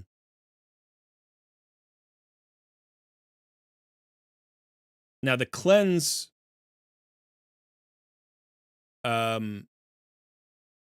is a single target cleanse, removes all debuffs from them. You can also cleanse sheep, which is nice. And then if you're not cleansing a sheep, you get a heal of 50% of this champion's max HP and then an AoE heal based on the surplus heal. So it's either a massive heal for 1 champion or potentially a pretty solid heal for everybody. And then increase speed. So these are all things that you're like, oh yeah, I could use that cleanse, I could use that heal, I could use this revive, I could use this freeze. The block buffs on the A1 isn't bad. It's like there's some stuff going on with this kit, which and this gives me more options in arena. There are some things going on with this kit where this could be something that would add some flexibility, versatility, creativity to this roster and potentially just give you your best reviver. Right? She would instantly become your best reviver. Not that you need a reviver everywhere, but when you do, sometimes that reviver is just key to making a team work, or getting through a Doom Tower hard boss or something. There are times where you desperately need a really good AoE reviver. And, I was talking about Pytheon before, adding a Pytheon to this roster would be great. Noelle fills this kind of a similar role, not exactly the same role, but, there's enough overlap there that I'm like, oh yeah, Noelle would fit in this kind of roster really well. So a lot of times I don't judge fusion champions simply on their kits. I think about, do their kits fit into what I need? Does it add something to my roster? That's why I don't love damage dealer. Primarily, I don't love damage dealing fusions, like fusion champions, because damage is so easy to get. That's not adding something interesting to my roster unless it's somebody like a Newt that is so overpowering that they're adding that. Do you know what I mean? It's not that they're adding damage. They're adding so much damage and so much utility with that damage. So many creative ways to get around the 10% max HP cap and stuff like that. Right now it's a 30% max HP cap for Newt. Or the triple hit with the freeze for Fire Knight Hardboat, that kind of thing. Generally I like these kinds of fusions better, especially for mid-game players, because this kit adds 3 things or 4 things that you need on a roster that you may not have literally anywhere else. And if you do have it, it's probably an upgrade. She's an upgrade to your best reviver, and she's probably, from a utility standpoint, better than Ninja as an AoE freeze champion.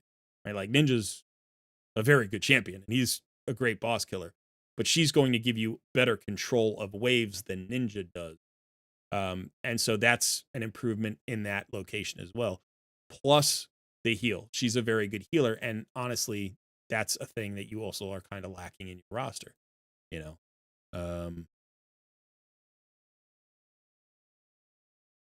yeah, I mean, a little bit of healing. She has healing. Where does she have? Oh, this. Okay. So she's not a healer, right? Here's a healer. And that's it. And then your third healer's down here. It's these are your only 2 healers, and they're both passive healers.